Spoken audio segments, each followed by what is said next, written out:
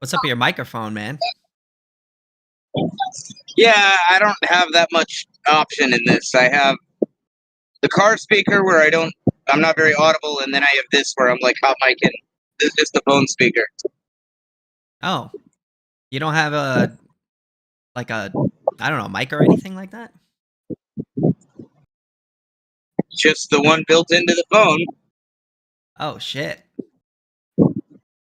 Well, basically, I'm gonna start live streaming, and then because there are a lot of people in here, eventually some people are gonna join. If I were you, I would probably put push to talk on or something like that, so that you're not hot micing it the whole time. Maybe that'll help. And then eventually people are gonna join in, and then we're gonna debate them. That's how it's gonna work.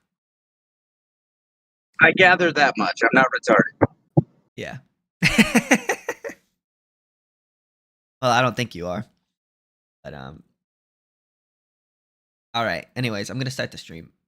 Well, wait, I'm already live streaming. Never mind. I didn't even realize it.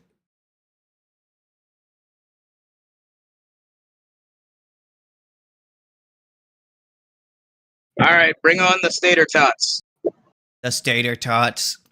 Also, people in my chat ask me questions too. So if they ask a question, I'll throw it to you too. I'm also waiting on my Turtle Wow to download, which is gonna take 24 minutes because I just came out with a brand new update. What are you doing, DoorDash? Oh, I can't hear you. I can't really hear you.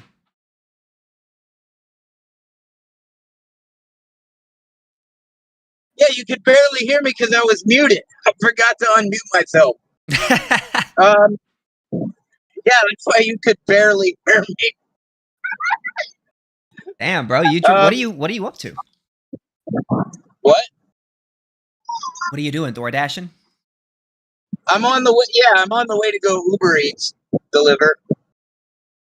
Got my boy with me, being crazy. Shit, man, sounds fun. We were just driving on our road, which is the dirt road, and there's all these big ass puddles because it's been raining. And he was like holding half his body, his upper half out the window, and I was just like gunning it on the big ass puddles. Mm-hmm. Yeah, nice. Oh, get your nigga. Woo! 14 minutes left on this download, and then that's it.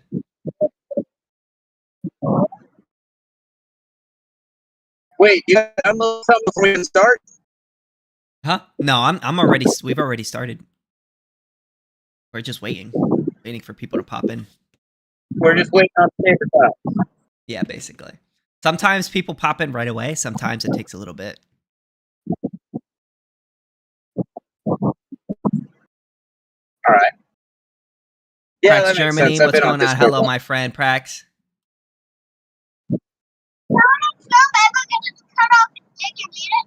Yo, if you want to join up, let me know. Yo. If you want to join the debate. I think got a little confused. Oh, look, somebody just joined right now. God build. What's going on, man? What's up? I'm just listening here. Just see what's going on, see what kind of conversations are being had. Well, we're anarcho-capitalists. This is the anarcho-capitalist. I do love to join, but I'm at my GFS. What is that? I can join some other day. That'd be a good one to start with. You come to the right place. So, an anarcho-capitalist. Anarcho means anarchist. Like you want to get rid of government. And then capitalist means you're on board with like free markets based on private property rights that you can have normal business just without a government. So, an anarcho-capitalist is somebody who wants to get rid of the government but keep business. Yes. We believe in no state, so no a stateless free market society. That's what we want. Yes. You could say look into that.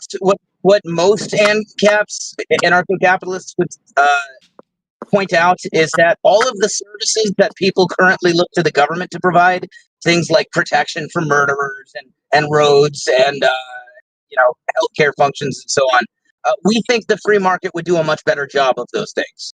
Yeah. Courts, police, and so on, firefighting. We would leave it all to competitive free enterprise. Yep. We basically that's a privatize tough the one. state. That's a very interesting take. Yeah. We don't believe in Privatize the state. Yeah, we don't believe in the Well, police. wait a minute.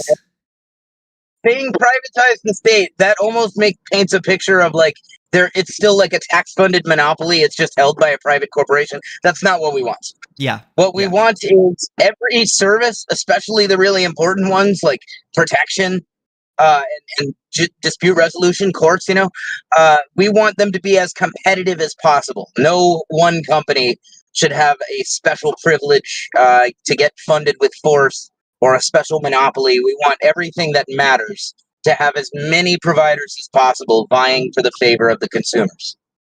So, So sorry, courts I guess to be being more as well privatized. Sorry, I was just going to say to be more precise, the what the state does will be privatized, not the state will be privatized, but what the state does will be privatized. So yeah. Sorry, go ahead. So the Department of Justice completely privatized, out of curiosity. So like judges privatized. Well, it wouldn't be called the Department of Justice anymore. It wouldn't be one big monopolistic department. The way it would work instead is instead of being like a citizen right of now, a and I'm country waiting that pays taxes and it goes to the Department of Justice, you would just be a dude, and you can, as a dude, you are free to hire a company that promises to protect your rights, protect your property, resolve your disputes, provide you with the services of protection and justice, probably lumped in with indemnification, that is insurance. They're in a special privilege, kind of a privileged position to provide protection, physical protection for cheaper, because doing so reduces their costs of paying out insurance claims. So it probably is coming from an insurance company. There is some historical precedent for that. But you get on the free market, you choose a company that promises to enforce your rights. And then when you have disputes, as of course you will, let's say I come and rob you, I beat you up, I stick stuff in your butt, whatever. I come do bad stuff to you against your will. You go to your company about it. They say, hey, we want to take, $10,000 in restitution from this guy. Well, I go to my company and say, hey, these guys are trying to take $10,000 from me. Do the two go to war? That's kind of the obvious question. No, they don't go to war. The long and short of it, it costs way too much to go to war. You have to start paying out hazard pay to your employees. It's extraordinarily expensive, the intel, munitions, and weapons and so on, the enormous liabilities. So instead of that, they take the matter to arbitration. That's basically private courts. They would pay some third-party arbitrator. Out of curiosity, if we go to the extreme, what if you're a homeless person? Say we started Ancap today. We're like, you know what? Everything's privatized. You're a homeless person. You just get shot in the face. You get killed. Who enforces that law then? So there's, even for a homeless person, there are several interested parties that have a financial stake in protecting that guy. Let's start off with where he is. He's probably, like most homeless people, he's on a road somewhere, or he's under a bridge by an overpass, or he's maybe he's off next to the sidewalk or something. He's on a sidewalk in front of someone's house. Okay. He's walking through. The sidewalk has a company that owns it. It's probably the same company that owns the road. The road company is in the business of selling vehicular traffic to businesses that are interested in that traffic, that want to set up shop on the road. They charge lot connection rent and utility fees. Now, for them to make a buck, people have to not be afraid to go to that road. It has to be safe. So that means that one of the things they have to pay for on that road, just not based on a legal mandate, just based on self-interested profit incentive, is security. To have protection for that road. If some bad shit goes down, if crime goes down on that road, no matter who the victim is, it's in the interest of that road to see to it that the crime is investigated. So that's one potential interest. Another potential interest would be anyone who cared about that homeless person. That can be family members. That can be a charitable organization of some sort. There are many. It's an extreme. So he's on his own. He's got nothing. Well, It's I mean, extreme. can I jump in on this? Get there, Yes, but before we get there, though, I do want to point out, I maybe this saves you a lot of time. You 100% are going to be able to come up with scenarios where, in a stateless society, something goes wrong for somebody. Mhm. It's often kind of assumed. I feel like at gunpoint, Not necessarily that anything could happen. Like I'm only picking the point is at the very bare level for the individual, right? If he has nothing, if he has no money to defend himself or protect himself, he can't hire a company. He has no, for example, if he's homeless, he likely has no fallback with his family, right? So that's why he's homeless, likely. Well, And what it, yeah. Can So I jump in real quick? sure. I'm just gonna add on. Don't worry, I'm gonna add on to your point that you just made. So It's basically, worth bringing in claim subrogation.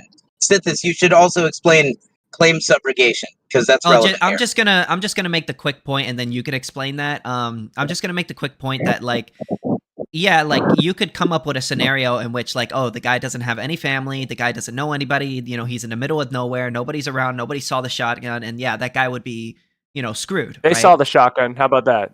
Hold on, just they saw allow him me to shooting. finish. Allow me to finish. So yeah, you Yes. could come up with a situation where yeah, the guy's in the middle of nowhere, he got shot, nobody really saw it, he has no family members, and yeah, that guy would be screwed, right? But I could come up with the exact same scenario for a status system or any status system. Like, let's say you're in any state and you're in the middle of nowhere and you shoot somebody and nobody's around and that guy has no friends or family or money to pay for a lawyer. You know what I'm saying? You could make that exact same argument towards a government till system. That's the only point I'm making. if you're a homeless person in the state of California, for example, and we'll change the subject or we'll move it over so that maybe it's more favorable for you. He gets shot in the leg and he's still alive. I don't know if that changes anything. In the state of California, if you're shot in the leg, there will be an investigation. There will be police who find the person. It's almost guaranteed they will find you. And then eventually, I mean, you essentially get free healthcare if you're a homeless person. You go to essentially a public I would hospital. disagree with that last point you made that the guy's definitely going to get caught. I mean, there are many murders that get off all the time. Oh yeah, back then in the 80s, yeah, we call them cold cases or whatever. But today, I mean, cameras everywhere. Yeah, but let's say it's very rare. Let's say the guy is homeless, has no family members, nobody knows who he is. He's in the middle of nowhere, and there's some random guy he's in front of someone's house on a sidewalk. No. Listen to this hypothetical. Sure. Yeah. So let's say there's a guy. He's in the middle of nowhere. He has no friends or family. Nobody knows who he is, and some shadowy figure that nobody's seen just came out of nowhere and then sniped him with a silencer, and then flies right off without to be seen. How is the government going to figure out who that guy is? Like, there are situations I can think of. That's why I brought up the extreme in your situation, though. Yeah, I know. That's why I brought up the extreme. But I didn't put it in the middle of nowhere where it's impossible to find him. I put him on a road in front of someone's house. So I think it's worth entirely bringing up possible for that person to be caught. Huh? For the scenario that homeless man or his family or any interested party for that matter is alive, which is realistically applies to almost everybody. That is, almost everyone has some interested party, be it a family member, an employer, or something. Barely anybody is a true hermit. But if the man is alive and or if he has any surviving, people, then you can bring in claim subrogation, and this becomes a much simpler matter. So, but the bare bones argument was really around the fact that if you have no money and you don't have anything, you can't afford the services that would otherwise be amazing and provided if you had the money. Well, there are ways poor people can afford arbitration. How can perfect. This is a great answer though. How can a homeless person do that? So, for instance, if you have evidence, claim subrogation. Sure, go ahead. The process of claim subrogation. The process of claim subrogation does not require you to have money at all. The way claim subrogation works, let's say I go beat up a homeless man. I beat the tar out of him. I cut 2 of his legs off. I knock all his teeth out. It's really bad. That man is now on the legal system. He's entitled to restitution from me. But let's say he has no money. He's not subscribed to an insurer that protects his rights. He doesn't have any kind of business dealings with anybody, let's say.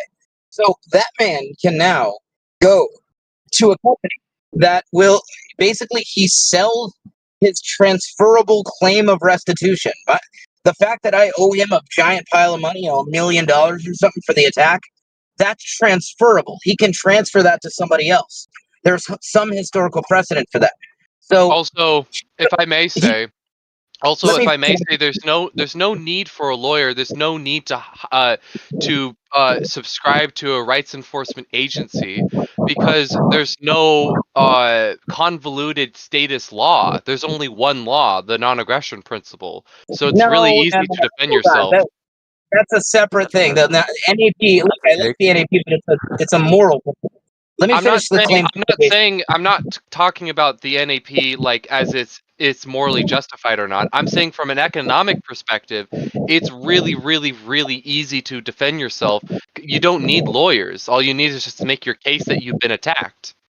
Yeah, because Okay. I guess what he's trying to say is In that, like, with the practice, non-aggression principle, because the non-aggression principle is like such a simple concept. The reason why we need lawyers is because the law is so complicated, right? But because the non-aggression principle isn't so complicated, you could just be like, "This guy hit me. Here's the evidence," and then wait a minute. The non-aggression principle is nowhere near encompassing enough to replace all of law. I'm not saying that law should course it is. contradict the non-aggression We're principle, but Ancaps. it's too simple. The non-aggression principle, for instance, gives you no indication whatsoever as to, let's say, who exactly should win in this family law, say, child custody dispute. It's not Yes, it always can. clear per non-aggression principle. It's not clear because you just haven't put in the mental energy to follow the logic of the non-aggression principle in order to determine it. But the logic's all in there. You just have to discover it. The non-aggression principle on its face by itself is very straightforward and simple.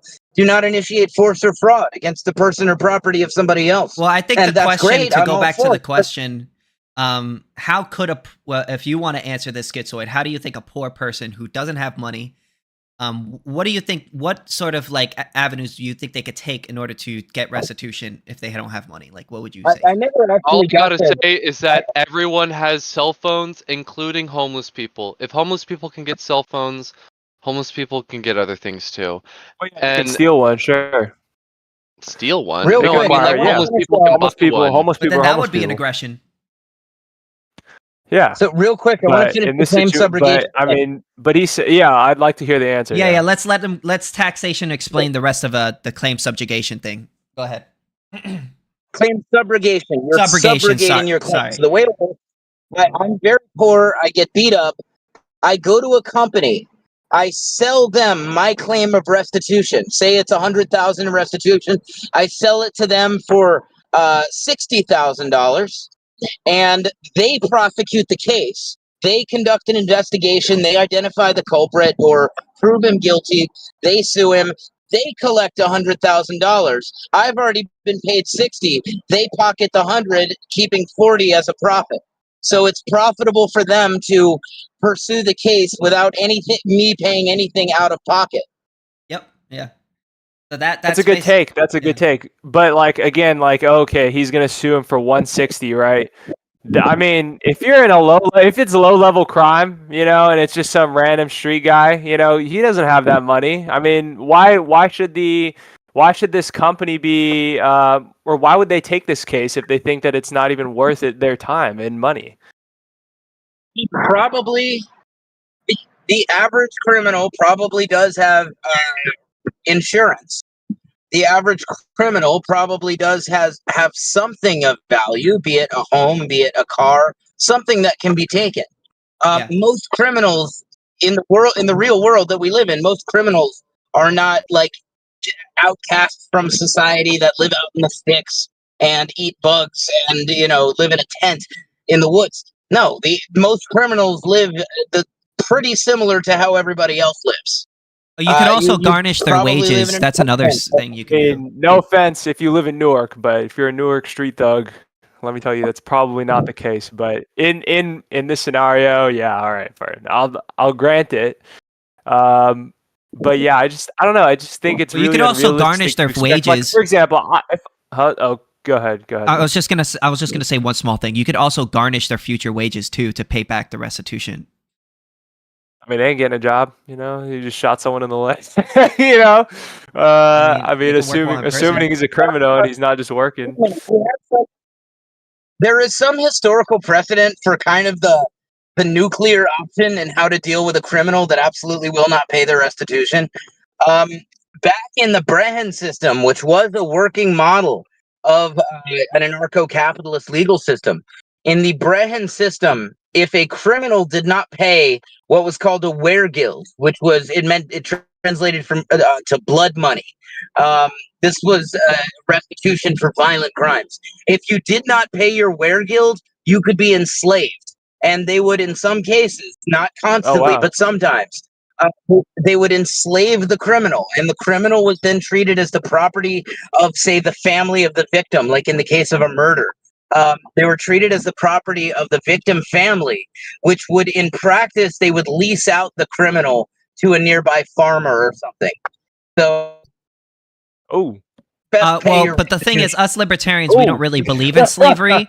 So what we would most likely, so what most likely could be done in this situation is that that person could go to some sort of work camp nearby. That could be like, okay, you could work here for a couple months. That's not slavery.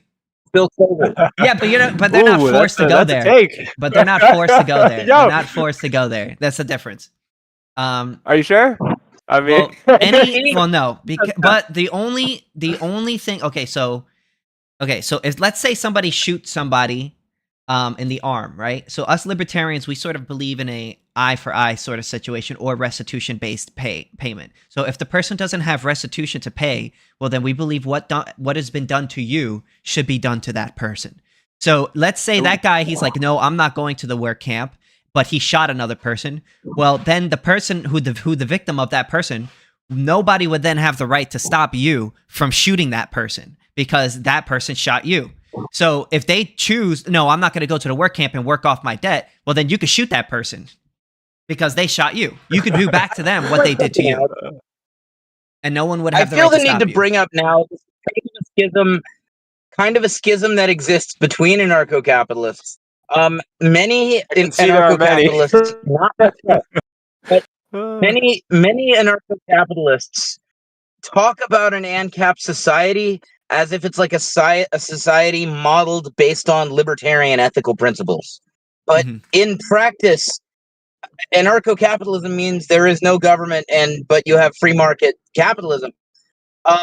Nothing about that inherently says that people are libertarians. In fact, in historical Ancap societies, they've been just about as close as it gets to libertarian societies, just because it's my freedom tends to be worth more to me than it's worth to you to infringe on my freedom is kind of what that comes down to. You tend to get about maximum freedom as far as what's possible in that society. But that said, they've also wildly deviated from libertarian principles. I mean, they also enslaved Nordic peoples, totally innocent Nordic people, when they were getting into conflicts with Vikings and stuff within the Brehen system. Similarly, in the Zomian system, you could be prosecuted and exiled for witchcraft. Witchcraft was a crime in that society.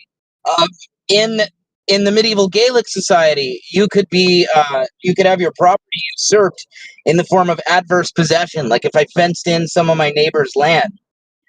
They also, in that same system, imposed positive obligations in some contexts, like you're on the road, you're a rider on the road, and you pass an injured man. If you don't help him or get somebody else to come help him, you're treated as having murdered him. That's not libertarian. And I don't agree with that law. But keeping things realistic, the absence of a state does not automatically guarantee that the law that arises is going to be perfectly libertarian and in line with the non-aggression principle. We want it to be.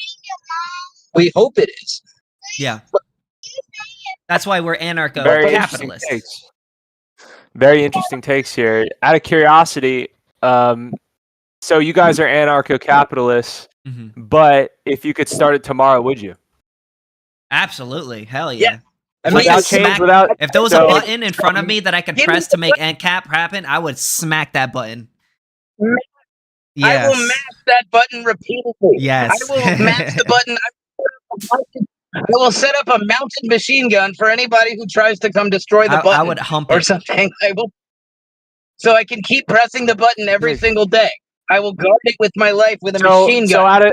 So then everyone, all the jails are shut down. There's no job. I mean, the whole state system is, removed essentially. Do you think people, essentially, It'll get the sick a little bit. common people in some very violent cities, do you think that they would be happy, or do you think that everything would just go swell for a while, Well, or do you think your it would argument. take years to level out? Well, respectfully, your argument Let's be was real. if we could make anarcho-capitalism come tomorrow, and we said yes, but you're talking about just removing the state. Right. Simply removing the state doesn't automatically mean, and like he said before, it doesn't automatically mean anarcho-capitalism is going to arise. You need people who sort of So what's believe it and agree in take? the So system. what's it take for that? What's it Well, you take need for an people to sort of anarcho-capitalist believe society? and agree with anarcho-capitalism in order for it to sort of arise. So you need people to There have believe in been it. Oh, that's an interesting anarcho-capitalist take too. societies. Hmm. There have been anarcho-capitalist societies where the people there were not ideologically, they certainly wouldn't have been called ANCAPs, and you wouldn't consistently say that they're even libertarian-minded. For example, in the Zir system of medieval Somalia, that was an ANCAP system. The people weren't very libertarian-minded. They were hardcore Muslims. How libertarian Yeah, but could they be? they have to have some sort of unifying belief in the non-aggression principle, whether they say they believe it or not. I don't think that's a prerequisite. I don't think at all that that's a prerequisite of an ANCAP society. That's a libertarian society. Very You could interesting. say. Very interesting. Well, I would argue libertarianism is anarcho-capitalism. Another hot take. Libertarianism is a moral philosophy. Anarcho-capitalism is an economic system. If you consistently follow libertarianism, you will unavoidably land at anarcho-capitalism. But that doesn't mean that having an anarcho-capitalist society is automatically a perfectly libertarian society. It's kind of just the only model that ever could be perfectly libertarian, but that doesn't mean it automatically what is. do you think is a prerequisite for creating an anarcho-capitalist society? Because I would argue we would need at least people who at least somewhat agree with free markets or at least believe in it. I don't think it has anything to do with the ideology of the people there. I think there are two boxes for it to constitute an anarcho-capitalist society. One, does it check the anarcho box? Does it have no state? No state.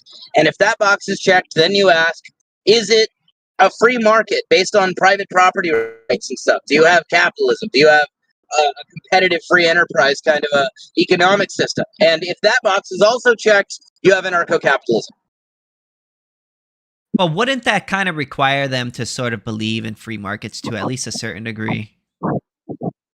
Not necessarily. It kind of just requires that there's not some overwhelming belief to the contrary. Free markets aren't centrally planned. They just emerge. You don't have a king, decides for a society we're going to have capitalism. No, it's just what people do when you don't make them do something else, or when they don't get together and decide to do something else. You don't automatically get capitalism without a state. For instance, in Spain, back during the Spanish Civil War, yeah, I know that. They had anarcho-syndicalism in Aragon and in Catalonia, and they weren't capitalists. They were hungry.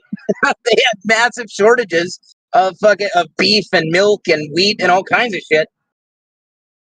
But they were practicing a non-capitalist anarcho system, and we see that more often on smaller pocket scales. Usually what emerges, I actually go into depth in this in my book. Usually what emerges when you don't have a state and you have a fairly large society is, we would generally call it market anarchism, which is basically you have elements of anarcho-capitalism, you have conventional business, you also have mutual aid functions. For instance, usually water and irrigation in stateless societies have been done by way of voluntary mutual aid, quasi-socialist arrangements. Voluntary, but still quasi-socialist. Labor pooling kind of things. That was exactly what you found in medieval Somalia. It's what you found in the American Old West, which was otherwise highly capitalistic. And it's what you found in Zomia. I believe they had something like that within the Brehon context as well.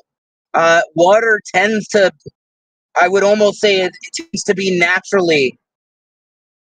It's weird to call it socialized because when you say that, it conjures to mind like involvement of a state. I'm just talking about mutual aid functions. But So what it you would need to be usually end up with, stateless. It would need to be stateless, and it would need to be free market, and there would have to be more people that believe in a free market than not. So that I don't think that's true though. That's I quite a don't lot. think a free market requires believers in a free market. I think a free market is what happens regardless of what people believe in. I'm not selling wheat because I believe in free markets. I'm selling because I want to make a profit.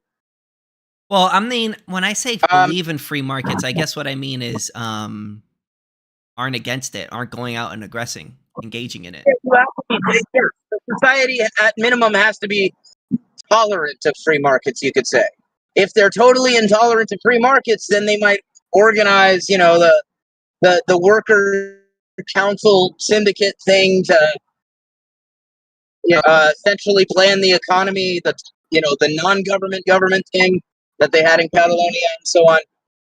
Yeah, but then that would just be a Um, state. in Unless you have private property rights, I feel like then you're just back to a state.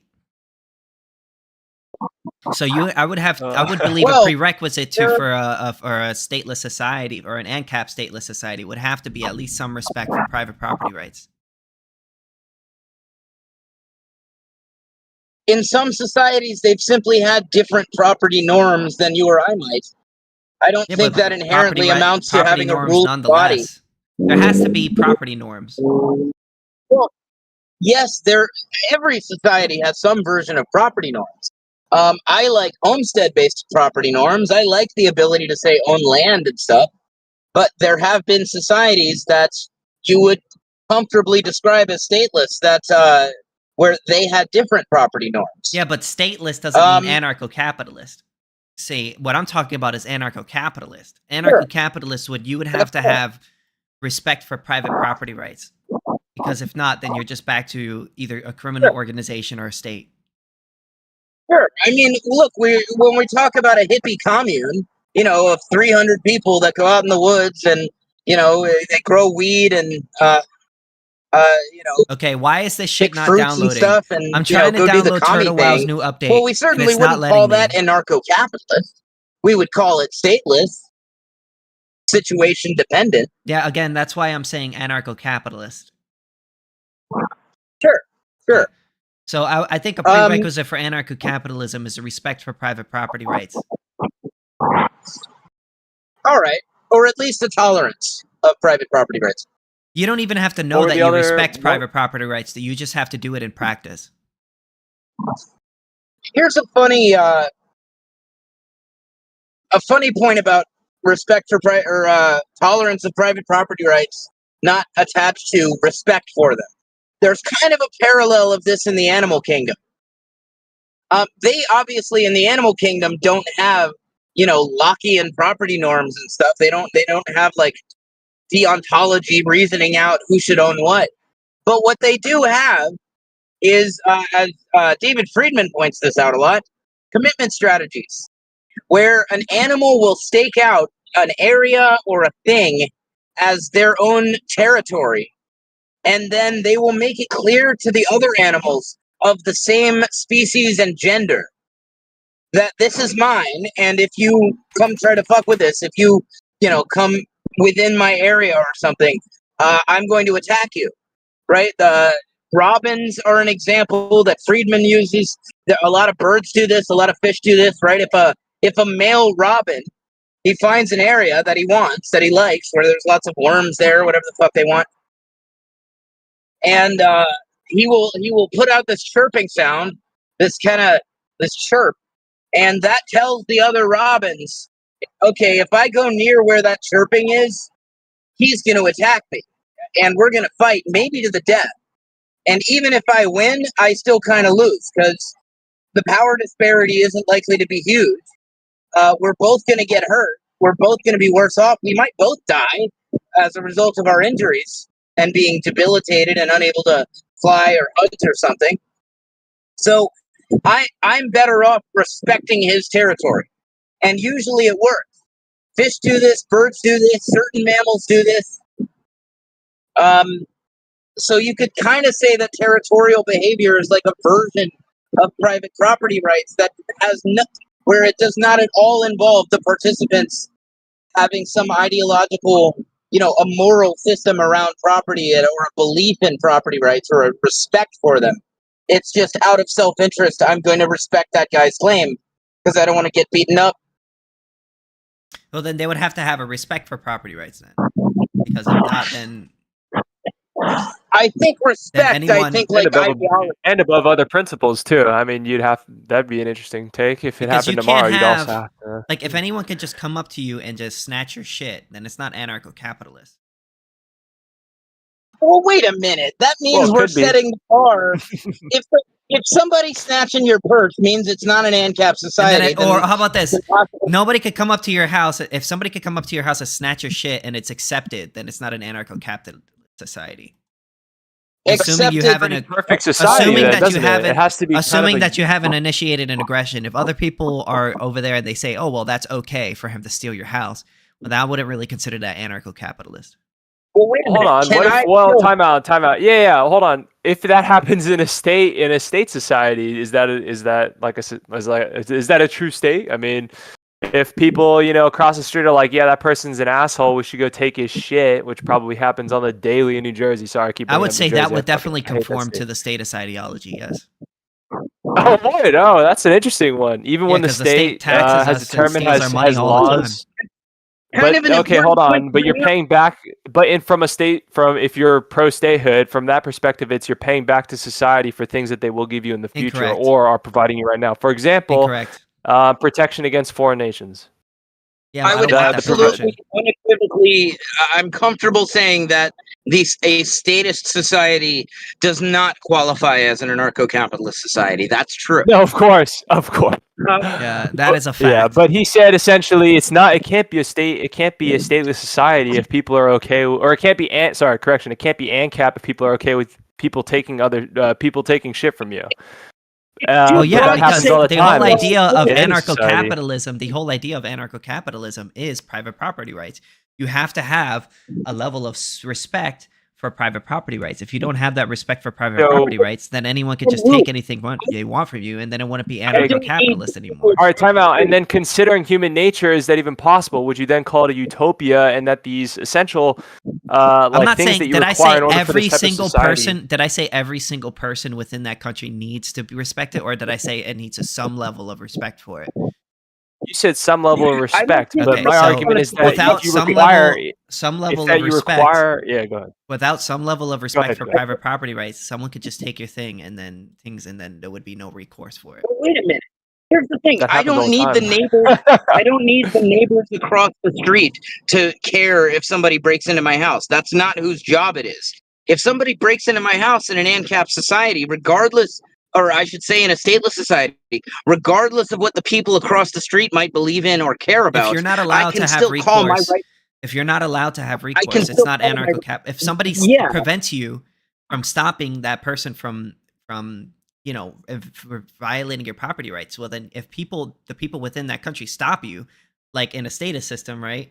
If you try to stop the state from system taxing, will prevent. Oh, I see what you mean. If you stop the state from taxing you, people will prevent you, right, from stopping them from taxing you.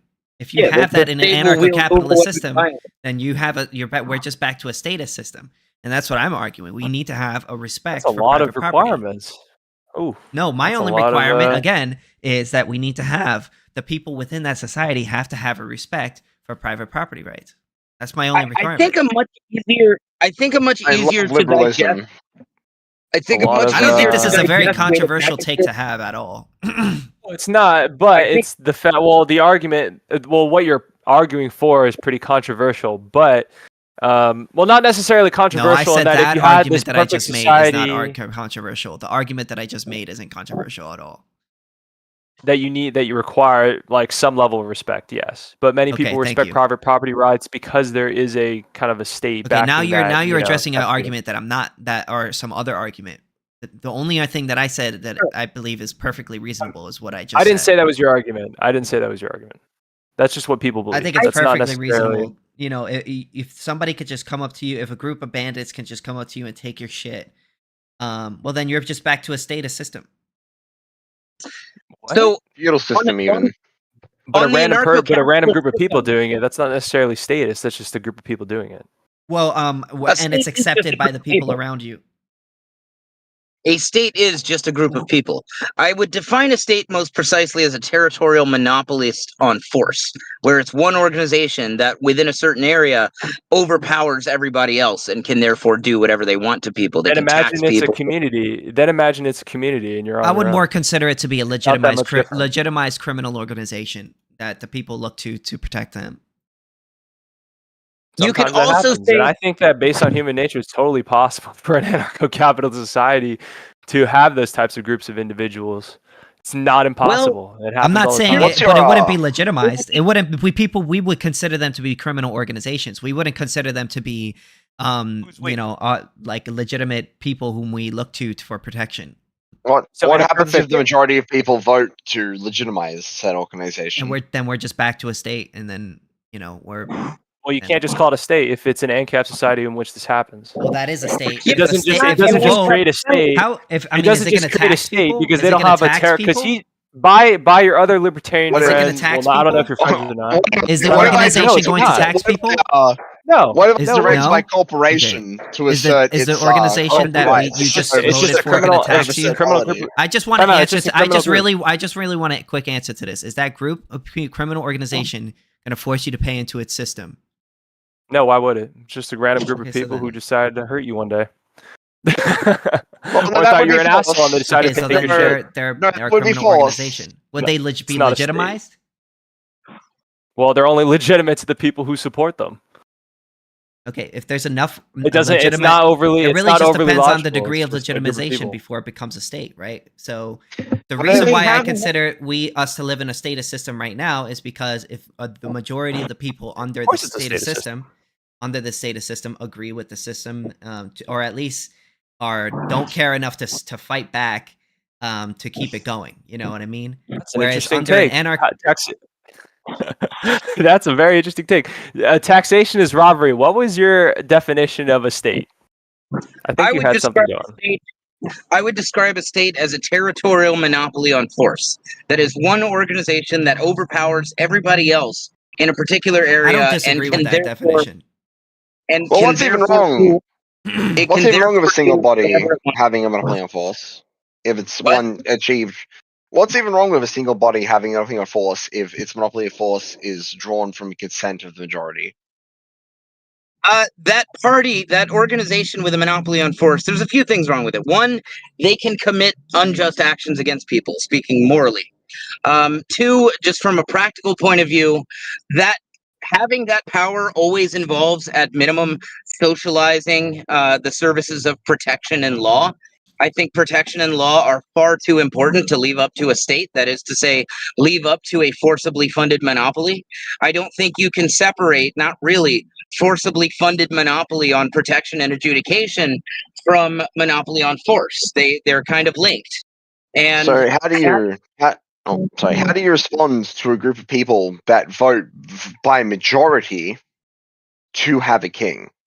Okay, yeah. So that's another argument. So the whole world essentially is legitimize these governments, and I'm not even arguing Okay, theoretical. so what about the people who my- have my not country- legitimized that government? What about Well- the people who voted against that king and didn't want So them to have protection? the people that voted against it still occupy the territory I live in. They live side by side with me. Oh, wait. I don't want to If- tax. I'm a minority. I don't want to be taxed. Yeah. I don't want the government to does take the my money- money to spend Yep, for you don't want. by You defense. don't want. Yeah, So you don't want now all these what things. happens to me? Why does you don't want all these things? Why does your minority get to tyrannize the rest of us? I'm not don't tyrannizing it. think- I'm not forcing you to do I don't anything. think I'm it's just saying fair- I don't want to pay into the system. Why should I be Then forced leave to the- pay into the system then if I don't it's want not- to? Leave. It's not Just leave tyranny it. for me to say you're not. For me to say you don't get to tax me. For me to say that my ownership of my money is sovereign and nobody, no matter how popular, Yeah, then- no matter how numerous those people are, they don't get to take my then, stuff. Then, What if I'm then on my take your own- shit. Yeah, but if Yeah, I'm on then my own take- property, Yeah, take your shit and immigrate to the Seychelles. yeah. What if I'm Don't- on my own property Yeah. though? Your property isn't a liquid. You can turn it into liquid capital. No, I don't need to leave if I'm on my own property. I'm not harming anyone. Why would I need to leave? Unfortunately, what do you mean your own property? Since If well I before bought it or I the state, homesteaded the land, it's my property. yeah, well, since well before the state you lived in was what it is, that was crown land that was leased to you. It was never yours. You were leasing it from the moment you if paid I for it. homesteaded the land or I bought it from another person through a consensual transaction, that but is you my didn't. property. So Yeah, what's but going to neither of happen those to things- me? but So neither let's say I'm on of my those property. things- So let's say I'm on my property and I say, I don't want to pay taxes. What do you think is going to happen to me? Yeah, Just but out of if neither of those curiosity, do you things own are, or do you rent? Just out of if curiosity. neither of those things are I don't true, think that's an and you answer are to in my fact- question. Well, no, I'm So just going to let's respond. say If I'm on neither of those, I'm on my property, well, right? no. I understand what you're saying in a theoretical society that exists. I'm asking specifically for what I live in. The So land people that you people have, don't own you property didn't in real buy. life. In my country, all property is loaned. All property is essentially leased from the crown. Oh, so Here's the thing. the government, so Libertarians in you are general- owned by the state, basically. Libertarians in general do the property is. I am not. we do not recognize any governmental claims to land Yeah. because they do not originate with the basis of property ownership How did that they we get that recognize. land? Yeah, that's the They main claim question. they claim it arbitrarily as theirs Mhm. using force of a sword, or they buy it from some other government that did the exact same thing. That's how governments get their supposed And claims to land. How do you assert your claim on land you claim to be yours? Well, built we the believe in house. homesteading. We believe in homesteading or voluntary transaction. If you didn't get your property through Right, those but two ways, if you were born, then you're not the owner. Okay, so if you're already born into a state where all of the property already belongs to someone else, then this is It an doesn't issue. belong then, to surely. the state, though. Well, how does it belong to you? You have bought it. You have paid money Well, to if the I state to bought, lease it. so this is how trade works in the real world, right? So people work for money, and then they use that money to buy things from other people, things that they own, and then they give them money, and then that person gives them that thing, and then they become the Yes, owner but of that we're- thing, and then that person we're becomes the owner of the money. See, the We are difference between specifically talking so about land. the difference between and that okay, land is okay, so already with owned. land, so there's a person that owns a land, right? And then I go up to them and be Well, like, "Hey, the I crown- want your land, and I'm going to trade it with you for this amount of money." He agrees to Yes, that, and then but he gives me the controlling land, body- and then I give him the money. There you go. But the controlling body of the land doesn't agree to that because you Well, they're are a criminal requesting that from the crown. organization. They're a criminal organization.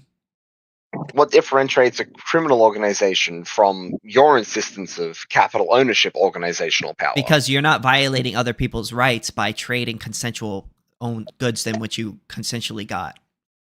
Yes, but to consensually acquire it, if you were buying and engaging in capital exchange with land that is already owned, you would have to engage first in a consensual engagement with the owner of that land. And if that owner of the land is perhaps, say, a single family, a crown, Well, if they are the you have legitimate to engage owner, them first. if they're the legitimate owner, as in they got it through either consensual transaction or homesteading, then yeah, you would have to offer them some sort of deal, and then they would have to be like, hey, it's this much, and then you could do a trade. But if they did not get it So then, through legitimate means, like the state, where they either stole it or took it over by force or use other people's money to buy it, in which they stole by force, then yeah, they would not be the legitimate owners of that So- land, and I would not have, so and then they would you're, not have the right for me to use that to stop me from. so using then that. you must be okay with nativist monarchies. They I'm owned not land against. I legitimately. mean, it depends. They were there on, first. It depends on who the owner of that land is. If you own a piece of land, you homesteaded it or got it through a consensual transaction, then yeah, you could be the king of your own land. In the same sense that you're I'm the okay king then. of my You're house. okay then for the king. You're okay then with the king of England, since their No, lands. because he did not get his land No. through consensual transaction. They stole the land How or did got the stole money it from who? from the people who live in the country. Franz Oppenheimer English, described the English very well. lived in England, surely, and the English crown were English people that lived in England, That doesn't matter. and they That defended the doesn't mean land. that the one- and they English people defended- and they can't defended- enslave or steal from other English people. Is that what you're trying to say? Oh no, they totally can. But Okay, the so crown. what I'm didn't- saying is the crown stole from people. That's how they got their from who? that's- At some people point, in that land England. was The people in no. England. whom they rule At one over. point, at some point, surely in the land in England was entirely unowned. At some point, someone had to assert ownership over that land. Well, it wasn't the king. They weren't the first comer.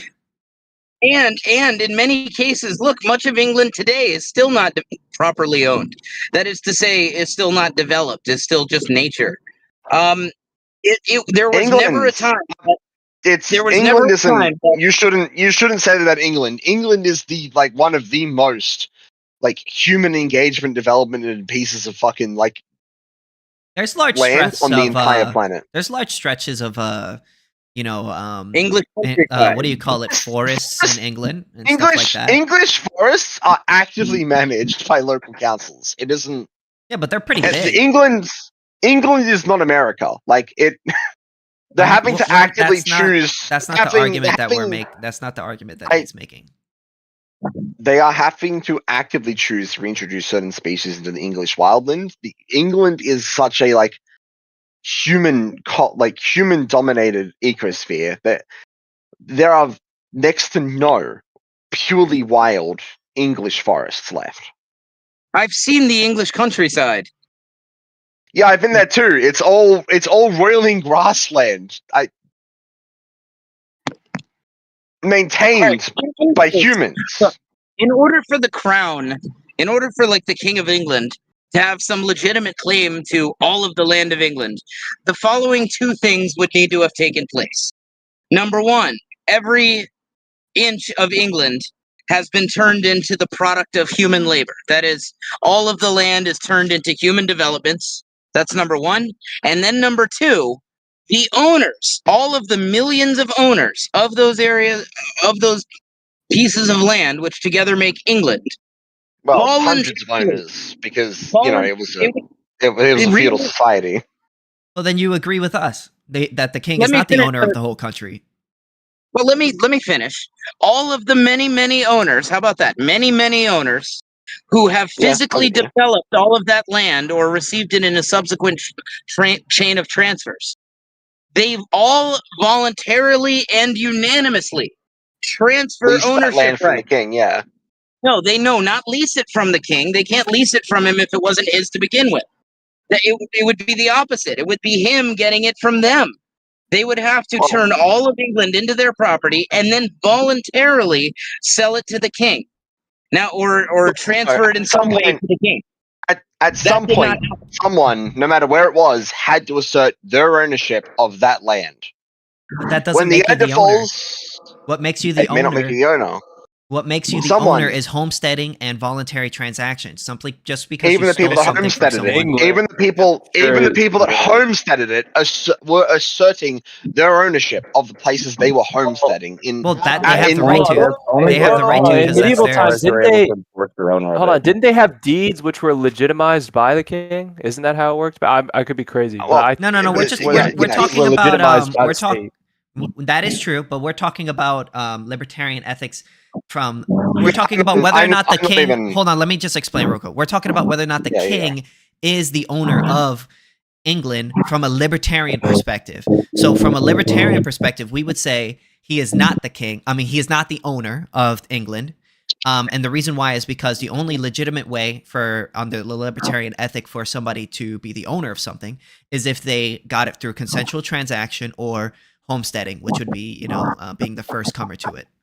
Whereas he would say the king is the owner. I have a separate argument once you're done. I have a separate argument whenever you're done. And I'm saying that even those first comers had to assert those claims through some form of force. Yeah, but they have the right to, though. They have the right to. Hold on, I need to use force to defend my claim to my kidney. If you come along and try to take my kidney away, I'm going to have to use force to stop you from taking my kidney. Yeah, the difference between the king and that person is that you have the right to stop that person, whereas the king does not. Why do you lose that? You're not establishing that's my kidney now. No. The argument that we're making is that the reason why you have a right to stop someone from taking your kidney is because you're the owner of your kidney, whereas the king is not the owner of your kidney, so they would not have the right to use force to stop you from using your. How are you defining ownership? Ownership would be the right to control a scarce resource. Yeah. Okay, but hold on.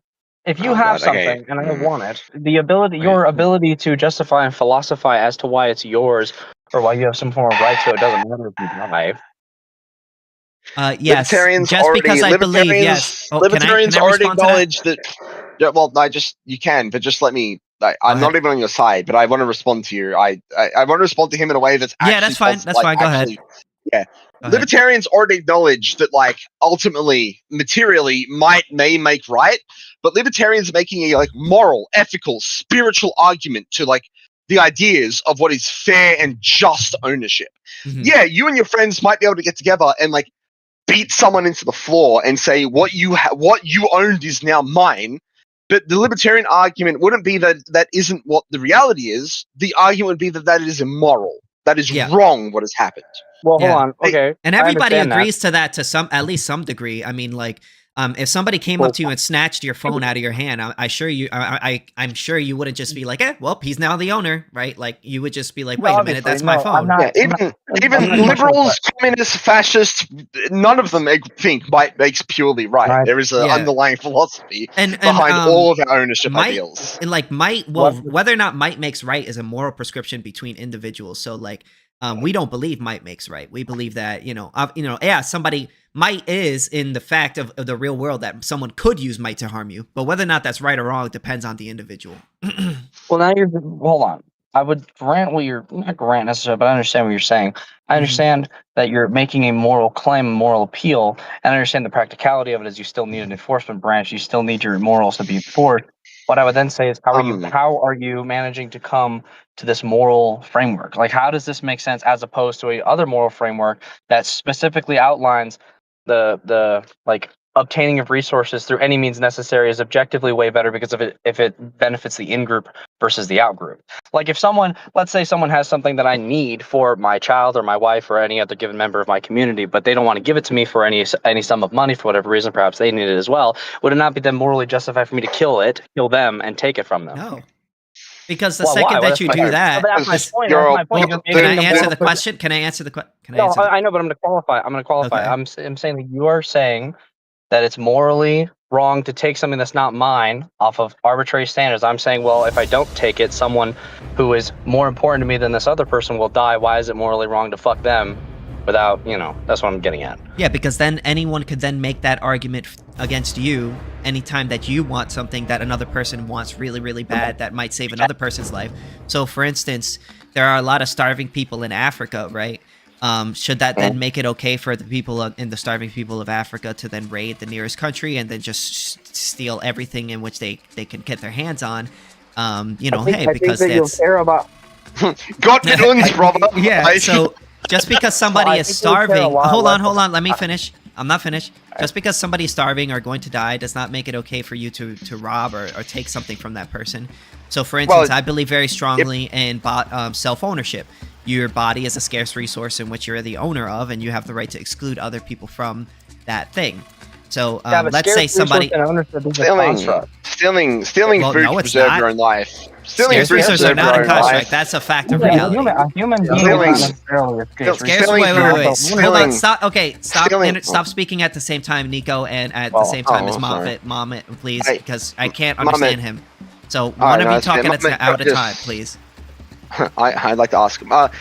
Stealing food for your own survival probably could be justified if you were stealing from people who had. He's not asking me. He's not asking a question to a person that would say it's justified. He's asking the question to a person who would say it's unjustified, which would be me. So you're asking or answering a question that wasn't asked to you. So let me answer the question respectfully. I'm sorry. I gave him more charity than I probably should have. I apologize. Yeah. No, you're good, but just clarifying. That's all. Not trying to throw you under the bus or anything. Many apologies. Sorry. You're good. Top off, King. Please stop talking, please. Who's the Ancap? I'm the Ancap, and taxation is robbery is the Ancap. Are you still here, taxation? I am. I'm driving on the freeway with my windows down because the AC ain't working. So I've been muted to not hot mic. Yeah. So I'm sorry, Hemlock. Go ahead. I'm an Ancap too. Hey, base. Add me as a friend. Add me as a friend. We got sweet. Add me as a friend. You mean Mehmet? Hold Okay, on. so Like, to hemlock. answer the question that was uttered to me before, which is like, oh, my family, just gonna say it again for the people who just joined. The question that was thrown at me earlier, and if I'm wrong, just you could quickly correct me while I'm saying it. Our question is like, oh, my family member is dying, so I need to steal some food in order for them to survive. I believe that it's justified. Well, he's saying that he believes that it's justified to take that food in order to save his family members. Okay, can I? Oh, just let me finish.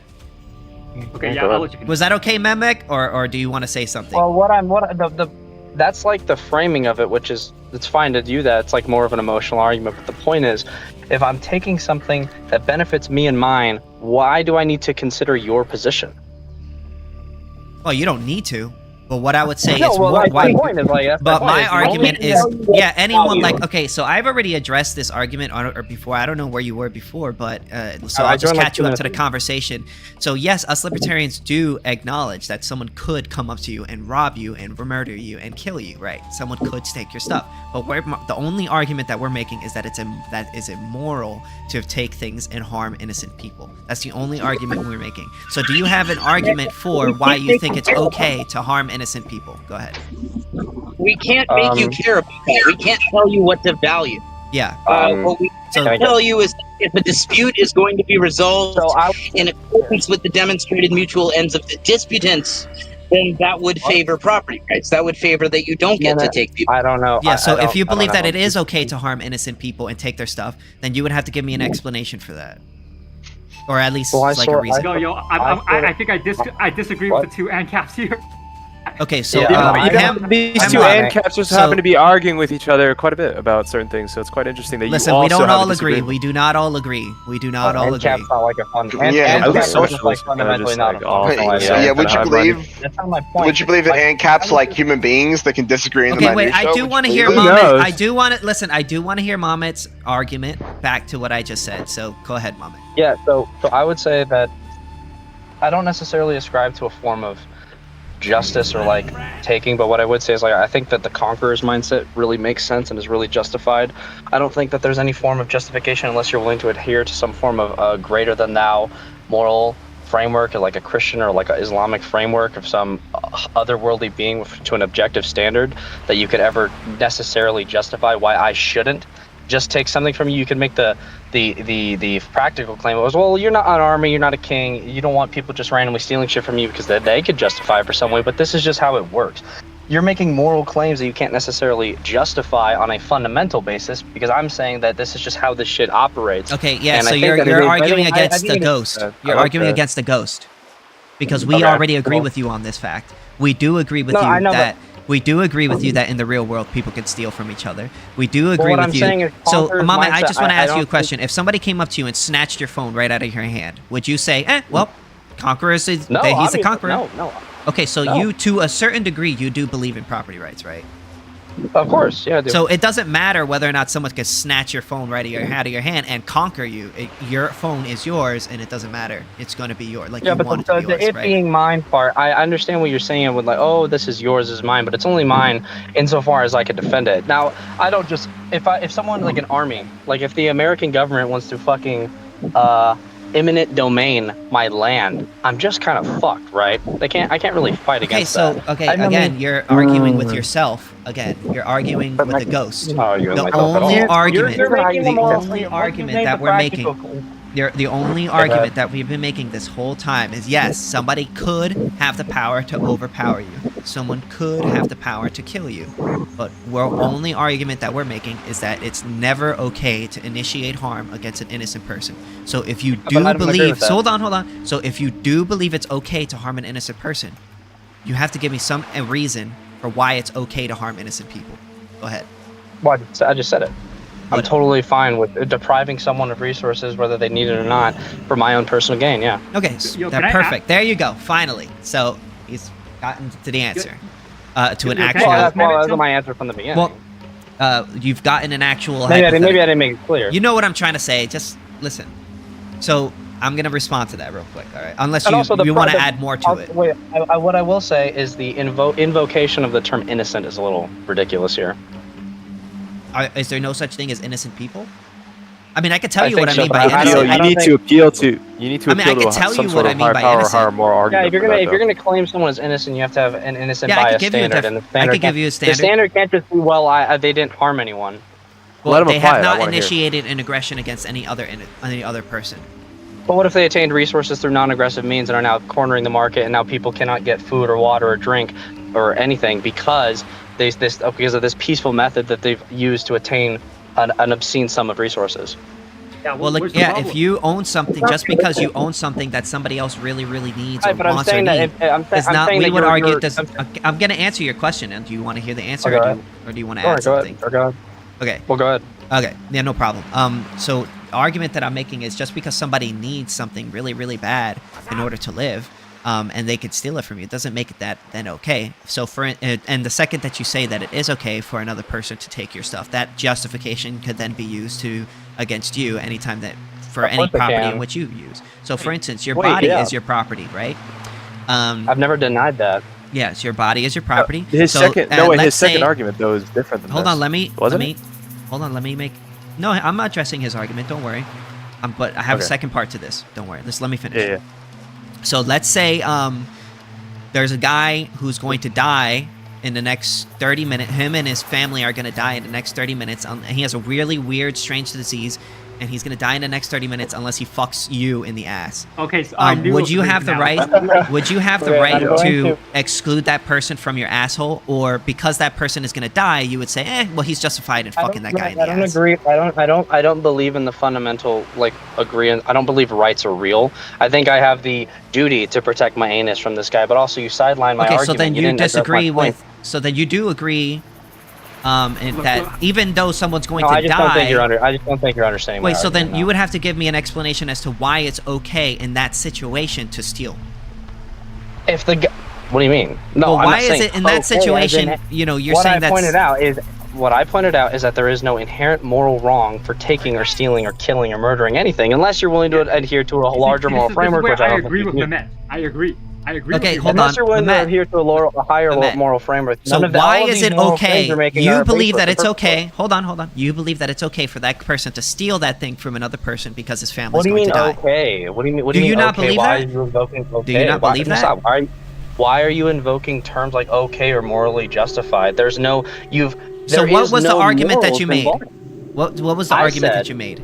Well, what I said was why is it wrong to take something from someone if it benefits me and mine and my in-group versus my out-group? You believe that you should have the right to take that thing, right?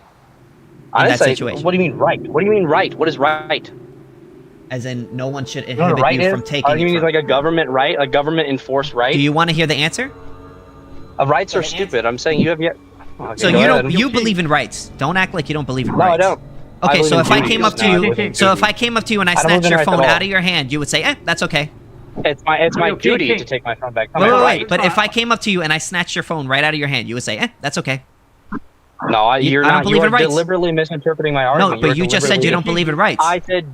I just said I believe in duties, rights, as in privileges awarded by a government on some arbitrary standard is not. Those aren't real duties. No, a right is an action that ought not be impeded. You're ignoring what I'm saying on purpose. Almost because you're wrong. It's an action. A right is an action that ought not be impeded. That's what a right is. Okay. Do you need? Well, hold on. Ought not be impeded. Do you need water to live? Yes. Okay. Should that action not be impeded for you to drink water? Assuming, well, it depends on whether you're the owner of that water. It depends on whether you're the owner of that water. Water costs more. What about food? Well, then, yeah, if it depends on whether you're the owner. You need to eat, right? You need to eat to not die. It depends on whether you're the owner. Your ability to eat, but you're not the owner. Well, then, if you're not the owner, you don't have a right. If you are the owner, you do. Arbitrary standard. That was an arbitrary standard you just said. It's not an arbitrary standard. It's based on the non-aggression principle. You said right. Mehmet's original argument. Mehmet, you have to lean back on this argument more.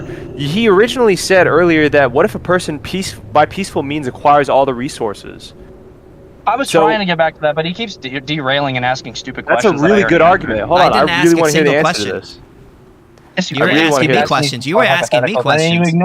You ignored my primary point, which was why is it wrong, 1 and 2, and then you said, well, they don't use any aggressive means to acquire all their resources. Okay, I did explain why it's wrong. I did explain why. Okay, so let me catch you up to the conversation since you're saying. So the reason why I said it was wrong is because ignoring the me. second that you say that it is okay for another person to rob you, right? Then that opens up the door for other people. But then it opens the door for other people to make that same justification to then rob you. So because I don't want to be robbed, I don't think it's okay for people to take my shit. Yeah, I'm not going to sit here and justify stealing from other people. I'm not. You're not addressing anything I say. It's I crazy. just I didn't did. say you have a right. You just don't like no, you the didn't. address. You just literally don't are like ignoring everything I say. No, I'm not ignoring it. I literally just addressed what you said. You just don't like the answer. I said I don't have a right. I said I don't have a right because they're fake. I said I have a duty. I have a duty to protect what's mine and what I believe I should protect. That is right isn't. So you don't have a right. So me. nobody should impede you from stealing your phone. So from somebody. No one should impede you from drinking water, but yet you don't own any of the water. So I'm impeding you from taking something I own. Your inherent system is contradictory on its own. Yeah, but I believe that people have rights to the things in which they own. I just pointed. Okay, but they don't have. You said. I said, do you need to drink water to live? Should that not be something that's impeded? You said, yeah, it should not be impeded. If I was the what? If I was the what? If I was the what? If I was the what? Wait. I didn't say that. I said, you are allowed to drink the water if you are the what? Owner. Okay, there you go. Thank you. But that's my That's point. not you don't give a fuck about what you Wait, Sithis, Hemlock, time out. That is his point. The point is that what if a company quite literally acquires all the resources that you need to survive and then decides one day it wasn't going to sell you those resources anymore? Yeah, legally that does not give you the right. That does not give you the right to steal from that person. And if you do believe it gives, and if you do believe, and if you do believe it does give you the right to kill that, to take from that person, you have to give me a reason why. You have to give me a reason why. If you believe that it's okay, if you believe that it's okay to steal from that person, yeah, I mean, if I die because I, you just die then? Yeah, so you just die. I mean, I have to be Damn, okay that's a crazy argument. You just don't think it's okay to rob innocent people. Yeah, I don't think. Yes, I don't think it's okay to harm innocent people. I don't think it's okay to steal from innocent people. Yes. Chill. You're not answering questions. I am answering the question. You're invoking innocent, Juan. You're invoking innocent. You ignored what he said. I told you what innocent is. I'm pointing out you don't actually care about any of these other standards you have except for private ownership. That's the sole standard you care about. You don't care about any other form of these rights you're invoking. They're not real. Well, I believe my right to private property. They're real. I believe in my right to private property. That's the only one. That's the only one you believe in. Well, yeah, that's the only. Yeah, that's literally the only one I care about because property is the property is the only right that we have. Yeah, I don't believe in any other right. Property is the only right we have. Even then, Sithis, even then. I've completely dismantled every single point you brought up except that one. So now brought you down to your only point you actually believe in, the only right you think exists is private ownership. Can I ask now let's move I've from said there. this from the beginning. Let's you say just weren't listening. Let's say through private and peaceful. That's not true. I said you said rights are something that ought not be impeded. But yeah, then I was defining what right meant. No, and then it completely completely boiled down to, well, that's a retarded definition. Actually, it only boils down to what you actually personally own. That's what it all boiled down to. So now I said, what if someone through peaceful, non-aggressive the only thing that you can be impeded from using is your property. That's bruh. No, I need water. I will die without water. Water is property. Water is property. All of these things are property. All of these things are scarce resources. Now I'm gonna go back. All of these things are scarce resources. All of these things are property. So you do agree with me. Thank you. Time out. Sithis, you do have okay, imagine you have a kid then, and then you are impeded from having water. Your kid is going to die. Are you just going to let him die? Does that get... would I be okay with him dying? No. Do I think I have the right to steal from another person because another person is dying? No. Now, my question back to you... Now, hold on. Now, my question back to... Wait, I got a question back to him. Why is it okay for you to steal from that person? Because that kid's gonna die. I'm not saying. That's his argument. Because he's gonna die? Is that your reason? Is that your reason? That's his argument. Then I guess it's my water. That's his argument. I just think it's a very valid flaw. Why is it okay? I think it's a very valid. I think it's a very. Okay, I understand. That's not the argument. I understand. The argument is that a state is that a. I understand you think it's okay to steal if someone's gonna die. I didn't say that. Listen to me. You're right. Well, you're putting that in my mouth. That's his argument. My argument is that there is a flaw in the system where that a state could provide that individual with water, whereas your system essentially is based around property. How does the state get its property? Huh? How does the state get its possessions? It owns it. It owns it. It is legitimized by people. It is legitimized by people. Did they get it through voluntary transactions? And like taxation is robbery.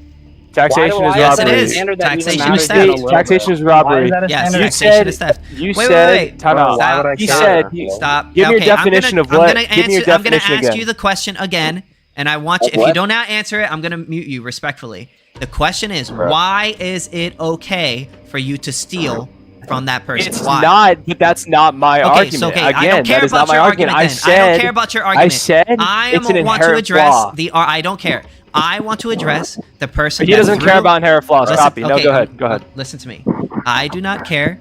The only thing that I care about is you guys saying that it is okay to steal from an innocent person. That's so not my our question argument. is, That's not my argument. why is it okay to steal from an innocent person? So Let me say it. Mohammed does believe it's okay to steal from an innocent person. So I'm going to transfer the question to I'm saying him. you have no moral. Why I'm is it saying you okay have no to steal? fundamental moral. Why is it okay for you to steal from that person? Why is it okay for you to steal from that person? Can you chill?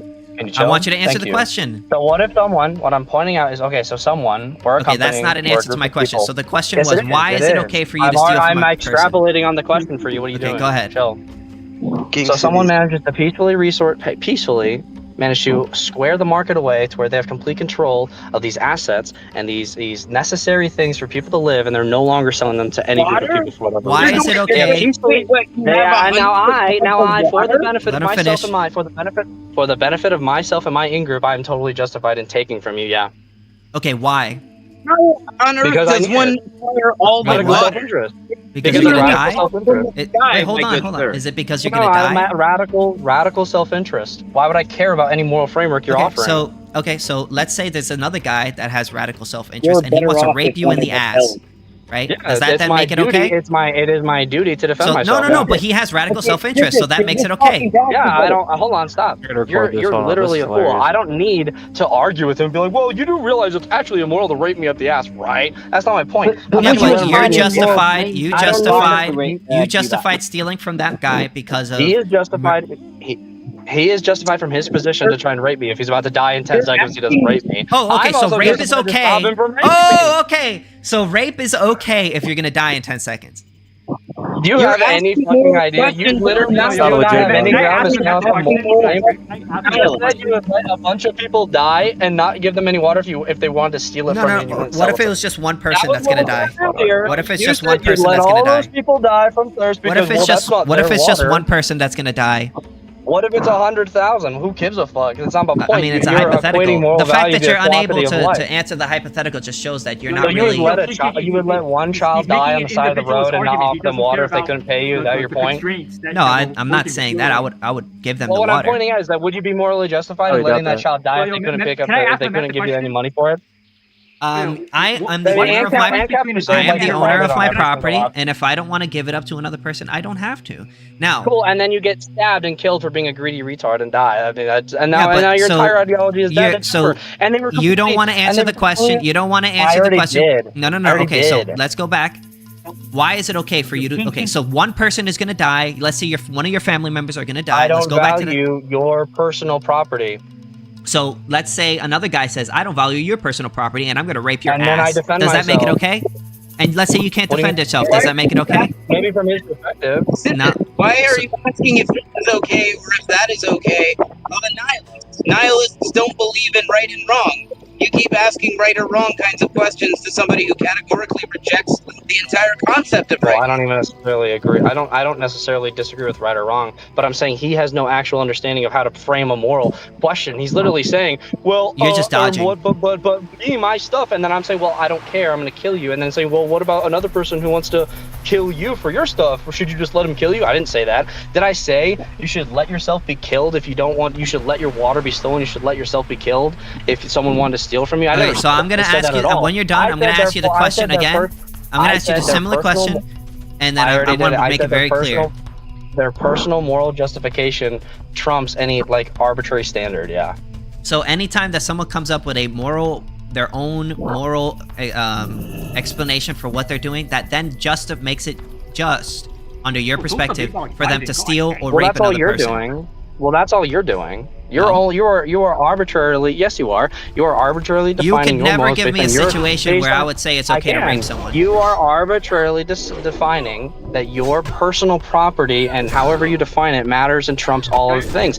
I'm saying that someone else can have another personal interpretation of morality and say, I don't care about your personal property. I need that water right now. Individualism. We can't. There's our constraints don't matter to him. Okay, look, Mehmet, can I ask you a question? Yeah, go ahead. Yeah, what's the difference between a duty and a right?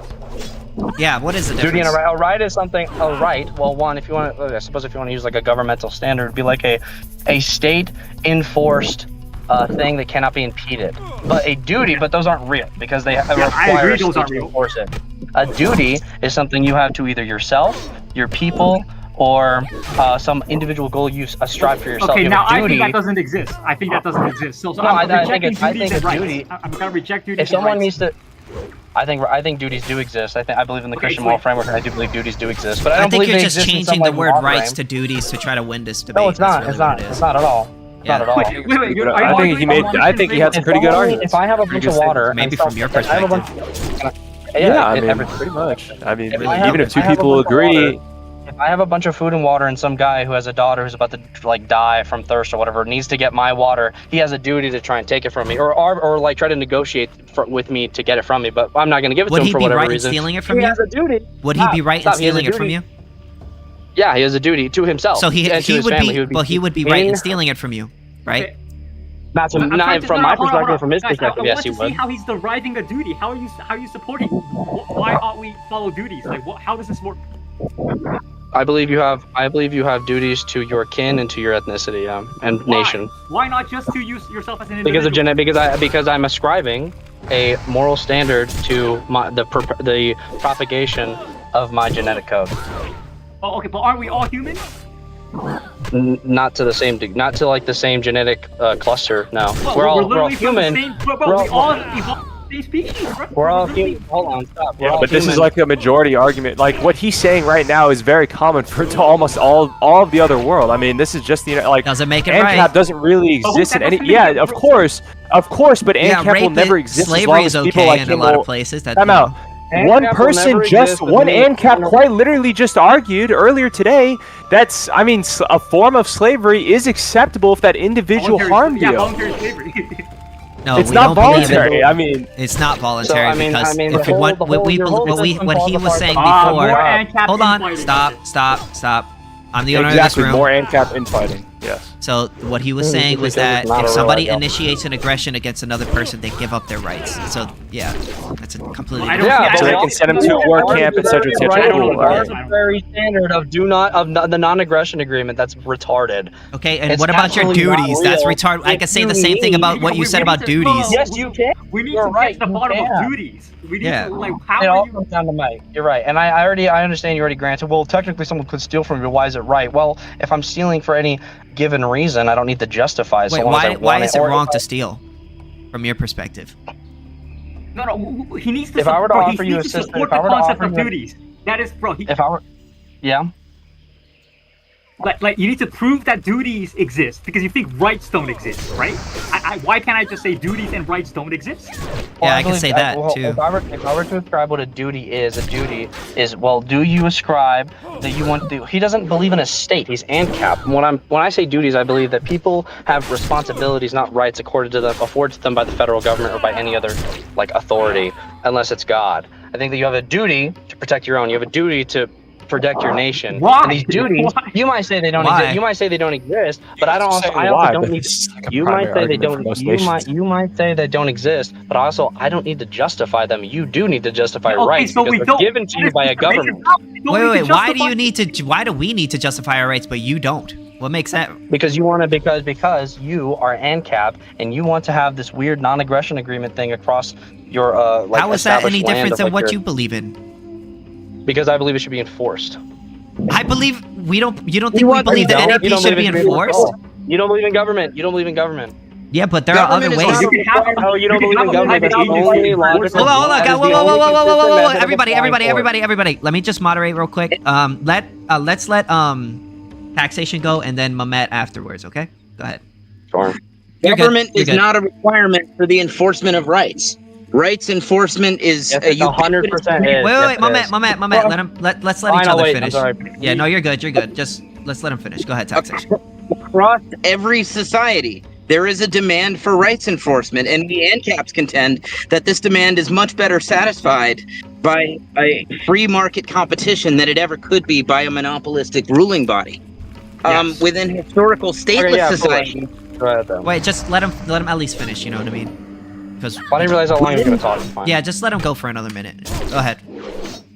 within stateless societies, the demand for protection, which can also be reframed as the demand for rights enforcement, my right to my person, my property, and so forth, these demands get satisfied by a combination of, depending on the society, things like security companies and clan-based, dia groups and so forth, surety contract networks, various private associations, which through principles of free exchange and voluntary contract, you have many people enforcing the rights of an individual, completely outside of a state or anything resembling one. Okay, never mind. Okay, I mean, can I respond now? Oh yeah, you can go now. Now go ahead, man. Okay, I've argued against this point of the end of the balkanizing the American military into contract firms. I've always stated that this is obviously foolish. This whole decentralized system would obviously collapse the moment some guy decided to, like Jeff Bezos and his billions, would monopolize with a couple other billionaires. Yeah, and hire more warlordism. firms and Hold on, let him finish, warlordism, and subjugate the other firms and subjugate the other people and immediately establish his own individual rule or individual government. Government is unavoidable. All of these balkanized systems don't work, and also you are completely ignoring the outside factor. So unless you're going to balkanize the entire planet and by some magical means enforce this balkanization, it's never going to function ever. All right, Hemlock. Hold on, let Hemlock go after you're done. Okay, thank you, King. Okay, so you can have a massive private government. It's just that you don't need to tax people. People can voluntarily pay if they like the big government. There's nothing that says. Oh, why are you inherently just? Hold on, stop. This goes back to a lot of other things. Okay, fine, go ahead, but whatever. Well, if it's okay with him to let you go, then it's fine, whatever. But I just don't want people interrupting each other every 5 minutes like before. That's all. All I was gonna say is I heard him say something that I've argued about a million times, which is I'm forgetting now. Restate your claim.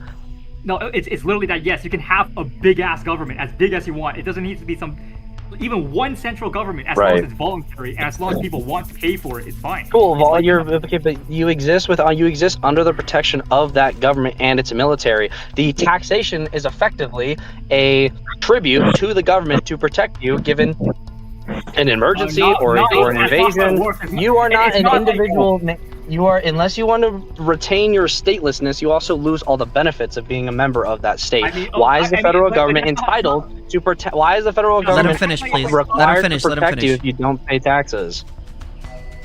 Okay, you're right. Yeah, no shit. If I don't stop paying taxes, the military's not gonna come and help me. The police is not gonna come and help me. But the government as it is just like a normal service. That's not how it works. If I stop paying taxes, the taxman is gonna incarcerate me. And if I try to defend myself and shoot them in the head, they shoot me in the head, right? Even though you should have to pay your taxes because you exist under. Because even if you don't necessarily say, well, I'm a sovereign citizen. I don't belong to anyone, and I own my property individually. I've purchased it on my own. I protect it on my own. You still get to benefit from the security offered by that government, so long as you exist within an enclave within. I'm gonna go after him.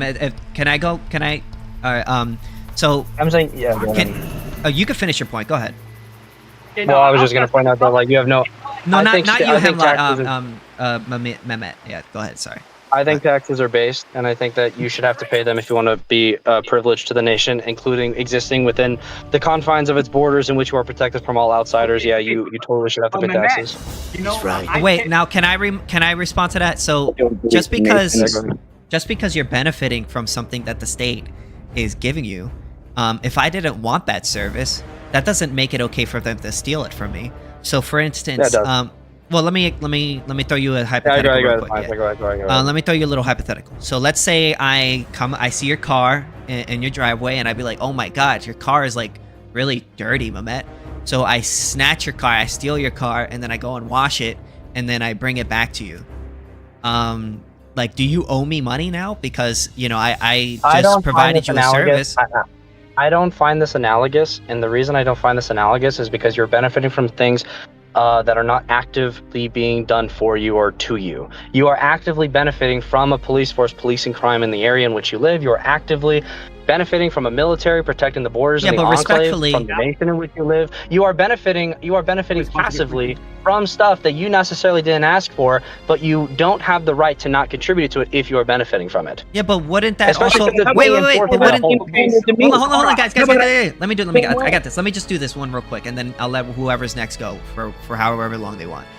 Just one last thing. But wouldn't that also apply to the car situation? Because it's my car. No. They're stealing from me. No. They're taking it from me. They're washing it without my permission. I'm benefiting from the service. I mean, you would. I mean, you're not like you are benefiting from the car being washed. And like, wouldn't I owe that person money based on your standard right there? No, I don't believe so, because I'm not referring to an active thing being done for you individually. I'm referring to a overarching positive being invoked by the federal government, which is policing the neighborhood. This is not necessarily policing your home, just for policing the area to prevent crime, and you don't like crime, or the military, which prevents foreign outsiders from invading, or sanitary services that come and collect trash and keep the streets clean. You are passively benefiting from so many government processes that you can't even possibly fathom all of them. I'm saying that if you want to exist within this society, you need to help contribute to it. Yeah. What one considers a benefit is not considered a benefit by another. I don't consider it a benefit that the government provides police and military defense and so forth to me, because I don't look at it. Oh, let him go. Let him go. Go ahead. Taxation. I do not look at that. I do not look at that and say, you know what, let me back up. If I lived in the Soviet Union or in North Korea and the government provided me with food, I would not consider this a benefit. I'd rather just have fucking grocery stores and not be starving. And it's the same thing. I don't consider it a benefit that the government is socialistically monopolizing important services like protection and defense and adjudication and so forth. I want these services provided well, and that means they do. I promise you do. Start your own society. How much money do you make? How much money do you make? Me? Yeah. What's your yearly intake? Barely shit. I'm broke as fuck. 60,000. Right. If you're broke as fuck, you don't even pay taxes. By the way, the vast majority of taxes you pay is like pennies compared to what you would have to pay if you were. It's still theft. You'll be a billionaire. It's still theft. All of these things you're criticizing. Like, I don't want the police to do the shit for me. I don't want the military to be monopolized for me. You are lying and function because you are simply not appreciating. You're simply not appreciating what you have. I imagine if you actually had to live in like Libya's right there, bro. You can go live in a stateless government. You can go live in a stateless land right now. Can I jump in real quick? But the problem with that is, even if you agree with some of the things like that the government does, you can't possibly agree with every single thing that the government does. The government goes and kills people in foreign countries. I mean, you can't be in support of all of that, right? No, you're right. No, I don't have to be. Well, here's the deal. Of the things that I'm benefiting from with my own government, ideally, governments would be governed by the nation of the people and not these large, weird, globo homo stuff that we got going on right now. But what I'm saying is, of the things that you don't, of the things you don't like that your government does, I assure you, the cost to win ratio with what you gain by being a part of the system is so much more than all of the things you might disagree with. Because I disagree with my government a lot of things as well. Of me raping you or shooting you in the head, you should take the rape. Hold on, because I'm pointing out that you are benefiting from this thing. If you had an entire you're part benefiting of the from the rape. And yes, you are the rape. You want to be shot in the head. If you weren't benefiting, you'd leave. Yeah, but I did leave. But what if I'm on my own property? That is leaving. If I buy my own property. But you're an enclave. Within a larger nation that is providing wider police. They don't own the land. They don't own that land. Yes, they do. But you have yet to. But you don't get to. Again, you've yet to establish why the government. Because you have land that they could be doing, and they could be offering to another citizen who's willing to pay for these systems so that they can be propagated. Yeah, but why should my land be taken from me because I don't want to pay their system? They're basically a mafia. You are supporting. Hold on. You're basically supporting a mafia coming to my door, be like, "Hey, we're gonna protect you. If you don't like it, we're taking you out of your house, and we're gonna give it to somebody that will pay us." This was the United. That could exist in an Ancap society too. What if you're just renting, you decide, and they just kick you out? Well, then there would just be a state. That would be the thing. company That's that what we're comes- arguing That is against. quite literally. That's when you excellent. atomize the state down to the individual, you are the individual state. The No. point is that I'm saying the Yeah. state. Yes, you are. You I are mean, an he is individual right, state. You are the owner of your household. You're the president. You're the king. You're the emperor of what you own and your assets and resources. I'm pointing out that a much more It's not a functional and state. better system, and obviously a system that has propagated itself far longer than any form of individual Ancap system, is a collective government under a nation of people within a country or empire, or so on. Name A single criminal system organization. lasted longer You than have Zonia. Ancap society right now in Libya. Go, Libya's right there. That's not No, you Ancap. Yes, No, it is. you There's no don't. government. There's no one You're- stopping you. There's so no your one. critique- There's just your- no so your one. critique- You can so renounce your critique is citizenship not- and claim a stateless, But your- stateless but- status but- and go seastead. Why well, don't you do that? Hold That's on, freedom. let's You go one at benefit a from time. so many things. Dylan, I think he So- was been trying to say something, so let's let him go. Oh, me? Yeah, you. Oh, I did that. You said it. What I was saying is I don't think the critique is very valid, though, because at the end of the day, the entire point that is trying to be made here about libertarians and Ancap is the fact that the entire beginning of the nation of the United States, or any nation, is based off the fact that their ownership, right, isn't justified, right? So anything, any action, right, even nowadays, even if you can prove to me, right, that there is more benefits to being part of this system versus an ANCAP society or a more libertarian society where people have more freedom to do with their properties and their self-ownership, and where they aren't taxed to death just because they own property, right? Their justification for why they have it, not there. You're you're forced into it. That's exactly why you have to understand the position of ANCAP, which is that the entire point is that the state holds a monopoly on us by enforcing violence, through police, that's a good thing. through courts, through laws, and all. Yeah, you think it's a good thing because you grew Because it's obvious. But if you open your head a little bit, Hold on. Let him finish. Let him finish. Come on. but you need to open your head up more and say, well, you're just saying that because you have submitted yourself to the system, right?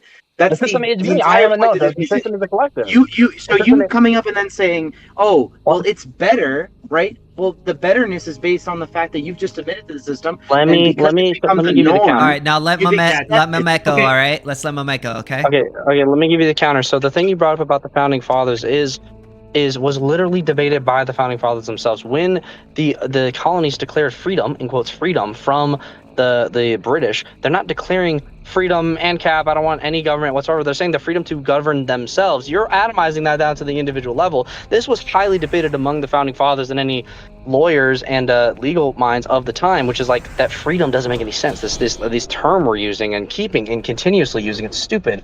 The justifications for it are foolish. The collectivization of society has always and will always be better than individualizing. I'm not saying certain aspects of your life, and not saying every single aspect of your life needs to be collectivized by the state. I'm saying that you are benefiting from so many systems within our government. You literally are. They're so good and so fantastic that you cannot. You're also having a misunderstanding of what ANCAP society is supposed to be of, right? Because I know, but assuming, it's like hold on.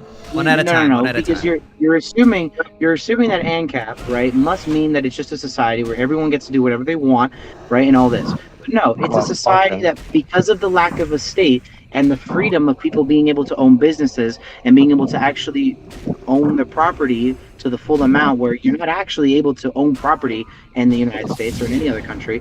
In the United States, there is no such thing as owning property. You're leasing the property. Because whenever you don't pay taxes, you lose the property. You are not leasing. You are giving a tribute to the government to protect you. No. Because if you stop paying it, then you lose your land. Yeah, there's a threat of force behind the transaction. That's a lease. Just because you call it that makes it involuntary. That makes it. But not everything in life needs to be voluntary. Because you're being forced. In order to have property, you are being forced to pay the government an amount of money. No matter what it is called, you are being forced to pay that amount. It is basically leasing. The only way that you're able to own property, right? The only way you're able to own property, not pay taxes, is through allodial titles, which the government has made illegal. And the entire concept of eminent domain is what even makes it even more illegal and shows the justification of why we're saying, hey, this is probably bad. and we should probably talk about it. And instead, we're just accepting but for it all for of the who it is. assumptions baked in, is that the society can function without the government. There's literally zero examples of this anywhere. Every single government, there is. every single piece of land, There is. there are no long-term, no large-scale countries I that can mean, exist does a without a family government. function? A family doesn't Yes, need a there are. government to There are function. large scale. Okay, There then are you're just, large all scale you are doing is historical atomizing the country down to your family. Why does that not logically track to atomize even further beyond family? Why not? People are I mean, yeah, not atomize Why it. we're pointing out it's stupid and ineffective. On a free market, there is still a division of labor. You're not on your own having Free to market, hunt. okay, what do you Yes, mean free market? When you Produce say with your free own market, what do you hands. mean? Well, actually, I'm pretty sure Taxation is Theft has some good real life examples of anarcho-capitalism in the real world he can give you, right? Yes, offer them. I don't. certainly Libya is stateless. amazing. I love Libya. Yes, anarchy tends to last much longer than governments do. It's much more effective against foreign invaders and much better at keeping general order and stability within a society. The longest standing example that I'm aware Give me of an example. is Oh, he's gonna give you one. Don't worry. I know. My bad. The longest standing example that I am aware of exceeds the duration of just about any government I can name off the top of my head. It was Zomia, which parts of it to this day are still stateless. We're talking about a society of up to 100 million people for over 2,000 years. Millions of people for 2,000 years. Zomia. There's a book about exactly this called The Art of Not Being Governed by Professor James Scott. Are you okay? The reason I'm gonna counter is because I'm not educated on this particular example, and two, where the fuck are they then? Like, where is this? I'm looking at where it is on a map. This piece of land is China. This piece of land, all of these places that are now Zambia or whatever have been conquered and replaced with nation states. Zomia. So historically and today, there's a lot of Zomia that nation states in the area claim as theirs, but have not effectively asserted jurisdiction over in practice. And that was also true historically. Areas where, for example, there was no trace of medieval Thai law being practiced, but medieval Thailand did claim it as their territory. Just it wasn't upheld. It wasn't in practice theirs. This was the Highlands. This was the Highlands that spanned across much of guerrilla warfare and fighting in jungles is very difficult, and fighting in forests is very difficult. The Romans had the same problem with the Germans. I understand this claim, but what I'm saying is that if you look at the societies that actually left something behind, the Romans, the Greeks, the fucking British, the Americans, the French, we are looking at societies that had governments, that had effective leaders, that had a collectivized society. Up until now, we're atomized and individualist, and we're falling apart. So often what it comes down to when you get into historical statism versus anarchy is, well, what about the expansion? And that a little bit seems to be what you may be alluding to, is that historical stateless societies, they do not expand. They don't go conquer other societies. They generally don't get involved in much military activity at all. It's probably difficult to even classify them as a society. Because they have robust divisions of labor. They have no shortage of enterprise. They have no shortage of cooperation in the interest of mutual profit. It's just that they don't have, they don't have an imperialist warfare state that goes and conquers other countries and turns them into. I don't mean to dig. I mean, it's sort of hard to fund wars when you aren't stealing money. Like if I don't mean to dig. Yo, I want to invest in a war. Yeah, let's kill people. All right, let's allow Mehmet to respond. Go ahead, Mehmet. Don't worry, I'm trying to keep it by equal. I don't mean to dig at your claim or any moral frame or whatever you're saying here, but what I'm saying is, you have one example that exists in fragments today. I'll just grant it. Say there are parts of the world that are still like this Zumia or whatnot, but I'll say that the rest of the world, about 98% of it, is completely covered by government bodies and collective societies. We have clearly, if you are to compare the function of the two and the widespreadness of the two and the wealth contribution and consolidation of the two, collectivist societies are just simply better than these individual anarcho states. You're did you guys move disregarding the geographic advantages that enable these societies to escape the purview of states have also in some regards been geographic disadvantages for trade. How you doing? Let me I have an Uber. Oh, the Germans. Hold on. You're got to claim the Germans had the Germania forest. The Norwegians had the Norwegian mountains, pretty fucking insurmountable terrain. The fucking Scots had the Highlands. The Irish had the island thing. I understand what you're pointing out, but I'm saying that eventually these places capitulated to collectivist societies because they're just better. In the case of Ireland, it's not so clear. In the case of Ireland, these people maintained the Brehon system all the way up until conquest by Oliver Cromwell in the 17th century. Well, hold on. They were controlled.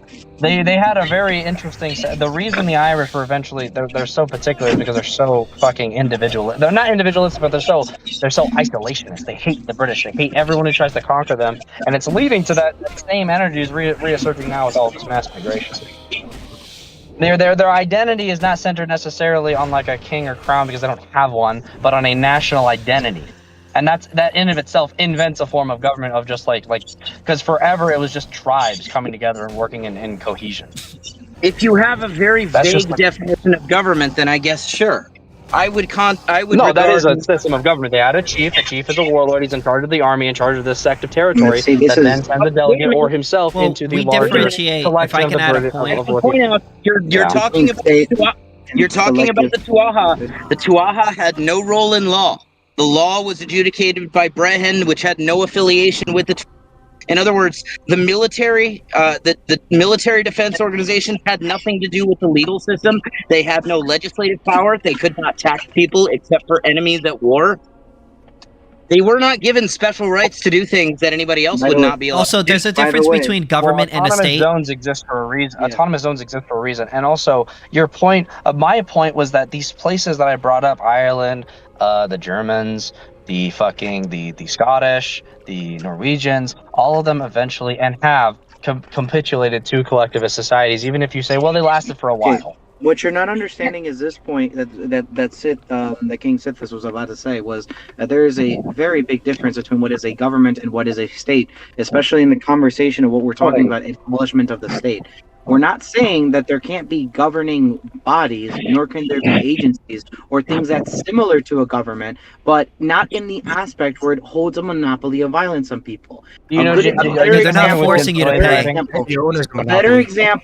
A better example, right, of what would be considered to be a somewhat governing body that doesn't necessarily, Sorry, Hemlock. If you take a couple of aspects away from it, would kind of would definitely work in an Ancap society, and you could still call it a governing body, but it wouldn't be considered a state, right?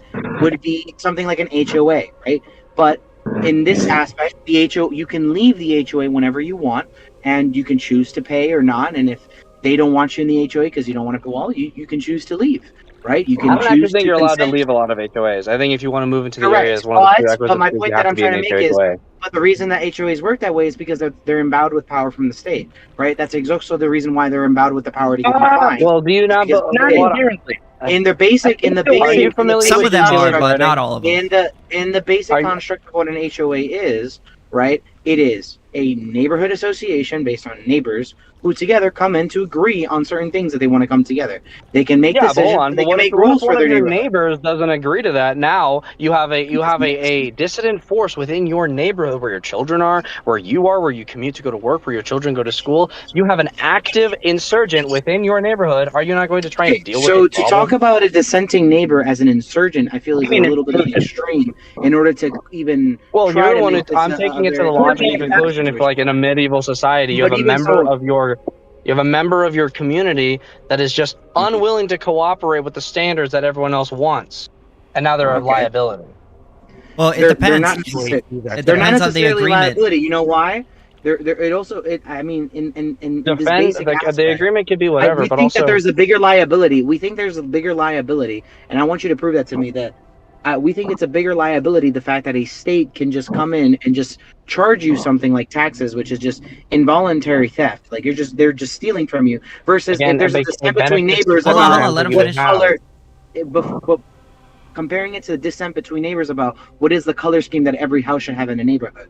If you think that should be declared you're trivializing it, but And also, your example of I know that medieval societies were brought up because that's an example of what like stateless societies are coming from. But I'm talking about now that we're in the 21st century, right? And now human intelligence and human evolution is very different as to it was in the medieval era. Also, a lot of things are not locked away by people. Oh, no. That's not necessarily true because a lot of the intelligence and a lot of the knowledge is locked away from people during the medieval era.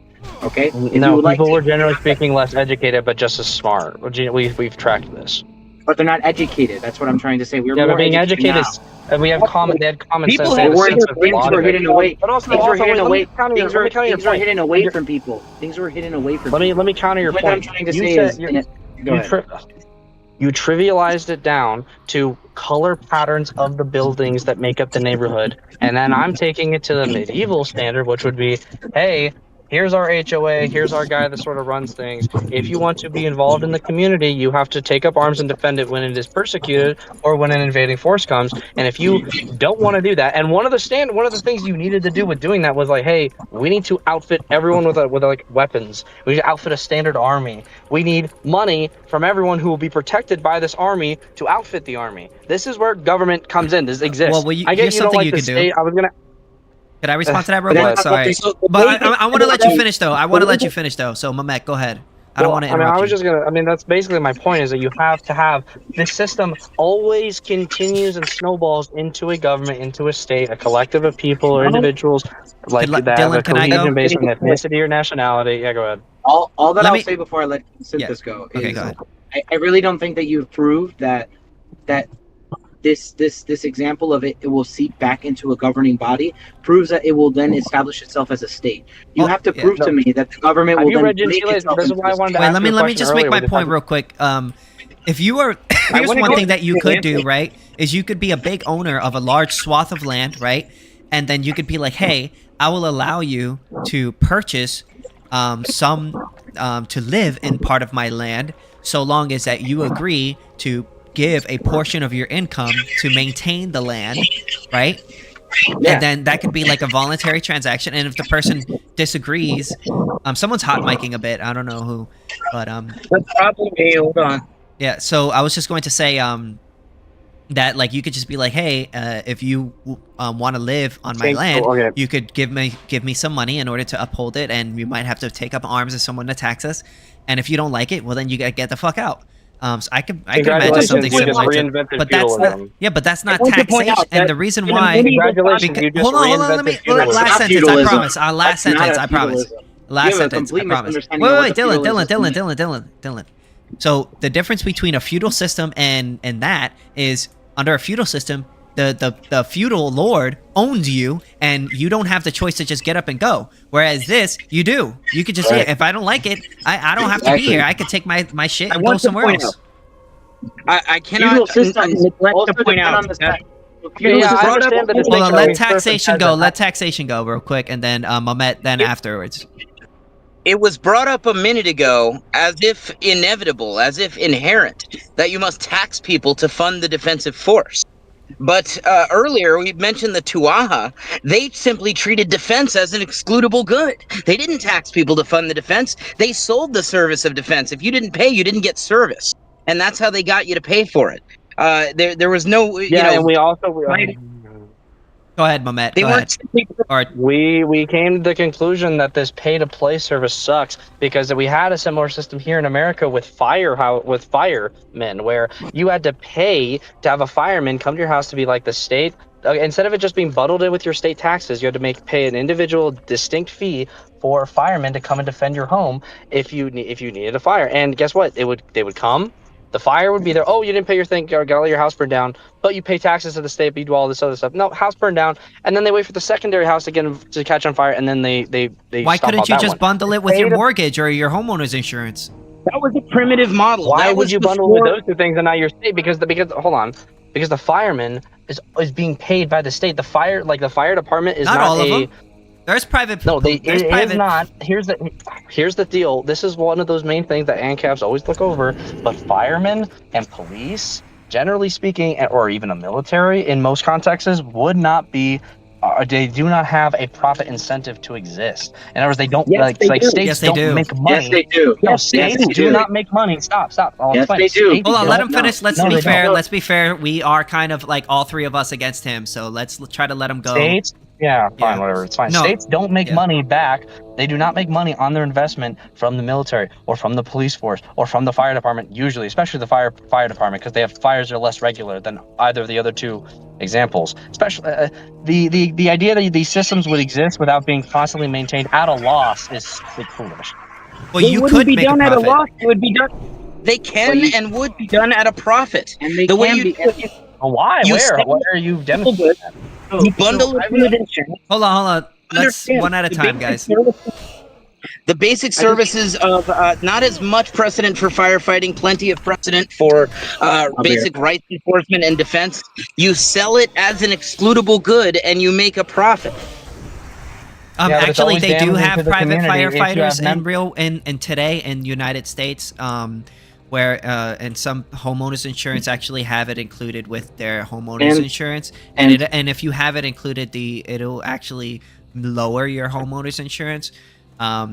So yeah, that is some a places way. they also There are wanna ways. say- I also want to They're having say, to pay for the fire go away from department, the I know. firefighter example. Okay. Also, police departments actually can turn a profit because they actually can lease they can actually lease officers, and because they're endowed with the power of the state, and because of the monopoly, they can do a lot of things in terms of contracting where they're basically just a private security firm, but they are endowed with the power of the state and have a gun, and they get paid a lot of money to do it. And we do have You will see private. that in a lot of There states. are examples of private police in the Yeah, United but they don't. States. Okay, you're right. There are private examples, but my point is that those private examples could never govern or police a city. And also, there's plenty of like outskirts, like suburbs, that have a police force, and they have to have a dedicated police force. But that police force comes at a net loss from money. You are not able to maintain a speedy, readily available police force for basically every single person in America without it being at a loss. Well, that's not necessarily true because there was some No, it is suburb. true, it is The true, suburbs it were is the true. exact place in which these homeowners insurance places were paying for these private security and private fire departments, and they were Yeah, not but a only private were they security can only cheaper, work one- but they did a better job. You're forgetting that I government need an is example. extremely inefficient. I could send you With some government examples. police- With government police, for example, they're pissing away billions of dollars on a big war on drugs and all kinds of Yeah. vice enforcement and gambling restrictions and whatever bullshit. But on a free Well, market of gambling's bad, protection, yeah. on a free market of protection, all you're paying for is protection of life and property. That's much, much cheaper than trying to go around Yeah, but again, policing this all the falls world about apart bad the moment habits. vices become a problem, and then you need people to police the amount of homeless people living on your private property or fencing it out in the local parks. And now your city is unwalkable and unlivable because it's filled to the brim with drug addicts, and you need someone to get rid of all that. But also, Well, you could like, how this you whole could handle system of that is all- privatize with private property. If a homeless person goes on your private property, you could just kick them out. The Yeah, moment that's you just give up on complicated. enforcing, That's not that the complicated. moment you give up on Hold on, the let moment Momet you give go. up on- Let Momet go. Go ahead. the moment you give up on enforcing morality on the populace with a government is the moment everything degradates. You are always like these you Ancap guys, you're always so willing to say, well, how does this affect me individually, personally? But it does. The state of your society, the state of your neighborhood, the state of your city and world, it all affects you. You're just unwilling to admit it. Government and its restrictions on drugs are doing absolutely precisely nothing to reduce the number of drug addicts. Oh yeah, no, The government- I'd agree to a degree, but that's because they don't kill the drug dealers, yeah. Even What? if they did, Why? they do that in China. and it No, doesn't drug. fucking No, work. we should be full Singapore, execute on site basically, and then your That drug does problem would nothing. go away What? overnight. All you're doing by I don't know why you're murdering saying what when you said that, I'm you know, if authoritarian. you need water, you just die if the other person knows it. But what you're I essentially shouldn't be allowed to proposing take drugs. when you talk about when you talk about murdering innocent drug dealers, all Depends on you're the drug. in effect proposing Not doing murder. is relegating more market Singapore share. doesn't have a drug problem. No, hold on. Singapore doesn't have a drug problem. Taiwan doesn't have a drug problem. Well, I don't know if it's about Taiwan. Places that have lower drug problems are places that have massive individual accountability for people who are slinging dope, slinging drugs. If you're caught doing that, you should be facing 25 to life or death. It's a non-violent transaction. You can say that all you like, but you can say it's non-violent, but the problem is that it affects people. And again, you have to police for the masses because people, while fence illegal, fence pretty bad for you, obviously. Legalize fentanyl. Yes. No, that's crazy. Because it's my body, my choice. It's my body, my choice. But I don't care. But again, I'm referring to the wealth and well-being of society. I don't care. We don't care. You're not improving the wealth and well-being of society by relegating the market share to a smaller cartel that sells just as much. Also, what about the people who do the drugs? You're not making them better off. You're shooting them. You're wrong. You don't have a very good understanding of how the South American cartels work in relation to America. The only reason, the vast majority of the money they make by smuggling drugs and people into America. That is our obviously, objectively primary source of income. If you were to punish it where the cost to win ratio is, hey, I'm slinging cocaine for the cartel, or I'm smuggling people in America for the cartel. Oh, wait, fuck, there's a gigantic border wall. Oh, fuck, no one's allowed in, like, basically at all. Oh, fuck, if I'm caught slinging it, I'm facing 25 to the death penalty. I'm facing the death penalty. Guess what? That shit dies overnight.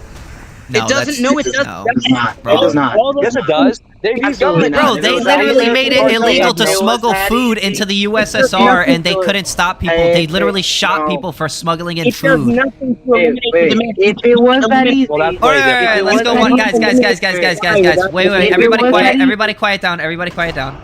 Let's get taxation first, and then Dylan, and then Mehmet. Okay.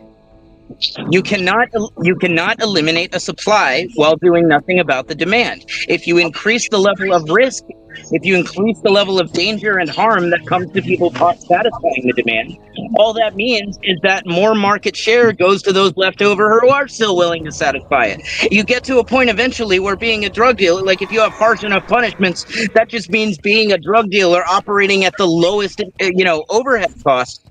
You're going to be a millionaire. It's not just about the harm, though. You're presuming Dylan, it's not just about the harm. The people that are taking these drugs and everything, it's not like they're just overdosing every fucking day. Like they typically know. Let Dylan go next if they're after abusing, you're done, Toady. Especially if they're abusing like their fucking fentanyl or any other drug for that matter. They tend to like know their tolerance levels, and then they would take the drugs up until their tolerance levels. And die every year. All right, Dylan, Right. Go ahead and just make your point, Dylan, and then Mehmet, you can respond to what we just said. In terms of what was saying about the border wall, if you just put a border wall and put the death penalty, that doesn't work. You know why? Because there's examples of places where they put up a wall, they put soldiers on the border, and you would think that solves the problem, but it doesn't. Poland is a modern day example where it constantly has problems on the border with many migrants, right? With okay, dude, you're gonna bring up. Hold on, let him, Dylan, let him go, and then I promise I'll let you go, Mohammed. Go ahead. Then you have examples like the Soviet Union. Then you have different satellite states under the Soviet Union that had these full border walls. Then you even have Berlin, bro. Berlin is one of the greatest examples. People still went over to the other side and still found ways to go over the side, even though it was one of the most dangerous places in the world to cross. Right? Like there's many examples. My point. All right, Dylan. Now, Mohammed, go ahead. Nobody interrupt him, please. My point is not that people will still try to do the bad things, and so we should just let it all be for free. That's stupid. Also, the presupposition that for some reason this will now corner the market to those willing to do the most extreme thing. I'm looking to like kill the market. I'm not looking to. And you're talking about the demand. What I'm going to say is, if you're when you look at the USSR, and you say, well, they were smuggling in food. Yeah, food. Dylan, I think you're hot micing a bit. Sorry. And then when you point to Poland, I promise to God, the situation in Poland is so much more complicated than you can understand. It's Russians pumping Arabic or Islamic refugees, in quotes, usually economic refugees, in through Belarus to the Poland border, and they're rushing the border. And by the way, they're not allowed to just shoot them. I promise to God, it will be a way different situation where the Belarusian guard was going to end up having to like force these people back into Russia or just kill them because they're not going to approach the Polish border where they're getting blasted. They're not allowed to just kill these people. You don't think the drug problems here are complex, and also, you don't think the drug problems here are complex, and then also, I was going to say, but one of the complexities of them is that the cartel's primary method of making money is through pumping drugs and people, primarily people, through the South American border. If we are able to put a stop to that, then we're killing their money and killing a lot of their influence. We don't have to deal with their problem down there, but we can deal with their influence here by increasing our ability to. But at the same time, the people who are abusing the drugs. But at the same time, you're talking about harm. Okay, guys. Wait, everybody, hold on. Just 1 second. Sorry, bro. Let's get Toady go, and then afterwards taxation, and then is there anyone that wants to speak after taxation? Dylan? Okay. All right. Toady, taxation, then Dylan. I would just want to let everybody speak. I don't want to. 100%. Go ahead. You're moderating it. Yeah. So at the same time, you're saying that. Fuck, I lost my train of thought. But you're saying that you want to like prevent people from experiencing harm and shit like that, and you want to have the least amount of harm in society. But at the same time, you can argue that if you were to get rid of their plugs and shit like that, there would be even more harm, because then they would have to turn to the pharmaceuticals, which they would be increased robberies and things of that nature to get these drugs. Do I get to respond to that? So now the people. You can respond to that. Go ahead. So hold on. But now the people who are taking the drugs and wouldn't be quote unquote criminalized for taking the drugs would be criminalized for now stealing the drugs and then taking them. Of course, dude. Okay, well, when I'm pointing out that if you kill fentanyl's ability to get into a community, you might have dissidents within the community of people who really want to get their high and they're freaking out. Stop. I'm saying that's a regular drug. Through complete and total utter self accountability, where hey, you're a drug dealer, instead of getting like probation or cashless bail, you're getting put on fucking death row. Yeah, no one's going to be wanting to put drugs anywhere in an area where it is an immediate, or at least the vast majority of people are not going to be wanting to put any sling of dope or any kind of drugs in an area where it is life and death, and not just simply life and death from other cartels or whatnot, but like, hey, the government's going to round you up and put you on a fucking block and blow your brains out. That's what I'm talking about. Do you mind if the argument works? Hold on. I'm sorry, real quick though. But how the argument works is that's not going to work in theory, because the people who want to, the market is still going to be there. You're not going to kill the market just by saying, oh, there's no more drug dealers, because the fucking people that want to take the drugs are still going to be there. So they're going to hold on. Let me finish. Yeah, so they're going to steal the drugs, and the people who are stealing the drugs are now going to have the actual product, right? And they have the opportunity to sell it if they want it for money. And these are going to be the people. Hold on, and the people who are stealing it are going to be the people. And the people who are stealing it, hypothetically, are going to be the people who are taking the drugs. So now you have the people who are taking the drugs, also dealing them, and they're not going to give a fuck about life or death, because, I mean, they're doing fentanyl. So it's worse. Okay, no, the reason you're wrong is because let Mohammed go. You're completely presupposing that one, that would be successful, and two, that we would never. I'm totally fine with institutionalizing people who are mentally unwell and need to be getting off the drugs. I'm totally fine to have a local program to help people who are junkies get off the drug. But also, you have to be killing the people who are bringing it in, and I'm totally fine with doing both. I don't see why we can't treat our own civilians like the problem is with that is they need to be put in institution. They need to be put in actual rehab, and then anyone slinging dope needs to be put on fucking death row.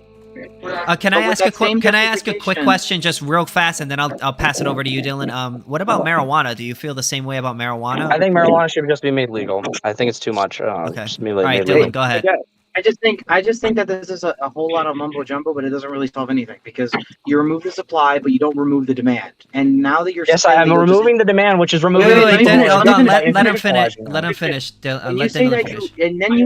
And then you stated that you are okay with institutionalizing people that are mentally unwell. They are not mentally unwell. They have an addiction to something that's not mental unwellness.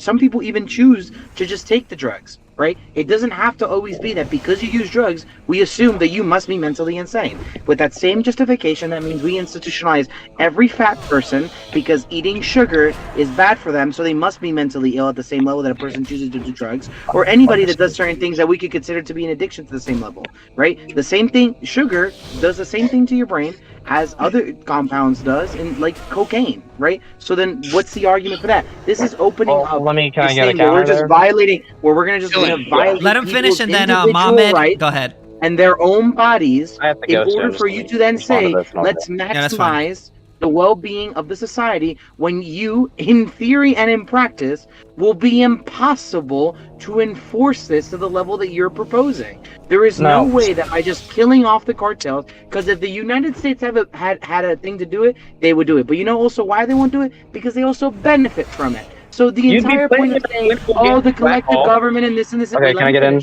Yeah, let Mohammed go. Dylan, just try to wrap it up. Let me finish Dylan, my last one. Yeah. I got you.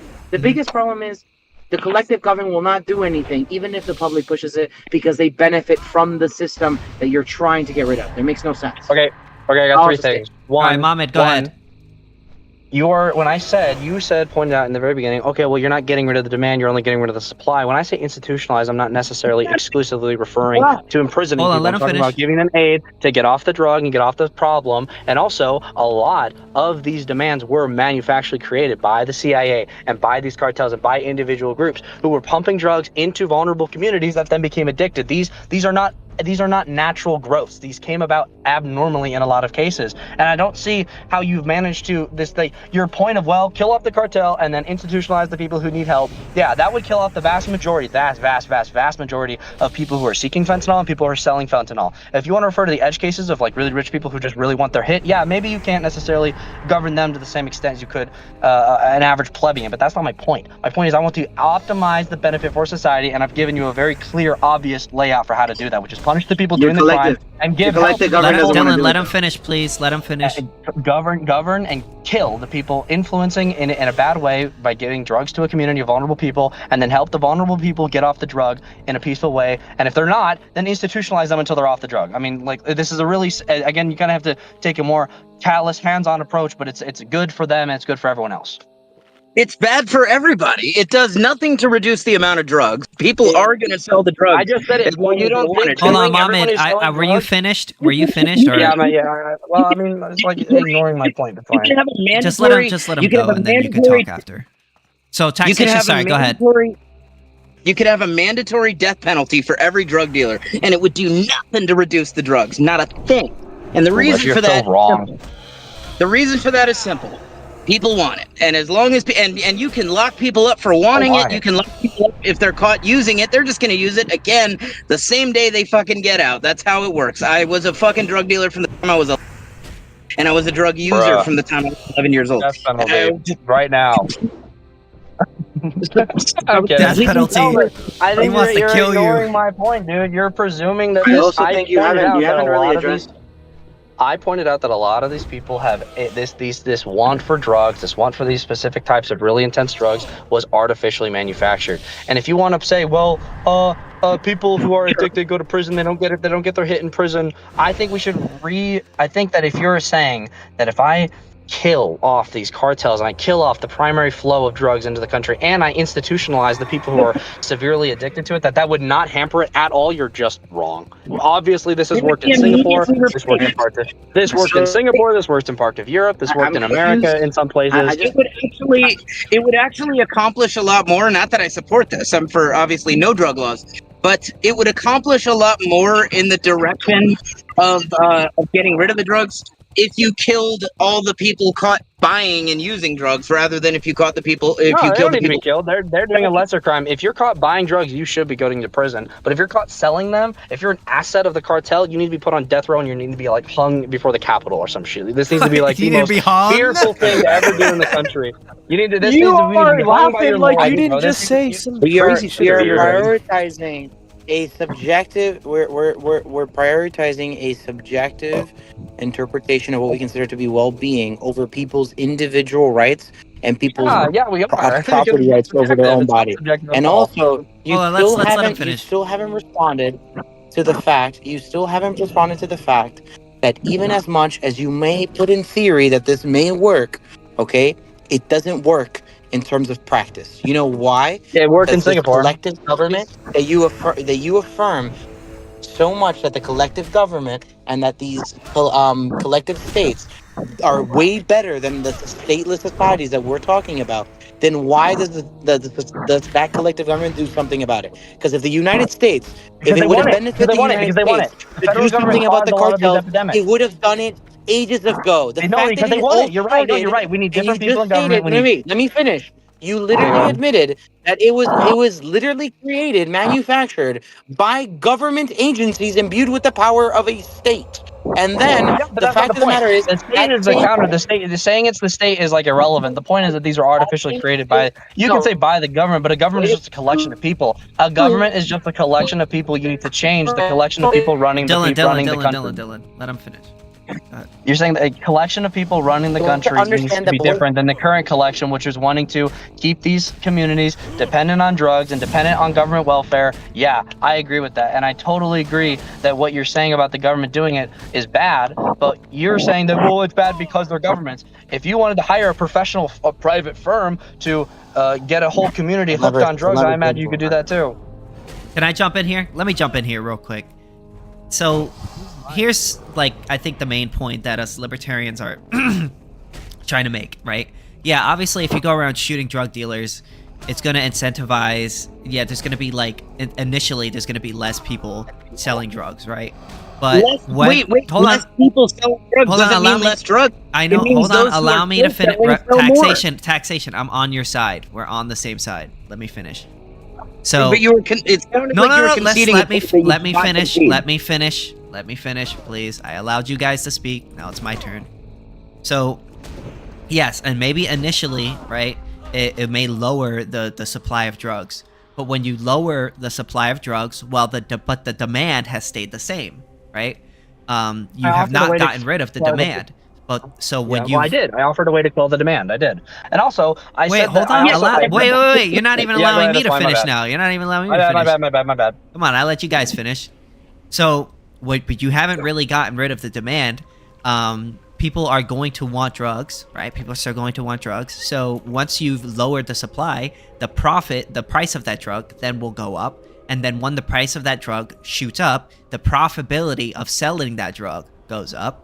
That will then, when the profitability of that drug goes up, that then incentivizes more people to sell that drug. Then more people come in to sell that drug. The police shoot those people.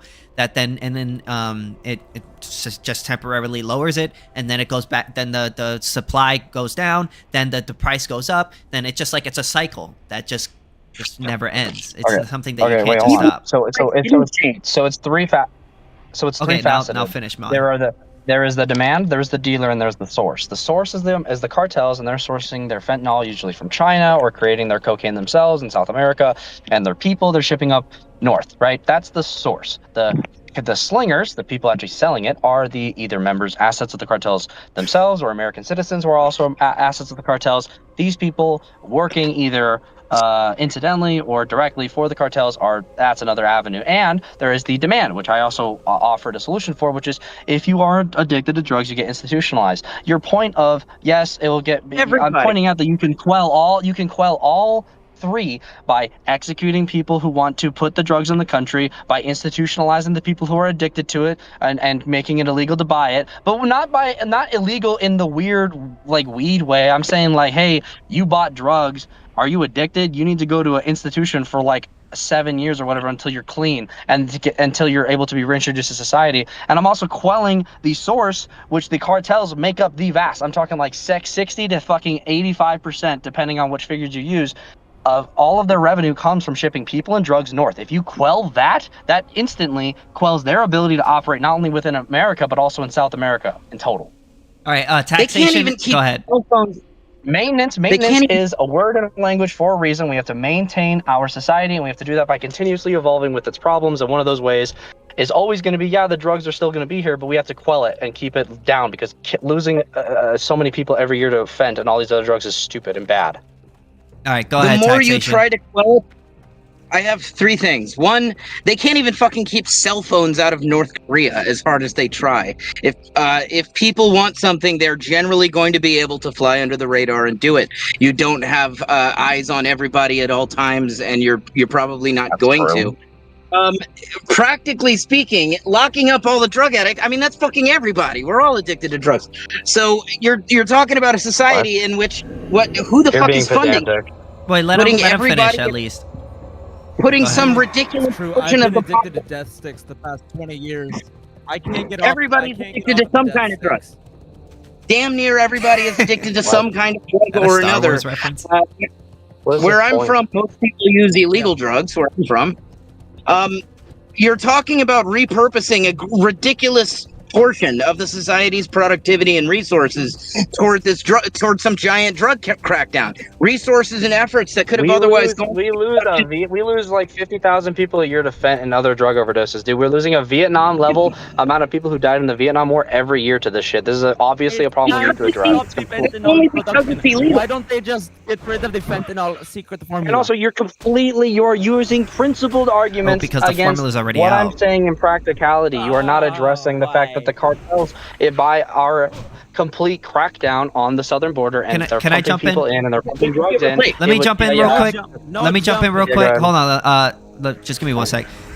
Even in like North Korea and the USSR, they make it illegal to smuggle in food, media, things like that, and people still make an effort to do that, right?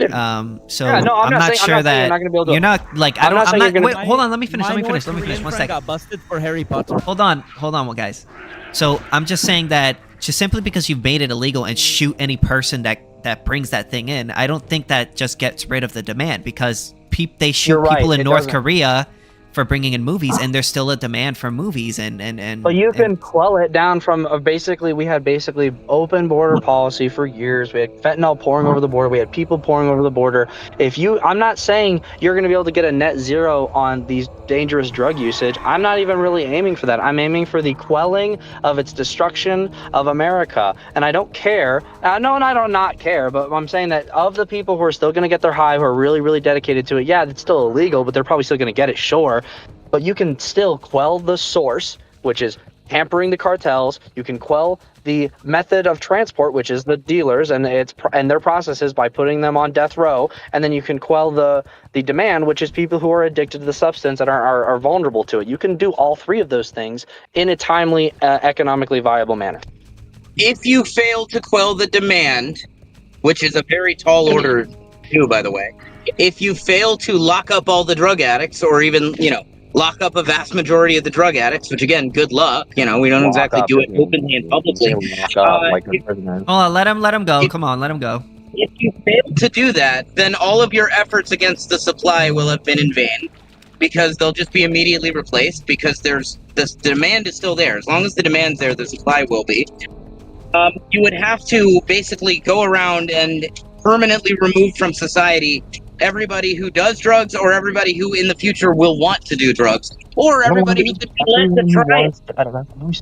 Well, I don't think he said that. I think he said he wants to just shoot the drug dealers. That's what he was saying. Right, but you would the drug dealers, support and help, death to the drug dealers, support and help and institutionalization to all those who are actively participating in the drug on the receiving end, and actively hamper the ability for the cartels. I'm not saying they can't be replaced. I'm not saying we won't face another enemy in the future, but I'm saying that we can adapt and continuously address this problem that will not be addressed by just making it legal, bro.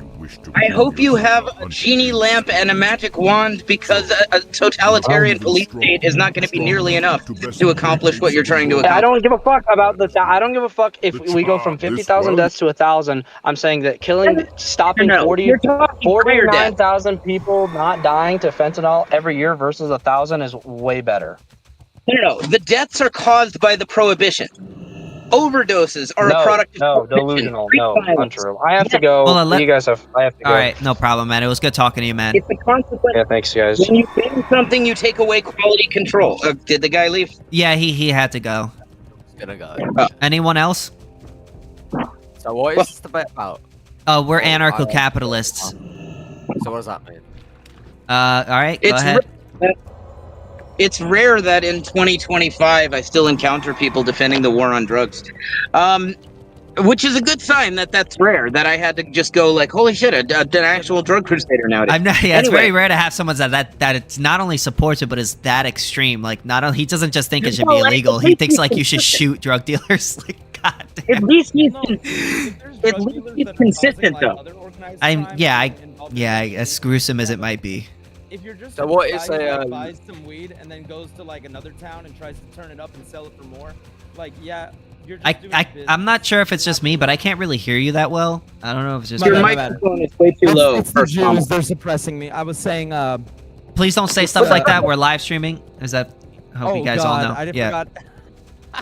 Hey, it was a joke, boys. It's okay. It's okay. Go ahead. It's like there's a difference between a drug dealer who's like involved in like who has control over like maybe his group that he pimps out or something, and then he's also got money over people's heads and he manipulates and controls people with his power, like some kind of mob boss. But then it's not the same as like some guy who buys like 6 ounces of 6 ounces of weed in one city and then goes to like in Chicago down the road where more people want weed and then sells it for more, and he's just doing some business and he's got no money, right? You don't usually have Like to I go think across. those are two different people. You know what I mean? I used to do it within the same city. In fact, all right, when I was a 15-year-old kid, I had this kind of niche that I carved out where I would buy mostly weed, drugs in general, but mostly weed from blacks, from like ghetto blacks, and I would sell it to Jews. I went to a school that was about 80% black and 20% Jewish, and the Jewish kids were like nervous to buy from the black kids because they would always get robbed and shit and beat up.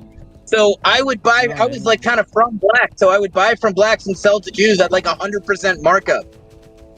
You were the middleman. You were the middleman. And even in the same area, by the way, you don't have to like go from place to place. All you do is you buy more than most people will buy at a time, but you get a bulk discount. For example, paying $100 for an ounce of weed that, when broken down at $10 a gram, yields you $280. Most people are buying an ounce at a time. The average stoner doesn't have that much to just blow at a time. So by breaking it down to $10 a gram, you get $180. Okay, there's a more important question here. Which Star Wars do you think is the best? Rank your top 6 Star Wars movies. You're not allowed to pick any of the sequels. Go. A New Hope. That's a good. That's in my top 3.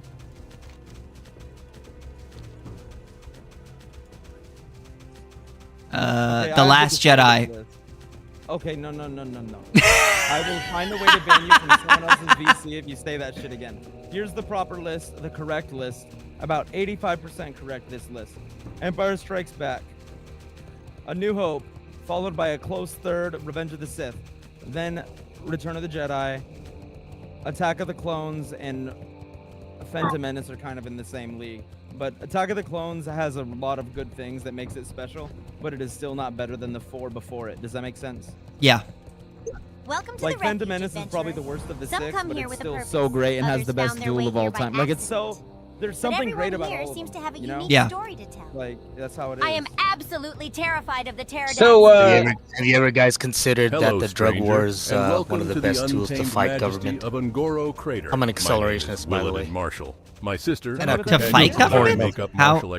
How? You know, I like the policy they had on drugs in the end of the 1800s and the beginning of the 1900s, where you could go to a general. Yeah, buddy, Red Dead times. You could go to a general store and buy yourself some cocaine and heroin. I think they had if democracy is going to collapse through fiscal collapse, then this is one of the best tools to accelerate that. If you want to get to a pure market system faster. But legalized drugs or illegalized drugs? Illegalized. Wait, you want drugs to be illegal? Is my home now. Yeah, well, wait a minute. Yeah, but wouldn't that harm the market? Over the crater. You want more of a market?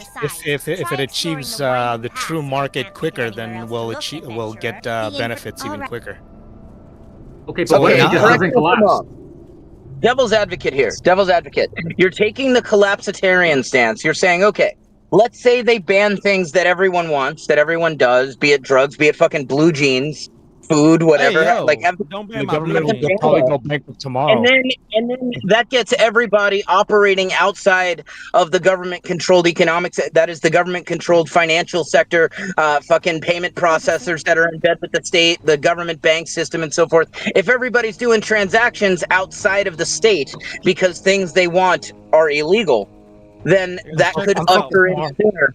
Isn't that like agorism? Yeah, I think he's mixing agorism with it's an agorist-based collapsitarian argument. I'm guessing. What is your race, brother? You are so ambiguous, like me. It's using the system against itself. Yes, you. Working within the system, using my vote to legalize drugs. Is that Agris? Based. Hold All you on. need Let's is some- let's talk one at a time. You guys are talking all at the same time. So I consider myself a true market proponent. I don't think ANCAPs are true market proponents. You guys mix elements of democracy. You guys are What? in this mixed capitalist system. I think ANCAPs can't tell the difference what parts are democracy and what parts are capitalism. So like for instance, I don't think there will be a supply of Lockean defense enforcement in a true market system. Hey, yo, I'm about to. You guys keep talking about demand, but there's going to be insufficient demand to incentivize suppliers. Why would there be Even before I was in ANCAP, I wanted my shit protected. Do you not want your house protected, your farm, your It doesn't shopping matter. mall? Do you know what demand is? What's the Willingness two to requirements of demand. demand? Put your pants on. Not only desire something, you Demand have to pay for it, right? Demand is willingness to buy things at the prices available. Yes, exactly. Now the key thing is, are there suppliers at your price? And I say no, because there's a dominant strategy. Let's all not answer at the same time. So let's try to keep this back and forth between evolutionary capitalists and taxation. Okay. So let's just play a game, right? So let's say I'm a prospective enforcer in a true market. Let's say democracy collapsed, right? Fiscally collapsed, right? So temporarily we're going to be in a pure market system. So as an enforcer myself, like if I'm going to run on the profit incentive, on the profit motive, there's a dominant strategy than defending the Lockean rightful owner of property. I'm just going to take the highest bidder in a conflict. I'm just going to take the side of the highest bidder in a conflict. What's stopping me from doing that without a democratic government? What stops you from doing that is the fact that the demand of individual owners of things is far greater than is the demand of others. In other words, it's worth much more to me to keep my house than it's worth to you to take my house. Is the basic principle. Now, consider a grocery store. When you walk into a grocery store. Hold on, let taxation finish evolutionary, and then I'll let you go. Okay, bro. I don't believe that it's realistic that you're going to have some auction format where the highest bidder gets it. For the same reason that when you walk into the grocery store, you don't see the shelves full of nothing but caviar and lobster and truffles. Rather what you see. When you walk into the grocery store, you see a lot more Pop-Tarts and ramen and Eggo waffles and fucking Frosted Flakes and shit. You see things that are priced for the everyday person because there's way more money to be in serving a very large demand that is serving lots and lots and lots of people. Now, the demand for protection of basic property, your house is yours, your store is yours, your farm, whatever, that's huge. That's everybody. Everybody wants that. Whereas a much smaller portion of people are very interested in going and forcibly seizing that of somebody else. So I think it's both likely and historically precedented that any demand for aggression against others, be it on an auction format or whatever, a demand for aggression against others is likely to be vastly overpowered by the saturation of the demand for actual protection. And you end up with contractual systems of backup contracts and so forth, whereby protectors of rights agree to back each other up out of mutual benefit. We saw this earlier. I don't know if you were here earlier. I described a little bit the Brehen system, as well as the Zier system. Similar was found in the Old West to some extent.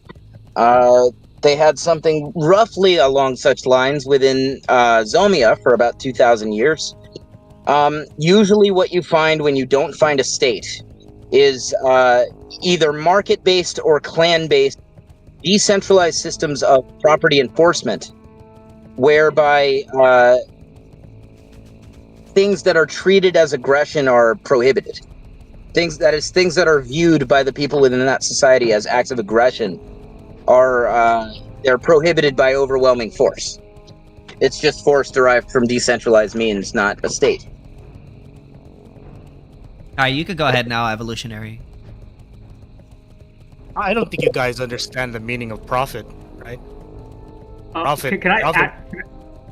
Profit is meant to. No, let evolutionary go, because he's been waiting for profit represents a gain in productivity or some from an act being productive, right? And if you don't allocate property to the person who's most productive with that, you can't derive a profit from that. And you actually what a lock-in system does is it encourages property hoarding. It artificially decreases the competition for ownership. You guys like competition, right? You guys agree competition. Yeah. Property allocates resources to where it's best served, right? But lock-in systems artificially restrict competition. You need property to be always on the market, right? You need enforcers. It is. No, they're not. I mean, absolutely not. It's under a lock-in system, the current owner can decide whether to sell the property or not. Yeah, but if there's something that's worth more to him, he's going to sell it, right? No, yeah, that's it. Shouldn't be left up to him. Why? Why not? Shouldn't be left up to him because. Wait, so you're not an Ancap, right? No, I'm not an Ancap. Okay. I'm a true market proponent, right? I'm okay, so cap. I think I'm gonna disagree with your definition of profit. I don't think.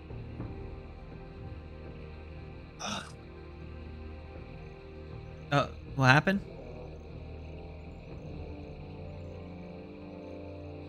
So what you? You're a market proponent. You would be all for consensual transactions, not for state forced or state invasion. Yeah, that's a problem. Another thing is, I don't know if there's two conversations happening, but I want to ask. No, I want to say that I disagree with your definition of profit. I don't think profit is necessarily based on quote unquote productivity. I think it's based on subjective value. It's not something you can reduce to mere numbers. I mean, this is something the Austrian economists know. And so when you were saying that, like if you have a private defense agency, you're just gonna you're gonna only protect the highest bidder, like, okay, but you're reducing it to a purely monetary thing. If you're thinking about long-term profit, you have to have the people wanting to buy from you for the next 10, 20 years. You're not just gonna, just defend the corrupt billionaire, right? It's not even a good idea. You want to side with the people against the billionaire. If the billionaire, how's that corruption? No, like let's say the Explain to billionaire. me. Explain to me. So you agree this? You agree with this? Your bid is wholly in a pure auction system like this, where you're subject to being outbid by someone else at any time, right? Your bid is going to be wholly dependent upon your expected productivity with that land, right? You're not going to bid $100 if you think you can only produce $50 with it, right? It can't be reduced No, to money. Get this. I don't agree that value is subjective. So stop this subjectivist theory. So you're not an Austrian school economist. So let me hear your economic theory. I was exploring this area when all of a sudden. Well, I'm kind of like a new branch of neoclassical. I must be suffering from heat exhaustion. I don't know what that means. Help me get back to. He's an evolutionary capitalist. Yeah, evolutionary economics. I'm feeling a little out of it. It's like a new branch of neoclassical. Okay, so explain it. So it's based upon that should work, I hope. An objective value theory, a production theory of value. Okay, so explain it. And that's objective. Okay, so what is objective? I don't want to get too far into it. Well, I mean, we have to go in at least a little bit. Like, what is objective value theory? Productivity. It's what kind of like what GDP so explain is trying to measure. What is productivity? Because you're a market anarchist, right? An increase in the capital stock of society, whether it's humans or other capital. Stock of society? What's that? That sounds like, yeah, but that's just like, it sounds like we're calling it socialism, but not socialism in the same way that someone would say it's not rape, it's surprise sex. It sounds kind of like that. This is a pure market system, right? You're not gonna get. Yeah, but these are just buzzwords because the only thing you're not gonna get societally collectively owned capital. No, it's smelling with the whole objective value thing. I am smelling a hint of calculation problem. That is to say, all right, what is the most productive use for a pile of lumber? Is it A, to build a house, or B? I let entrepreneurs decide. I let the high bidders decide, or any group. But how are they deciding? Isn't it based on their subjective value? Correct. Just like any entrepreneur, right? They calculate their expected use of that piece of property or capital, and then make their bid appropriately. what are they If using they're to wrong, calculate? they're punished via the profit and loss mechanism. Right? Okay, but I think that I think that what you're missing is that those valuations are not like subjective in the sense that they're just arbitrary, but rather at the moment people value certain things at certain times. So for example, if there's a brand new stadium and then suddenly someone says, well, I want to build a bunch of apartment complexes around this very desirable place to live, the subjective value of those homes skyrocket, where they would not have been subjectively highly desirable if it wasn't for the stadium. And this is just a hypothetical I'm using. So all of this is based off of the idea that how things are valued are in fact subjective. You could, always, of course, look at the direct cost to build a house, and it'll always be lower than whatever the people or whatever the market is willing and able to bear. But that is purely subjective. And we also have to remember that those prices are based off of the subjective evaluations of the people who bought it, because prices reflect the value of what people, how much people want that thing.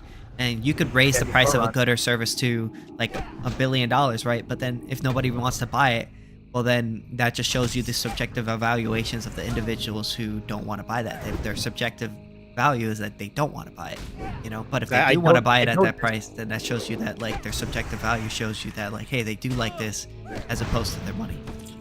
What objective value theories do is they explain long-run price equilibrium. Like I agree with you guys that objective valuation can determine immediate prices. But price equilibrium is not called that. That's actually a completely different field. Say that again. Well, in analyzing price equilibrium is just something you do after the fact. It has nothing to do with how people perceive the value of certain goods, products, or services. This is why value theory was created, is to explain prices, or how prices come out. All I'm saying is that there's something underlying all our subjective valuations, all our expectations, right? There's something underneath. I don't think so, because different markets prefer different things. So, for example, it doesn't matter what you prefer, right? Well, ultimately, in the long run, it doesn't matter. Well, no. I'm not saying that it has to matter. But if I was somebody that was making a specific product, and let's say I would have to know what market or what group of people would I be selling to. So, for example, if I want to sell, let's say, earbuds, there are some people who are not going to want to. They're just not going to want to pay $200 for earbuds. They just want any cheap, crappy, quote unquote crappy, but to them, just as long as it works, Bluetooth. Then I would, and let's say I'm not Apple or I'm not, Beats. Then I would be happy to make something for that particular market. So that's the only time it matters, is if I'm trying to locate a certain market that will want to buy my product. So who's the Ancap in the chat? Oh, taxation is robbery, and Hemlock. Everybody else has their own beliefs. My question, hopefully I'm not interrupting you guys, if you guys No, go ahead. No, by all means. My question is, so what, like, I notice a lot of Ancap, so do you guys like follow like a non-aggression principle or something like that then? Yeah, we believe in the non-aggression principle. That's our moral framework. Okay, so what's your meta-ethical, like... It's religion. What's your meta-ethical I want to view kind of for... direct... I like the non-aggression principle. I do not think that a anarcho-capitalist society will inherently have the non-aggression principle as like the law of the land that can't be violated legally. I just think that basically following the non-aggression principle requires you to basically, it's got to be stateless and you got to respect property rights, but being stateless with private property doesn't automatically mean that you have the non-aggression principle applied consistently. Yeah, the non-aggression principle is just a belief that us Ancaps believe in, us specifically, us anarcho-capitalists believe in. Yeah. My question is then like, what's your meta... Here, let me finish.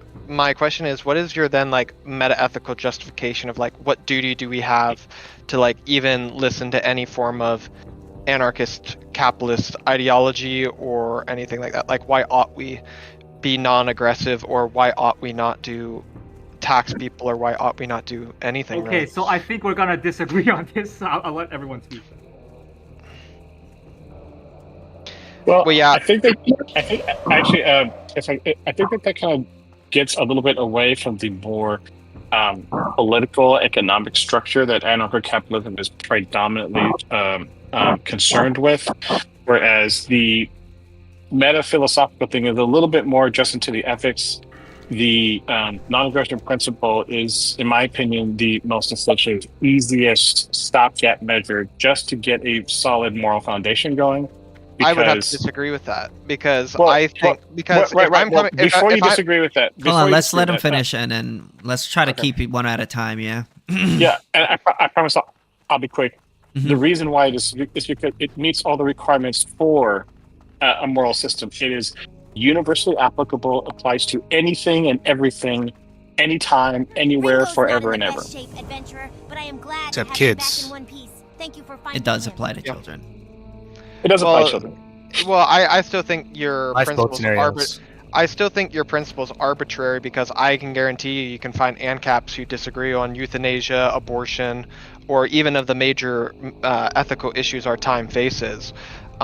They just apply the NAP arbitrarily. My question isn't even that though.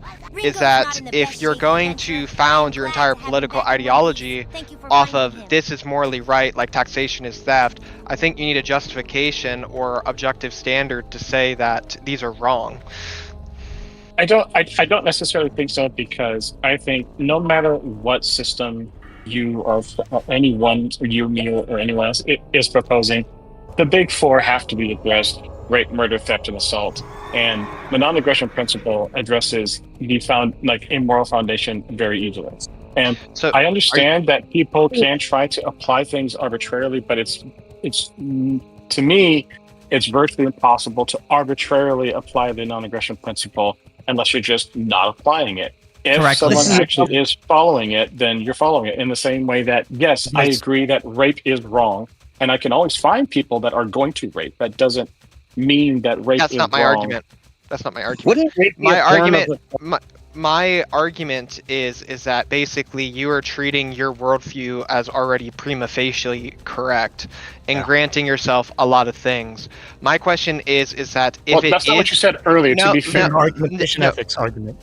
This is an ethics argument, and basically when you're arguing for the use of force, particularly in a state or even an anarchist society, to justify to get to your view, I think that you would have to justify your ethics.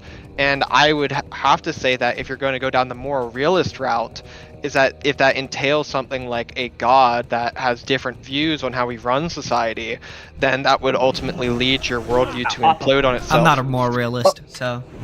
But yeah, I don't care then about your, like, how can your personal preference be better than mine? I got evolution. That's my god. So I think that. So like, what's wrong with taxation then? Right, but the way the question is framed, inefficient. When you put money in a pool and you distribute votes equally, uniformly when it's not merited, that's what causes the inefficiency. And when the voters aren't suffering the costs and benefits of the decisions, it makes inefficiency. But this is my opinion. It's not Ancap. That's a utilitarian argument. Yeah. Then. Yeah. He's a utilitarian. I think he's more addressing this argument to the ANCAPs, which is us. So what was the question? My question is that basically, if you're not a moral realist, then why the hell should I listen to your arguments about why should I do anything? Argumentation. Well, we argue. I mean, I argue personally that anybody can go up to anybody and just stab somebody and murder somebody. But I think hold on, allow me to finish. To agree, fundamentally, we all agree with ethics. It's just what ethics that you believe in. So, because I believe in the non-aggression principle, other people believe in the state. You haven't given but you're contradicting yourself. Here, let me let me explain. So when you say the non-aggression principle, every single society that operates is going to operate under force, whether we agree or disagree. Even your non-aggression principle, you are going to enforce that. And it's self-contradictory because yes, I agree ethically we shouldn't do things like rape, obviously, but you're going to have an enforcement arm for those moral duties. Yeah, and that's why I'm saying is that just becomes the government then. We're not against governments, we're against states. I don't think you understand the non-aggression principle. That's Yeah, your interpretation of it. Wait, so explain it then. We Explain privatize the what's functions of the state with a private security, competing private security agencies. Taxation as robbery is much better at explaining this than I would ever be. But are you still there, taxation? Hi, I am. I'm just also. I just got finished doing a delivery. I wanted to say a minute ago. Look, I do have some degree of arguing that I can do for my ethical system, but what I find is that it's much more difficult to try to get people to swallow an ethical framework that doesn't already necessarily resonate with them than it is to simply convince them that the system I advocate for is much more in line with their values than what they had previously been prescribing. Yours isn't in line with my values at all. Well, I don't know your values. I would have to get some sense of them. I think my system is more in line with most people's values. That is, desire. Well, no, it's not. It's safety, not, prosperity, and freedom. People want for themselves and their own lives. They want for themselves. Let's ask him what are your values? Like, what is it that you believe? My ethics are the basic Christian virtue ethics system, and your system is strictly just this this non-aggression principle, but you're still going to enforce that, and you're just saying that we privatize that, but that's a huge begging the question that this all just works out in the end. Like, this has never been tried, and you're just kind of like granting yourself out of nowhere. Actually, may I just say? Sure. Let me back up a minute. You said the Christian virtue ethics. Now, my familiarity with that is minimal. Is anything within Christian virtue ethics prohibited by an upholding of the non-aggression principle? In other words, does virtue ethics contradict the non-aggression principle? Things like prostitution should be illegal in the Christian worldview. Yeah. It's my body, my choice. Well. Exactly, and that's the problem. In the Christian worldview, we believe that there are more gratuitous harms when it comes to things like prostitution, abortion, euthanasia, or literally other ethical things. And this is the problem with your Ancap society, is that we're going to disagree with this, and then in my view is that I'm just going to organize a bigger government and then force you guys to obey me. Like, that's literally all it is. Just let him get what he wants. He's not if we have these our epic private security agencies that'll compete with each other. And that's why yours is stupid, because the government always has had a monopoly on force and is efficient at utilizing force. Nope. Like, it always, it has. You ever heard of the economic calculation problem? What's the point of that? If you're going to say that a government, do you know what the economic calculation problem is? But I don't think it's significant to this question. It is. It's very significant. No. It's very Didn't Jesus say, this is kind of a Didn't Jesus say about a sexual sinner, let he who is without sin cast the first stone? You literally are so low IQ by saying that, bro. I'm just going to be honest. Because Jesus literally asked for repentance. That's not fair. Come on, bro. Well, I'm saying, like, basically, Jesus asked for repentance with those people. The point I'm getting at is, whenever you talk about the government in the past, is that if you're going to say that a government that cannot tax and literally forcefully take money from people is not going to have more capabilities of force than Uncle Joe's McDonald's McNukes, then you're just foolish. So have you ever heard of the economic calculation problem? Can you explain it? Go ahead, elaborate. Yeah, so the economic calculation problem is when you don't have private property within the means of production, which is what happens when you have a state. There's no trading of those private property, and then when you don't have trading between private property owners, you don't have prices to represent the demand and value of those goods and services. And then when you don't have that, economic calculation basically becomes impossible. What you have is some guy at the top expropriating wealth from people and then allocating it based on what they think is the best, not based on what the market reveals is the best through private property prices. That's why stores are able to know at what quantity, at how much, and at what price do people actually want things? Because they could look at prices, price I don't coordinated see signals. that doesn't rebut my argument. It does You're because just- it does you're- because no, you're hold not. on, let me You're finish. filibustering. Hold on. You're I can filibustering. explain You're why it does. filibustering. So you're saying And that the government you're will just always rambling. be more. It will be always Yes, be more it will. efficient. Hold on. The government will always be more efficient at allocating scarce resources, but with the economic No, that calculation wasn't my problem, argument. That wasn't my argument. Or, well, you're not. You're is just rambling. a war You're is not taking over a country.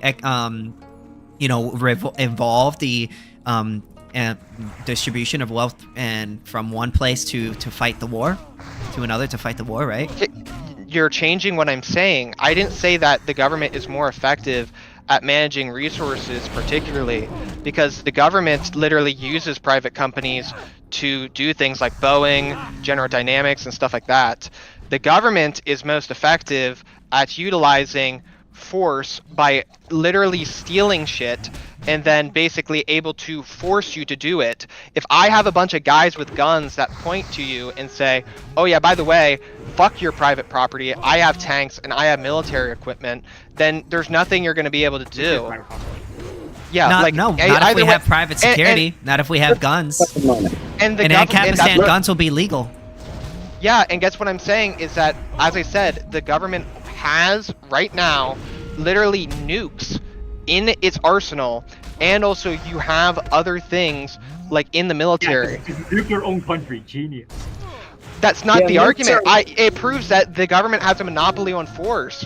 Like, you can't go against that. Yeah, but it doesn't have to be so. There could be other ways of doing things. Every single society is going to have force involved. You can't get past that argument. We've had societies that were controlled by that had self-governing systems. Well, yeah, that's actually, because people use force to get there. Just real quick. Go ahead, E. Saying that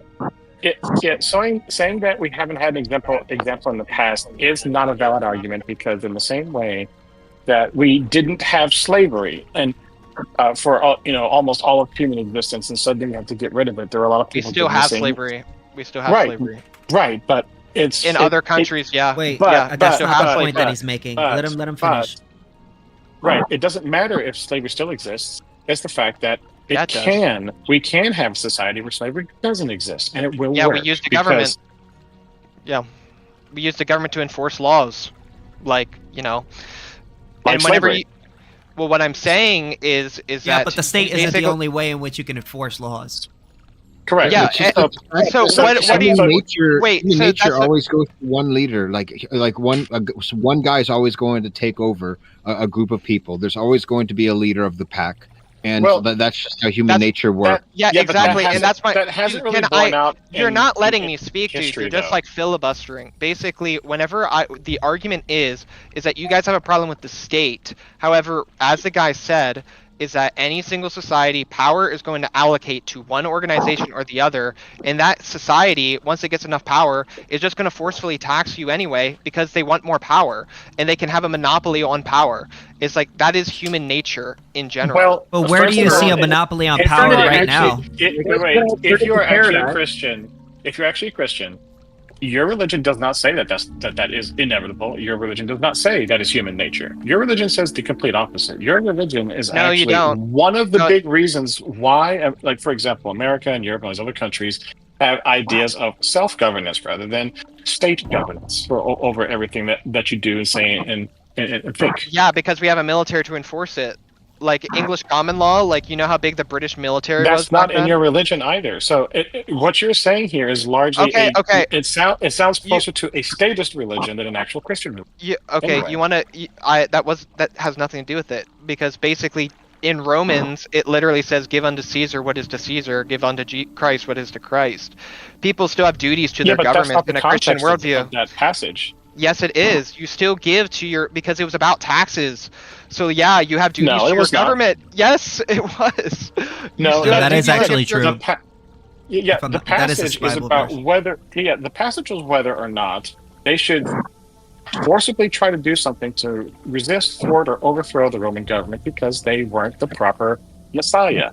And he said, well, they have dominion over you, so you're going to have to play along. It wasn't any government that is occupying because you're Jews. You have to Like, Can I ask that's a not my quick argument. question? Can I ask a That's quick not my question? argument. You're still required to submit to your governments as a Christian.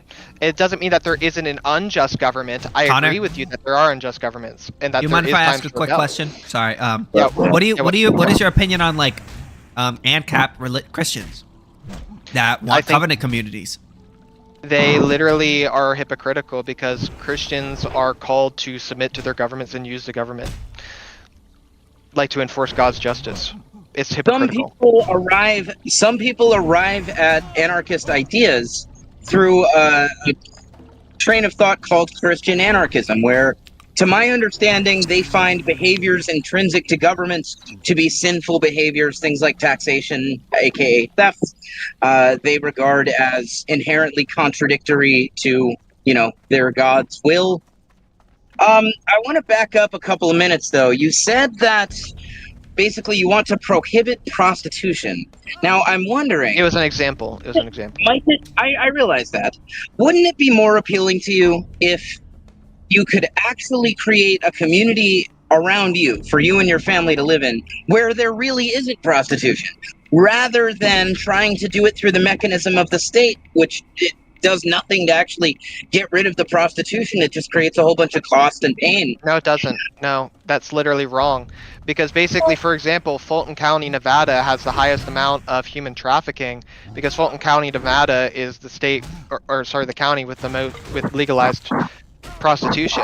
And there is studies that you can go on how it increases human trafficking, but the libertarians just want to say NAP, just legalize everything because they don't actually look into human trafficking.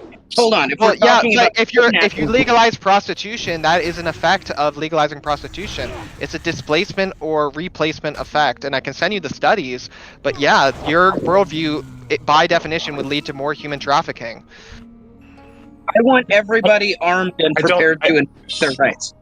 I don't think so. I think that what we've seen, especially with the recent revelations of Epstein, the biggest sex traffickers on the planet are governments, not areas that might have a little bit of overlap with sex trafficking as a result of a little extra prostitution. But I had to look it up. I want to revisit one thing. Also, correlation doesn't equal causation. Just because we pass a law and then it goes up, and then it goes up, doesn't mean that the law caused that thing. It could have been something else. I'm trying to explain this, but basically, yes, it was caused because, as I said, the other states aren't nearly to the extent of Fulton County. And I agree with you, the government is corrupt. They're freaking weirdos, pedos, and all that. And we can do things in a society to mitigate those things. And however, as I said, is that it just comes down to force. And a private company but force theory is not a Christian virtue or Christian value. What are you talking about? God is the ultimate force arbiter. No, God. Respectfully, I'm going to ask you a question, but I don't want to take offense by this. But are you gay or are you straight? Can you stay in the car and not get out? What? Connor, are you gay or are you straight? Try not to take offense to this question. They give me shit about bringing. I'm straight, but I'm trying to explain this stuff. Okay. Okay, I was just wondering because you have a very feminine voice. I was curious as well. I have a feminine voice. No, the yeah, a little bit, but that doesn't make you gay. I was just wondering though. Okay, Bruce Gator went off. That's okay. Yeah, one of the biggest things in the Bible is that God championed is the fact that He uses the least amount of force possible, unless there's something so extremely egregious or beyond the pale that the Old Testament, like all the judgments in the Old Testament, or the New Testament when it's supposed to come back for the rapture. But the rapture isn't biblical. It is in Revelations. No, it's not. It's not biblical. Yes. It's not. What would make you say that? It's literally it was a myth made up in the 1800s, along with things like Dante's Inferno and stuff. Yeah. Well, the Revelation is part of the Christian canon, and anything that's in the canon, I'm calling biblical. So if it's in Revelation, then I want to refer to. It's not in Revelation. It's not in Revelation. Revelation is that the heaven and the new heaven and new earth will go together, but the rapture is people get taken up. Right. But what I'm saying though is that this doesn't. You're just strawmanning my position, misrepresenting it. That's not true. So what you are saying is that force matters. Force is everything. that my religion backs up this whole concept of force theory. When, like, one of the big parts about God is to not use force and to allow people to do things, to sin, to have the power to choose. So there is a great deal of my body, my choice inherent in the Bible. No. Oh my gosh, dude. Okay, I need to address this. I need you to hold on just allow him to just hold on, Connor. Just let him finish, and then we will let you. We will let you. We will let you. Don't worry. I will let you. He's filibustering. But we will let you. You just must let him finish. You must let him finish. 20 seconds. Yeah, I haven't even gone 20 seconds. Just let me finish. Yeah, but so it's filibustering. But we will let you. We will let you. Go ahead. Yeah, and then the last. I think that you're trying to use this force theory to kind of support it with the famous Romans verse where it says Christians should submit to governing authorities if they are established by God. But I don't think that that's absolute, because in Acts 5:29, it does show that Peter and his apostles define authorities to obey God, and they say we must obey God rather than human beings. And the context matters because the submission assumes God's law should align with God's moral order. Yes, and basically I'm trying to explain, if we're talking about meta ethics in general, my argument is that God is going to be the foundation of your moral values and duties in a Christian paradigm. But if you're talking about force, that is entirely a descriptor of the nature of affairs of human beings. So what I'm saying is not that, oh yeah, God tells us sometimes to defy our governments. Like, as you said, you are correct in Acts. My point is that ANCAPs primarily are concerned with things like taxation and things like the NAP. However, they have no justification for their personal preferences without God. And if we're going to go with God, then that would ultimately mean that God literally established Israel, the church, and also all these other organizations to literally create laws. Like, God created governments. But what about, I'm sorry, but I just got a question, but like, what about like those Amish people and those people who like seclude themselves from, you know, the government and like society, and they have their own little religious community? I don't see anything wrong with that. I don't either, and I live near Amish people, but if you ask them if they're anarchists, they're not anarchists. Yeah, but in practice they are. They don't. No, they're not. They don't believe in abolishing the government. Yeah, but I know that, but I'm saying in practice they are, because they don't take any part in the government. They do everything on their own, and for the most part, they don't force people to be in their community. Yeah, deontology. I'm just gonna say the is-ought gap. You don't have a foundation for any ought. Well, neither do you, I would argue. Okay, yeah, I do. I have God. Yeah, in my view. Well, but for that to work, you would have to prove that God is real, and I don't believe God is real. What I'm saying is that then your view, then you have no justification for your personal preferences. Yeah, but you don't neither. Anything from within praxeology doesn't. And what I'm saying is that, and then what I'm saying, I don't think anyone needs a justification for personal preferences. Yeah, well, like the only way for yours to be worthwhile is if your God is real. So then you don't have an argument for why it doesn't matter if taxation is theft. Yes, I do. Because the morals are then better than others. Yeah. Right. Yeah, but that's our argument. That's our argument. Yeah, but that's just your opinion. Well, no. That's not an argument. Then taxation is theft is just your opinion. It doesn't matter. You have no justification for and anarchism. God is being real is just your opinion too. God being real is your opinion.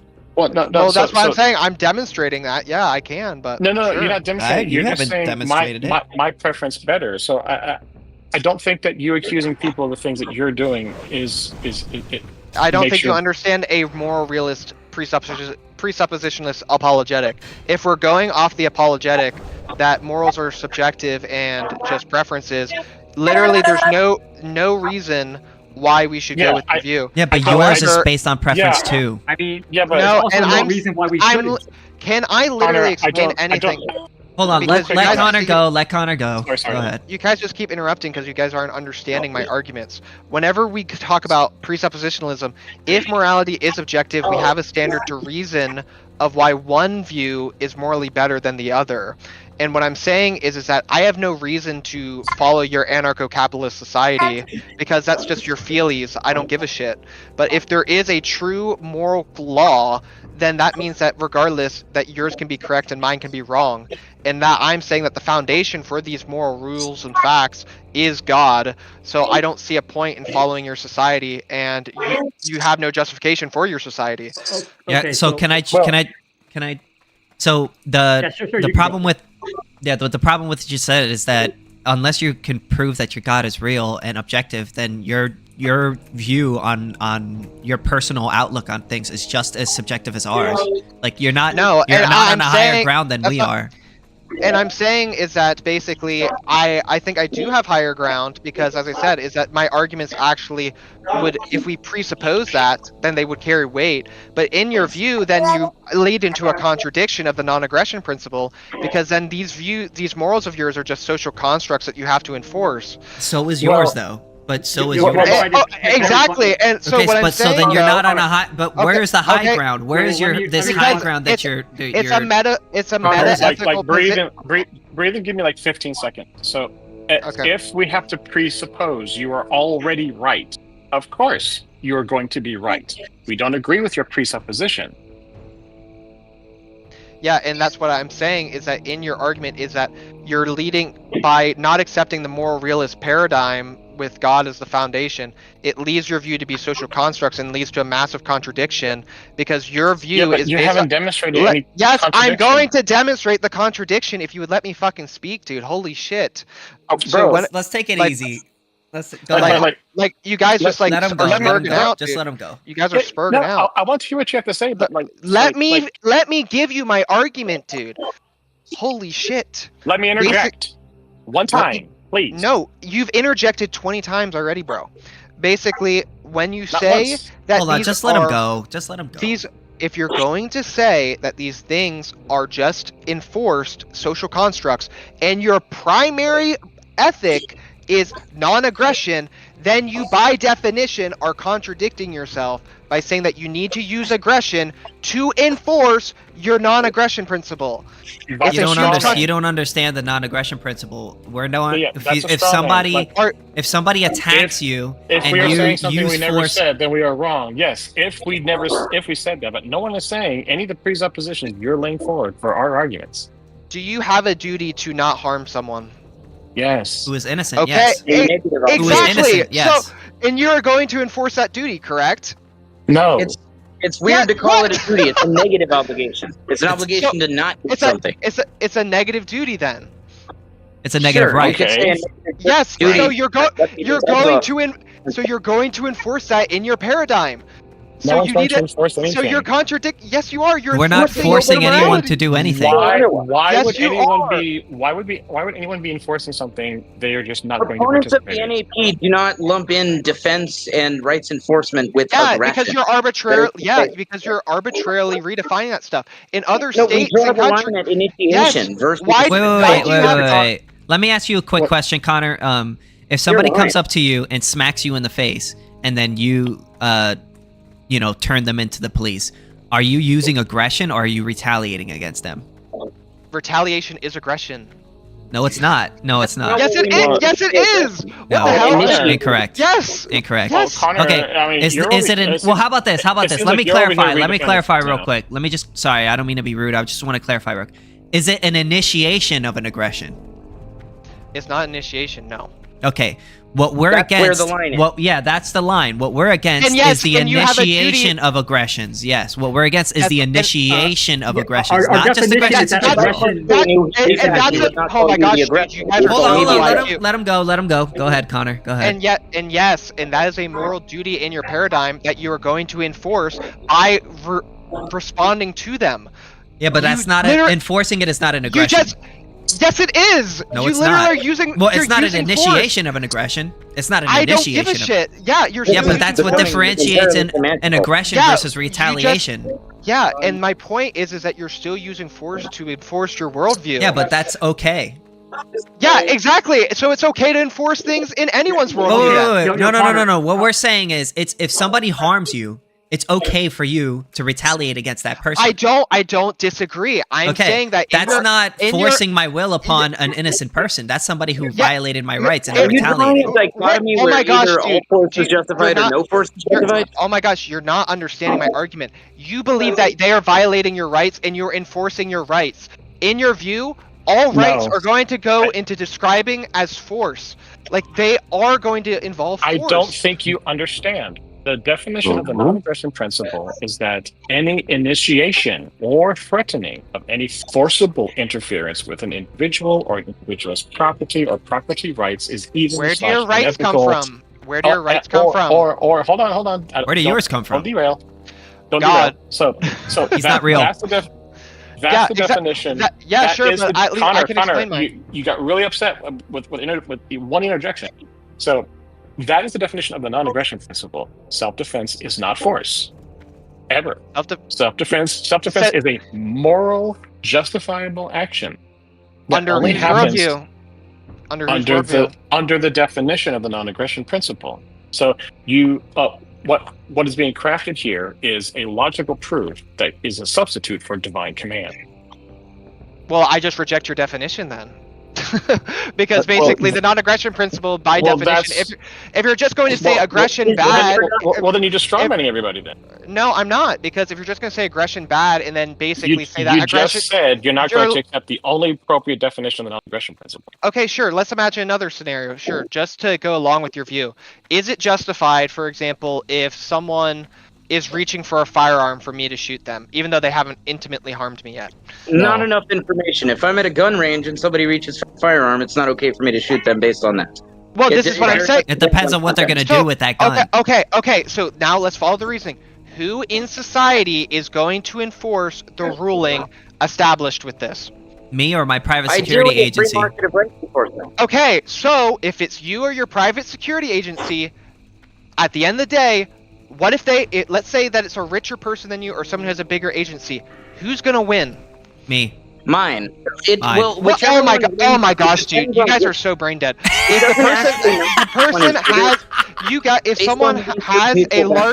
a person has a larger agency than you, it doesn't matter your false sense of justice because they can just enforce it on you. That's not how that works. So that's exactly how it works. You just laid that out. Hold on, Connor. Let us. No, you laid that out. We didn't lay that out. None of us laid that out. Yes, you did. Whoever has the bigger agency wins. But here's why it doesn't work that way. Historically, empirically, whenever this kind of system arises, whenever you have decentralization of the power to wield force, the immediate interest of every participant, every player in the market of force, they all realize, hey, I'm not the biggest fish in town. I'm not the biggest player. I need to make sure that I can't just be rolled over by whoever has a bigger force. The way you see to that is you engage in mutual backup contracts with as many other players as possible. That's such a bullshit claim because literally throughout society, people had empires that fucking conquered people for ages, dude. Like, this is just completely made up. What does that have to do with anything? Because people just conquered slaves have people. always picked the cotton, therefore I'm I not can't saying it makes you invincible. I'm saying that within the same society, if I have bigger guns than you, your little sense of justice doesn't matter at all. Like, this you has just say, nothing to do with the sense of justice. Yes, it so does. We actually see a rendition of this in the modern world, hiding in plain sight. In American prisons, we sometimes see the exact same dynamic emerge between prison gangs. Gang A enters into an agreement with Gang B and Gang C, and so forth. I literally, I just reject your entire text wall because it literally doesn't even have sources, and it just, presupposes itself. It begs the question. It's a fallacy. No, I'm referencing what has actually happened historically. We saw the same thing. I've heard these arguments before. I don't think you have. I don't think so. Yeah, I have. Yes, I have. These alliances were very formal. How about you let me talk to him?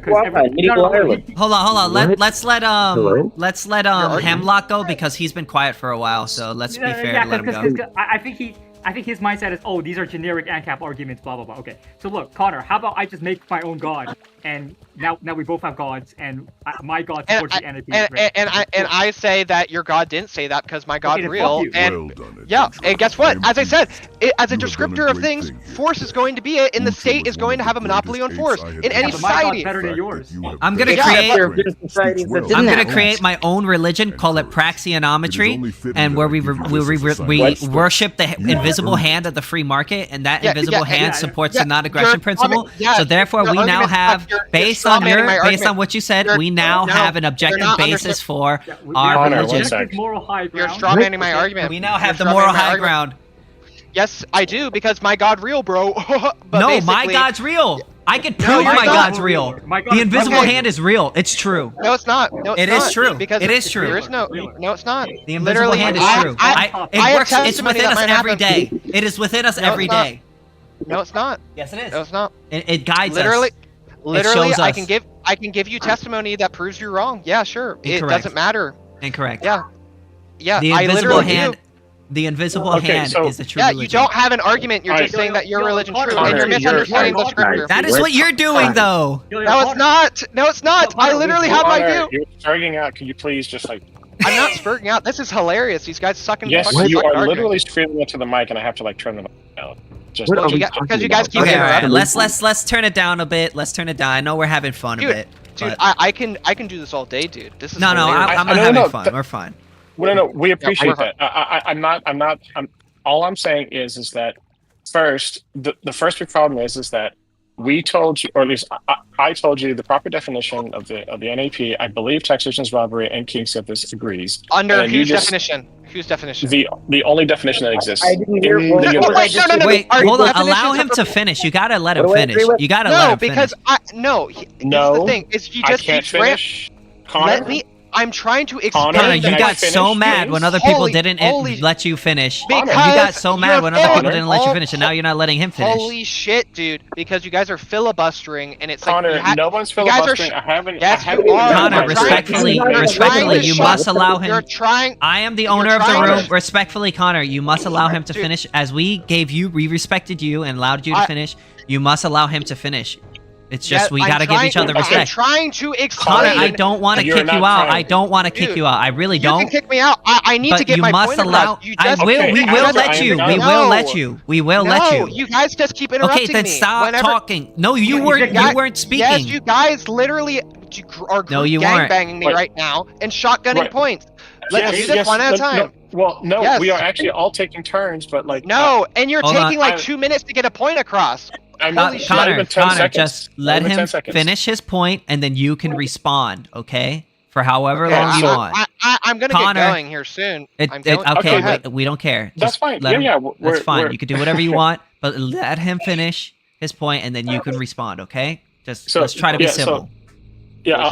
And look, under 20 seconds. The problem is that we are giving you the proper definition of a non-aggression principle, and then you just flat out saying, "Well, I reject it because I want to kind of cling on to my imaginary definition of it." That's actually the first problem that we're having trouble getting over. Yeah, and my point is that you just granted arbitrarily that there's a correct definition of the NAP when you didn't give me an organization that gave the definition, and there's ANCAPs that disagree with you over the NAP because it's an arbitrary social construct. There are no ANCAPs that disagree. They all agree on the exact same. No, they don't, because I'm sure we ANCAPs all that agree disagree- what the NAP is. We all agree here what the NAP No, is. you would have to, because ANCAPs can be pro-choice, euthanasia, and they literally can. It doesn't mean anything. It's a slogan. Well, just because Well, you some ANCAPs have a different interpretation of the NAP doesn't mean we don't agree on the definition of what it is. Yeah, we Oh, agree so on if the you- NAP. Or how it we just agree on applies. how it should be used. Yeah, or I think- how it applies. Yeah. So it's meaningless. It's meaningless then. Yeah, Like it's look, literally look, meaningless. look. Yeah, but wait, They we could have their say that own- about the they come Bible, up couldn't with we? their Like, own I could say that No. like, people have NAP. different interpretations of the Bible, right? And like, couldn't Yeah, I we got say the that? Catholics, we got the Protestants, Yeah. we got Yeah, but Yeah, Lutherans, and can I explain First that? and Second Baptist. Yeah, go ahead, Connor. Yeah. Go ahead. Let him go. Basically, yeah, and that's why we have things like church history, and also we have things like biblical interpretations, and we have things throughout history that we've used. Your view is even more arbitrary than mine, and that's why I'm saying that my view is arguably always going to be better than yours. But wait a minute. We're literally just talking about one definition, whereas you're talking about a full book with tons of different stories and tons of different interpretations. We're just talking about the non-aggression principle. How could yours be less arbitrary than ours? It's literally just one doesn't have the right to aggress, whereas you have the whole Bible with thousands of different groups that have thousands of different interpretations. Like, there are different religious, Christianity, Yeah, exactly, Protestant, exactly. this religion, that religion. Like, that's all the same. It's like you can't even That's compare why it. it's less arbitrary, because it's more case specific. It's more specific with different No, examples. of we're everything. talking about Yeah, one principle, that's why and you're it's talking better. about a whole book. No. We're talking Yeah, about one multiple principle, books, actually. and you're exactly. That makes it even more harder. So if you have No, multiple it doesn't. books, It doesn't. So you're saying Because interpreting multiple books is going to be easier and less arbitrary than one principle? It depends on what case, because for example, if there is a case of that's something, ridiculous. That's it's ridiculous. not. It depends because, That's for example, ridiculous. can I explain? Because basically, if we're We're talking listening. Go about, ahead. if you are talking about, like, for example, a specific example, like if we agree that child sacrifice is wrong, I can literally just point to you a book where that's demonstrated to be wrong. But the thing is that You're talking all about one the principle. We're talking about the whole Bible. Yeah, and what I'm saying is that the Bible offers more wisdom because of it offering more available information. Whenever you just dumbfound morality into one statement, it doesn't mean much at all, which makes it more difficult because it doesn't have, like, it's just more arbitrary. Well, so the arbitrary thing doesn't work because there's currently, I believe, approximately 47,000 Christian denominations that exist worldwide as of 2024. So Yeah, and they agree on like 99% stuff. So the level of arbitrariness is like literally 40,000 times more than one definition of the non-aggression principle, which all the Ancaps already agree on. Now, No, they don't. They don't agree on it. The other thing, hold on. Let him finish. Let him finish. Now, what you're getting confused is, yes, they all universally agree on the same definition. No, they don't. You don't have a hold source on, for that. hold on. Let him finish. Yes, they do. They all universally agree. But what you are claiming, and what I think what you're getting confused is, they are taking the one definition they all agree on, but you are saying because they are applying it differently in different situations that therefore the definition changes. The definition has to change. So they're defining it, interpreting it differently. Yeah. Yeah, kind of like the Bible. That's a Tuquoque fallacy right there. That's a Tuquoque is not a fallacy. Yeah, what? Yes, it is a fallacy, dude. It is officially listed on the Stanford Encyclopedia, and Stanford University is not a fallacy. The same thing in Washington State University, Harvard, and Yale. Here, let me look it up right now. Yeah, but even if that was a fallacy, you would be using the same fallacy as well because you would be basically agreeing with us. So you wouldn't have any more of a higher ground than us. You're acting like you have a higher ground than us, but you really don't. It's a logical fallacy. No, I'm not. I'm literally just doing a presuppositionless apologetic. And yeah, you did commit. It says right here that it also does say that it's a fallacy, by the way. On Podia's Friday. Yeah, this website right here. Yeah, that's not a valid source. It's just a blog. Yeah, that's begging the question again in ad hoc. Yeah. That's not begging the question. You're dismissing the evidence. You're dismissing the evidence. Bro, that's not evidence. Bro, you can say that about every single argument. What are you talking about? You're just dismissing it. No, it's not. Yes. You literally, I gave a source and you just said that no, I dismiss it. God. Well, no. Yeah, but like Infowars is not a source. I can't just like throw any crap out there and call it a source. Infowars is a source, even though it's not credible. It's still a source. No. Okay, then we don't think your source is very credible. That's, I guess, the argument. Yeah. Okay, you don't. Okay, what was the name of the source? So you would actually have to use. You would actually have to use. You can't even give me the name of the source that you just discredited. No, I don't have to. Yeah, I don't have to. Okay, so then you don't have an argument then. You literally just are saying that's no, ad hoc. Then you don't have a justification. Yeah, that's not true. That's a fallacy. That's literally not. There's no such fallacy exists. So in order for something ad hoc, to be it's a fallacy. Okay, dude. Real quick. So in order for something. Hold on, Connor. You got so angry when we interrupted you, and now you're not allowing him to speak. So you got to be fair to us and allow us to speak too. I'll let him finish it up because I already dismantled you guys' argument. So well, if you won, then you have nothing to worry about, right? Yeah, sure. You there you go. won the argument. You can leave now. Yeah. Okay, so well, no. Yeah, he left. Good riddance. Okay, so now what is it? Ancap that was actually fun. And I was having fun with that. I didn't want him to leave. I didn't want to leave. Yeah, because now we all agree, and then now it's boring now. I mean, I don't think we all agree. Yeah. Look, there's plenty of Ancap infighting we can have right now, and also this supposed market anarchist. Hello, can you guys hear me? Well, I mean, evolutionary capitalist is still here. Yeah, he's very in disagreement with us. Yes. Well, I think that Tuquoque is not a fallacy.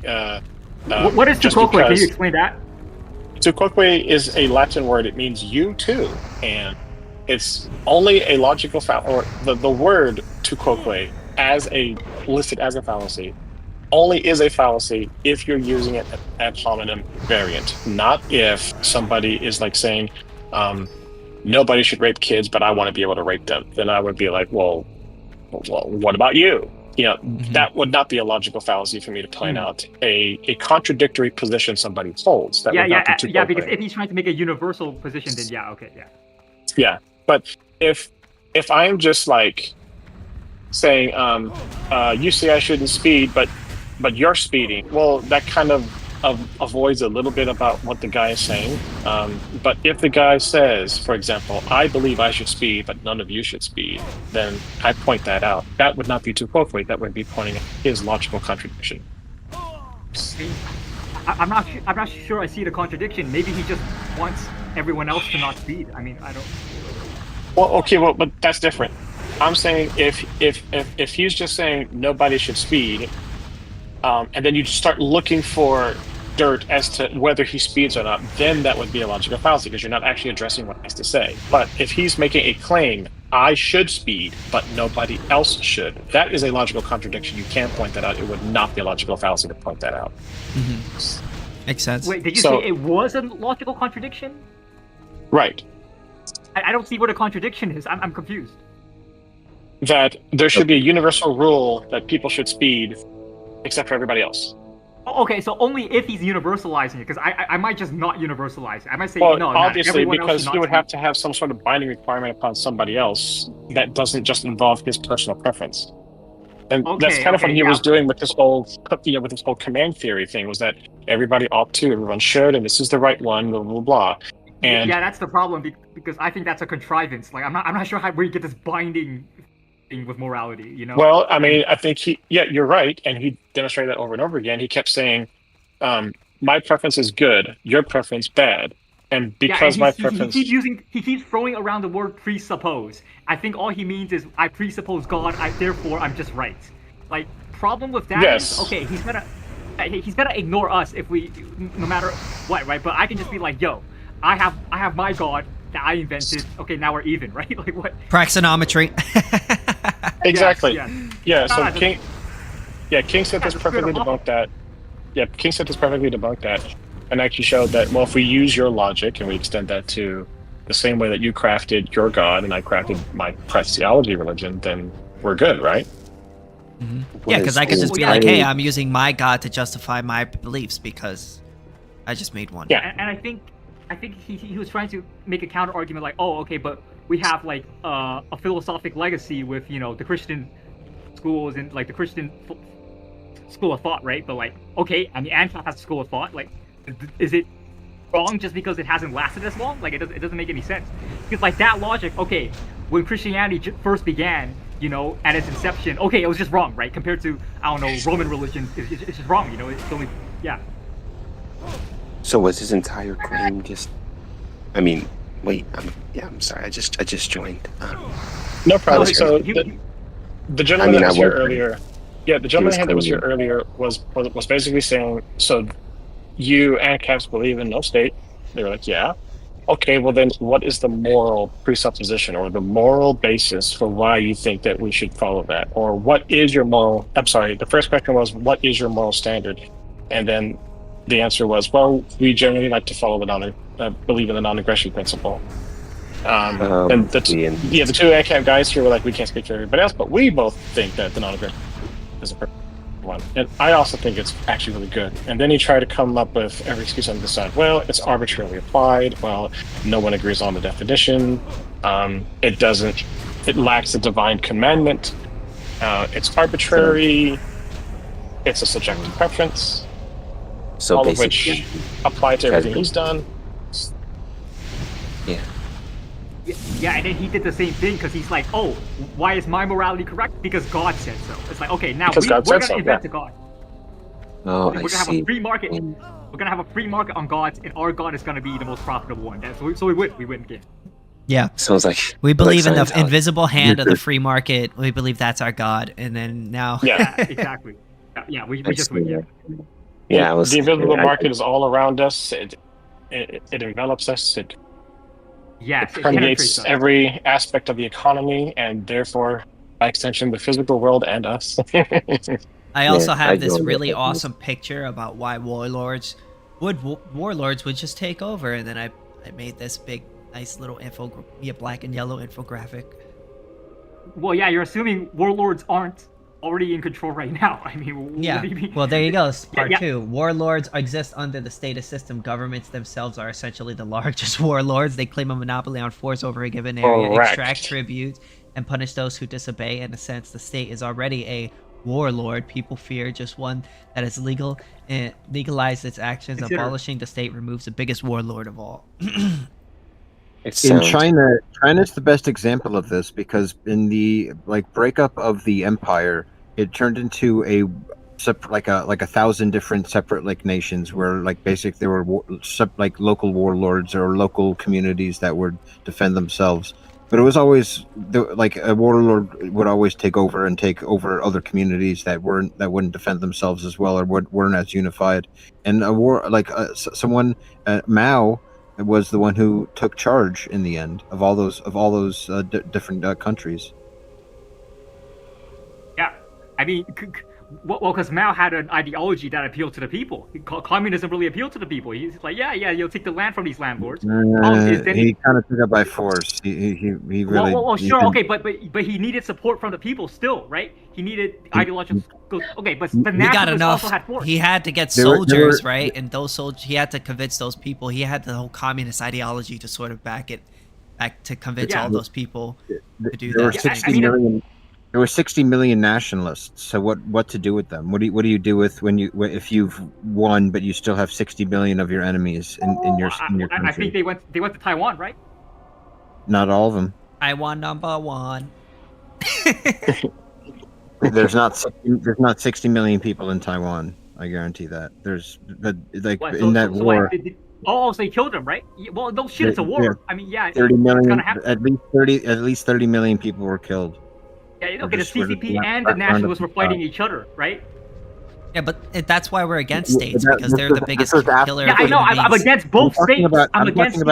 I'm talking about after the war. I'm not talking about war casualties. I'm talking about the executions after the war when the communists won. Yeah, but that's the problem because now you have a state, you have to maintain it with They violence, rounded right? up. That's what they do. Instead of releasing the prisoners, the war prisoners after a certain period of time, they just shot them all. Yeah, but you're talking about a state versus peasants, not a state versus Ancapistan. No humans are peasants. There's no such thing as that. Well, in the sense that they were poor people. Yeah, they didn't have that power, but they didn't have much money or power or weapons. But like I don't know. Okay, so I'm not sure. So Moffo, are you an Ancap or? I'm a cap. You're just a You're just a capitalist. Okay. So what does that mean? Okay. I think it would just mean just a capitalist, right? Right? Yeah, but that's very vague because isn't like every society capitalist to an extent? Like how can you have a society without private property? I want as little socialism as possible, as like little- only as much as necessary. So would you say you're like a Socialism is minarchist? evil, man. Dude, if you're cooking chicken and you're sprinkling garlic powder on that chicken, a little bit of it's going to make that chicken really delicious, right? It's a little bit, plain A chicken. little bit of is not- rape is exciting. Plain chicken is not good, but you also can't eat just plain garlic. So you mix them We just together. need a little bit of you rape, You have too much. If you had too much garlic, that chicken's going to be. Let him disagree let him on how much rape finish. we want. Okay, so yeah, go. This is my cooking metaphor, my chicken metaphor. I knew where we were going, so just go. I understand, but let me at least just get it out. And then you can respond. But like, yeah, epic monologue. it's. Minion scourge. Go ahead. Just go ahead. Just go ahead. Yeah. No, I was gonna say we're gonna disagree on how much is a little bit of rape. So maybe like a little bit of rape, one rape per day. That's pretty good. 2 days, 2 rapes per day. 10 Oh my rapes per day. goodness. That's very little. Well, can you Rapes per day? have a society that has zero rapes? Yes. How? Well, you need people to stop being rapists. How can you monitor every man at all times? You don't need to monitor. If everyone stopped raping, there would be no rape. That's not how it works. What we're saying is that taxation fundamentally.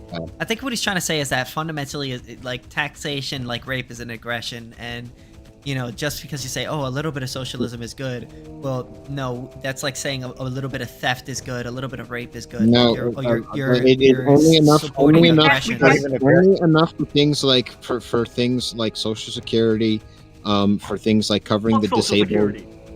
Yeah, abolish. We could privatize that. No, Yeah, we would privatize have people. We would go back to having old people homeless on the streets, like we had. Okay, then like start a we used to do charity. old days. No, you Yeah, care start about charities old people, for right? homeless people. Yeah, You start a charity. Nobody gives a shit. Nobody gives a shit. Mutual about aid. old people. We have mutual aid. That was Yeah, taking care of we- people.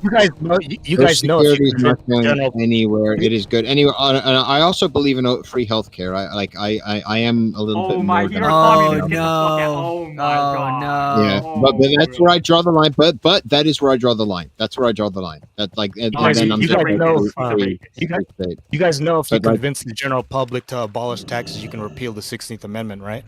But What you is the can't. 16th Amendment? I don't memorize these.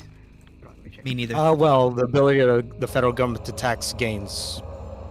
Let me see. I'd say, Levy an income tax without appropriated among the income states. tax. The federal income Fuck tax. that shit. But you guys are That's mad fuck- because you can't, and you guys create this victim. You guys create this victimhood narrative. Fuck the Constitution. I don't support the Constitution. Get the Yeah, fuck it didn't even work. It's a piece of paper. It didn't It's a even piece of work. paper, motherfucker. The Constitution was an agreement here before you even were born here. I wasn't there. I never signed a contract.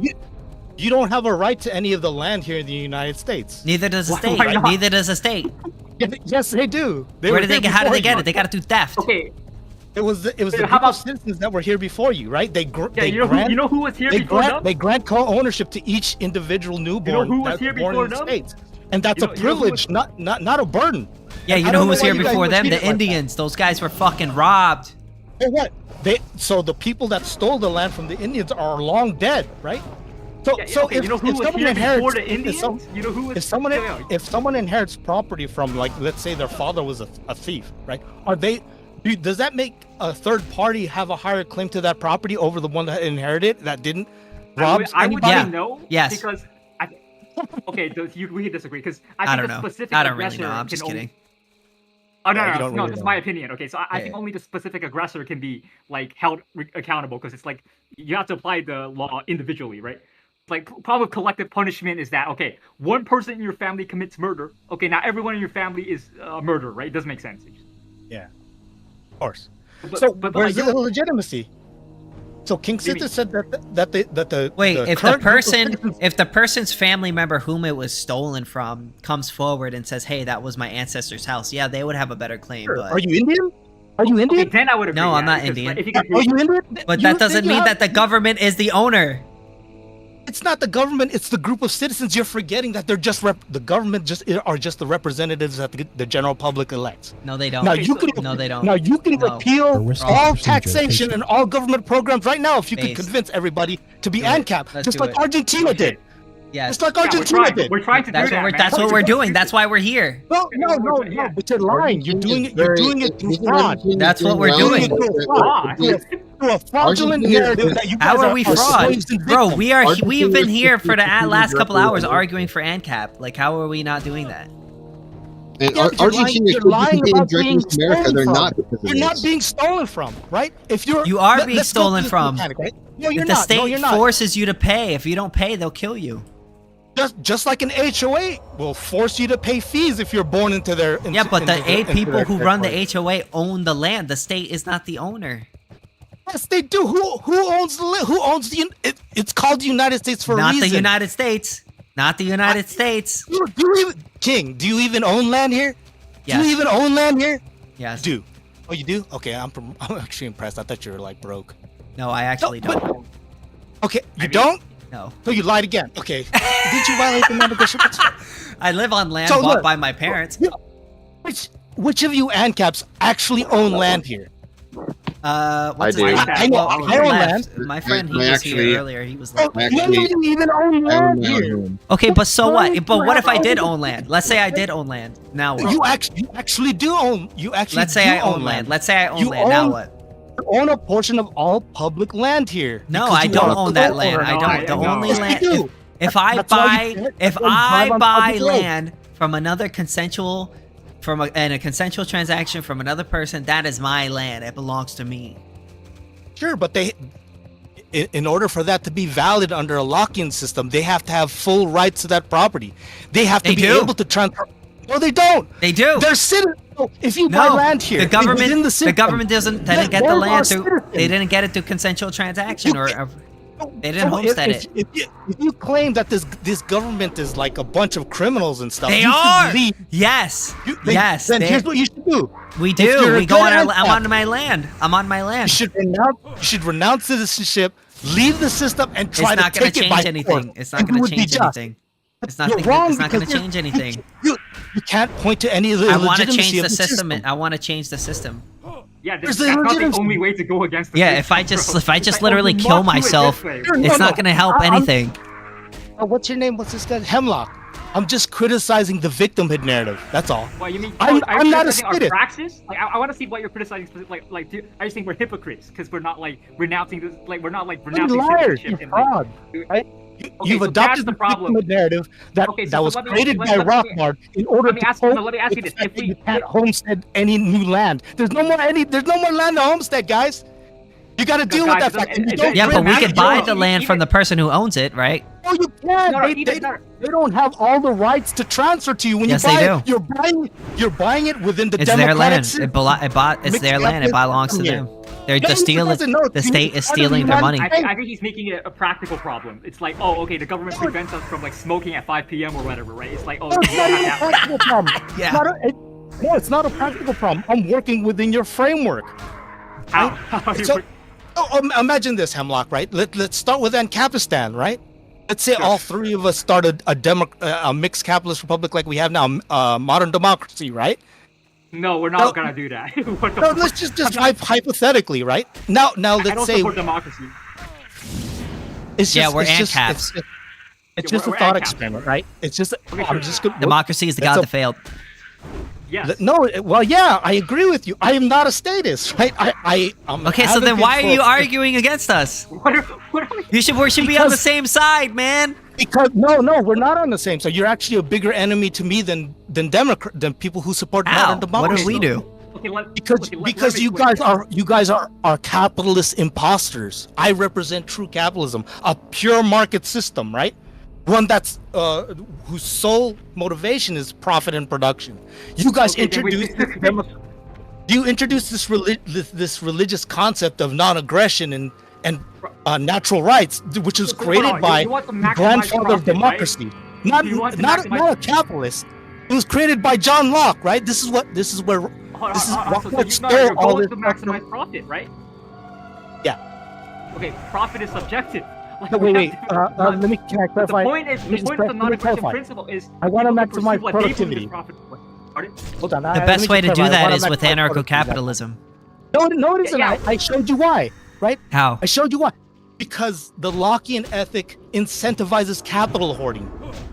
Right? So let me give you an Capital you know, coconut. capital hoarding isn't you necessarily a guys heard of- bad thing. Yes, it is a bad thing. It Not creates if- an not if- economic. Hold on. No. It creates an economic loss for society with high opportunity costs. Like Not you guys necessarily. heard of coconut- Not if you have banks. I'm sure you libertarians have. Not if you have heard banks. of. I'm sure you libertarians have heard of Coconut Island, right? Yes. It's where like. So you don't believe in sex work? No, it's irrational to let the first user own the land to control. Wait, it. is sex work not real work? Where the transfer of property happens, that creates Is an sex work not real work? It creates an inefficiency just like a monopoly. You're Yeah, but artificially most- restricting competition. Most for people ownership aren't going to do of that. Capital. Most people aren't going to do that. Anyways, I don't know. I can't hear two people at once. All right, Okay, you I'm go gonna- ahead, I'm gonna Hemlock. talk. Are you rational, you want me Hemlock? to- Okay, I'll talk. Go ahead. Okay. Yeah, Raph. So, what do you want to begin? So. Well, you said my whole Hemlock to thing- talk, and then now you're talking. I mean, who am I talking to? No. I wanted to explain this argument because I don't quite understand. All right, Oh, go ahead. What argument? I made a couple. Who are I'll what? fit, I think it the was narrative why of, libertarianism victimhood isn't narrative. doesn't increase productivity or whatever. Yeah, because you've adopted a democratic property system. I'm that not was sure how invented it's. by I'm John not sure Locke. how it's democratic. No, we're not Ultimately voting. derived from, It's in it the was ultimately rules. derived from religion, not through profit, cost, benefit, profit analysis, or productivity analysis. Profit is completely subjective. No, it's not. No. Stop with this subjectivist crap, right? Profit. Well, if profit is subjective, just go buy spend $100,000 on a piece of property and don't do anything. Just subjectively think it does. Yeah, I mean, if I think the property's worth more than $100,000, I can do that. I mean, who really thinks profit? Do you really think profit is subjective? Yes. Yes. I mean, depends on what you mean. Start a business. Like, well, the value of profit, the value of profit is subjective.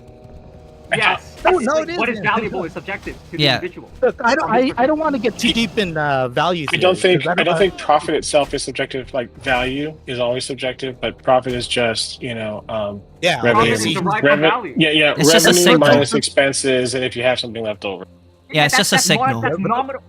Yeah, that's just so I don't want to get into value theory. Let's just talk strictly about profit. So, and the Fed conceded, right? Profit is at least partially objective. Is that what you said in the Fed?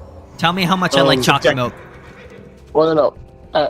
I can actually tell you're built similarly to me, Sithis. So tell me how much I love chocolate milk.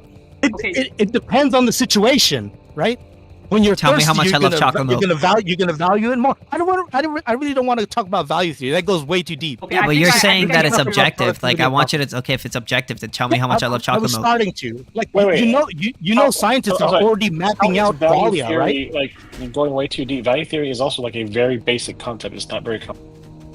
Yeah, when it's basic, it gets very abstract, right? We're talking about the fundamental causes. I think I understand what evolutionary capitalist is saying. He's collapsing our subjective value judgment into like science, into like objective reality. It's like, okay, because there are objective causes to what we like, that causes what we like, right? So our preferences are based on like, I don't know, biology or like the situation, right? So it's like, is that what you mean with like value judgments being like our values being objective, right?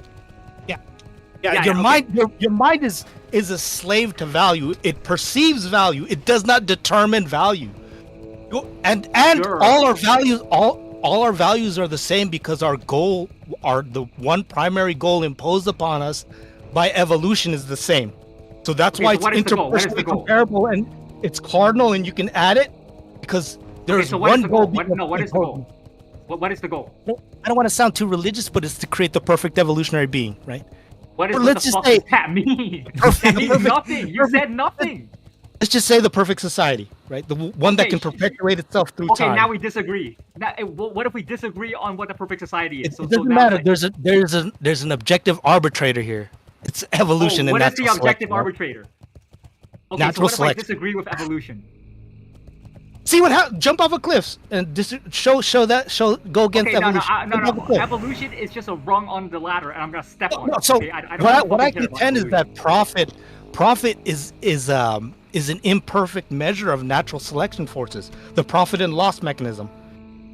Okay, so what is the point? What is the purpose of natural selection? Why is it your moral like? It's trying to create a complex being that can perpetuate itself, right? Okay, so why is that good? This being isn't limited to physical bonds or anything. It could be a society. Okay, so why is that good? That's just its goal. That's why it gave us morality. That's why it gave us morality. It gave us the concept of morality to align our actions with that goal. And it will keep selecting against anything that deviates. Yeah, so that's a subjective value judgment. You're saying this is like, it's an equilibrium, right?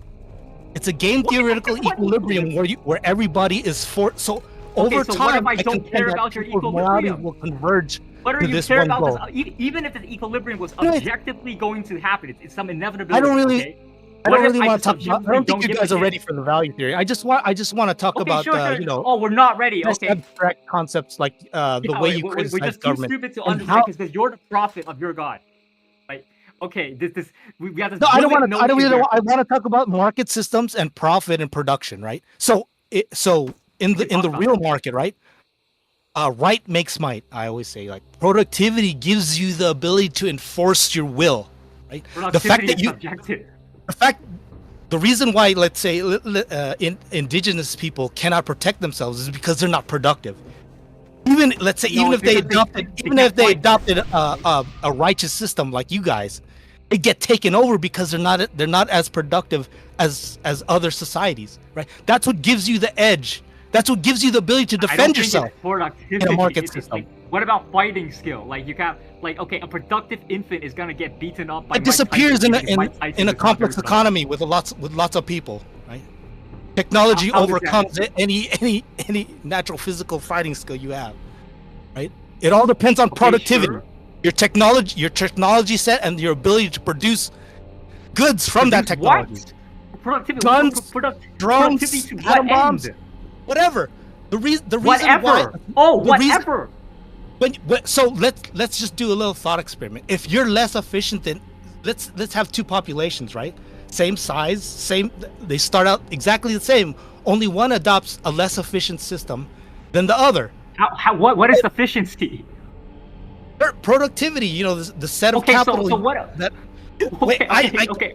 Like, are you gonna just? I don't see your point. Are you saying efficiency is just more reproduction? Maybe if you let me finish, you'd see my point. More efficient? It's like, okay. What's that? Like, what is the end goal of this efficiency? More birth rate? Like, reproduce more? Create this perfect evolutionary being, one that can exist. It doesn't perfect evolutionary being? Because let me ask you, Hemlock, does it make any sense to pursue something that will eventually die? Yes. Intuitively, I'm just asking you intuitively. Let's say adopting a nap would lead to human extinction. Does it? Do you have any intuitive sense that that's wrong? Who's to say that's gonna happen? No, I go for the nap. Anyways, we're actually doomed to die anyway. Evolution's not selecting for humanity. Okay, I don't want to. I don't give a fuck about evolution.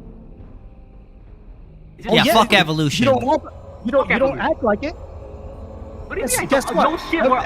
Evolution also determines whether evolution. Evolution I also can't step outside my brain. No shit. I'm talking about general evolution too. General evolution also determines whether your society is conquerable or not. Do you care about that? No. Do you care about your society being conquerable? General evolution? I'm talking about a more. I'm talking about a more. Yeah. General changes over time about anything. Okay, just iterative adaptation, sure, okay. And you're asking, okay, do you want your society to be conquered? No, okay.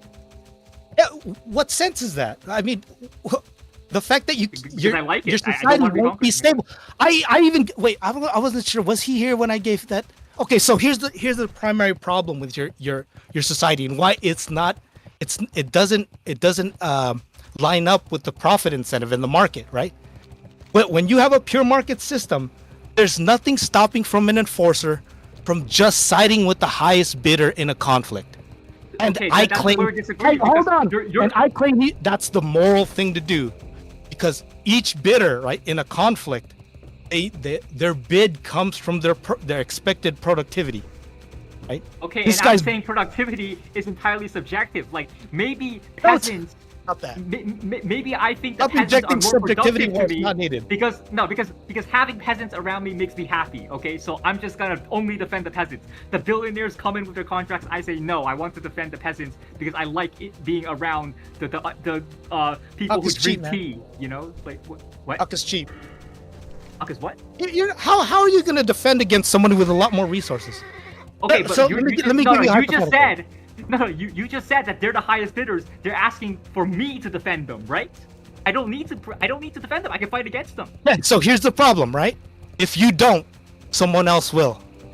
And if they're at least almost as competent as you, they're gonna kick your ass when they have more resources. Okay, so I'm still in favor of the peasants. I like my peasants more. Okay, I'm gonna fight against them. So you're gonna die on the battlefield for them. Okay, so.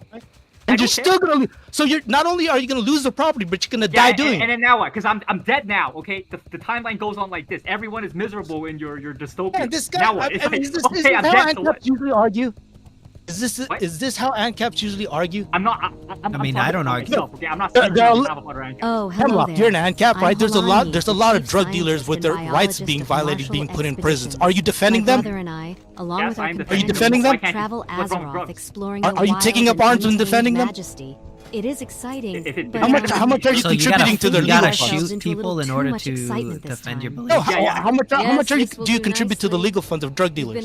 I mean, and me drug not users? punching drug dealers in the face helps them. You know, Going on Me Discord raping is them. not really defending them. In a market, you gotta put up your money or shut up, right? You agree with There's that, like right? 10, bro, there's 10 million moral issues that I care about, but I can't care about all of them. I have one. Also, us telling you going and what shooting up a evolution prison is cares not about. really going to further our goal. Yeah, Like, just obviously, shoot like, up a prison. Bro. like you know what I'm saying? Like, there are way better ways of furthering our goal that's way more productive than doing something like that, right? Yeah. Plus, I care about my self-interest. Okay. Like what? Crying on Discord? Yes. Look, Yes. if my look, yo, Does it look like you're convincing anyone? Did any of you try to convince anyone with argumentation ethics yet? I don't think. We didn't even I don't use think someone being argumentation ethics. convinced. Yeah, I don't think someone being convinced has any relevance or It's a doesn't make something democracy. true. It's a democracy. If you can convince enough people, you'll get Ancapistan almost like Argentina did, right? Argentina doesn't have Ancap. Yeah, well, that's what we're doing. We're trying to convince people. We want to convince people. We're trying our best. You know what? We're You know doing what what really I can. convinces We're doing people? what we can. You know what really convinces people in democracy? System collapse. Okay. No, Okay. that's just that's largely Now you're a just bunch of saying. Now you're just criticizing that's just like revolutionary speech that get really drink. doesn't have any relevance to Look, this. you go do your system class because you're telling us to put our money where our mouth is. We can say the same thing to you. Do something, man. Yeah, why don't you do something? Yeah. Yeah, Why don't you create productive. evolutionary capitalism right now? That's what I'm doing. What are you? How? I'm What are not- you I'm doing not- to create I'm not- evolutionary capitalism? So I think the best way to do that is through an acceleration strategy. Yeah, and why aren't you accelerating? You see all these. You see all these statists here coming here like that accelerate. Christian guy. Wait, are you the purest like you guys. evolutionary being? Just like you guys. Are you the pure evolution? Are you a purest not. evolutionary being? Because if not, then you should just not kill a yourself. Ubermensch. Because if People you under don't, the democratic spell keep advocating things they're not spending money for, right? yeah, and That's you're what killed- advocating for that's an what killed evolutionary the being, and system. you're not doing anything to make it. What makes the system unstable? What You are gotta you doing? Feed into that, right? Wait, It's like, evolutionary I'm gonna capitalist. let you guys Evolutionary destroy capitalist. yourself.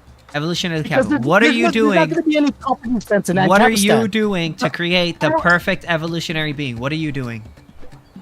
I'm developing the theory, like just as a simple game theory. You guys can't. That's explain what we're why- doing. That's what we're doing. Hold on. Let's go through the game theory, right? Let's go. Let's just game it out a little, right? Let's say there's a piece of property under contention, right, between Sithis. That's not and game Fed, right? theory. You're just throwing that term around. Yo, let him throw the term around. Come on, man. He's a kid. Simple. I said it's simple game theory. It's simple game theory. I mean, if you want me to go through an extensive game, I can set it up that way, right? But let's say there's a piece of property under contention between, let's say, It Sithis wouldn't be a and piece the of Fed. property if it's under contention. You mean, bro, how is it a property if it's under contention? For it to be a property, there needs to be an owner. It's under contention. Let's just say Yeah. that. So let's say I don't know. Let's just say Sithis is the Lockean owner, right? He acquired let's say he homesteaded this piece of property, but and the Fed comes in, he sees that he can produce like $1 million worth of goods. I gave this to Sithis before, and Sithis can only produce $20 worth of goods for society. Right? Economy of scale. Now, Hemlock, you're an enforcement agency. I'm a competing enforcement agency. Let's just assume for simplicity that we're pretty much the same, all else equal, right? Now, since the Fed sees $1 million in potential revenue, he's willing to bid up to $1 million, right? Let's say he just bids $1 million. Sure. Because he has no other opportunities. He has no opportunity Okay, cost. I understand. Keep going. And Sithis, because his own productivity, because he's a broke piece of crap, right? He's a broke Ancap who just cries and he's not productive. I'm not broke. I And don't he know can what the only- hell you're I'm talking just joking. about. No, I don't know what you're talking about. Yo, let him roast you, man.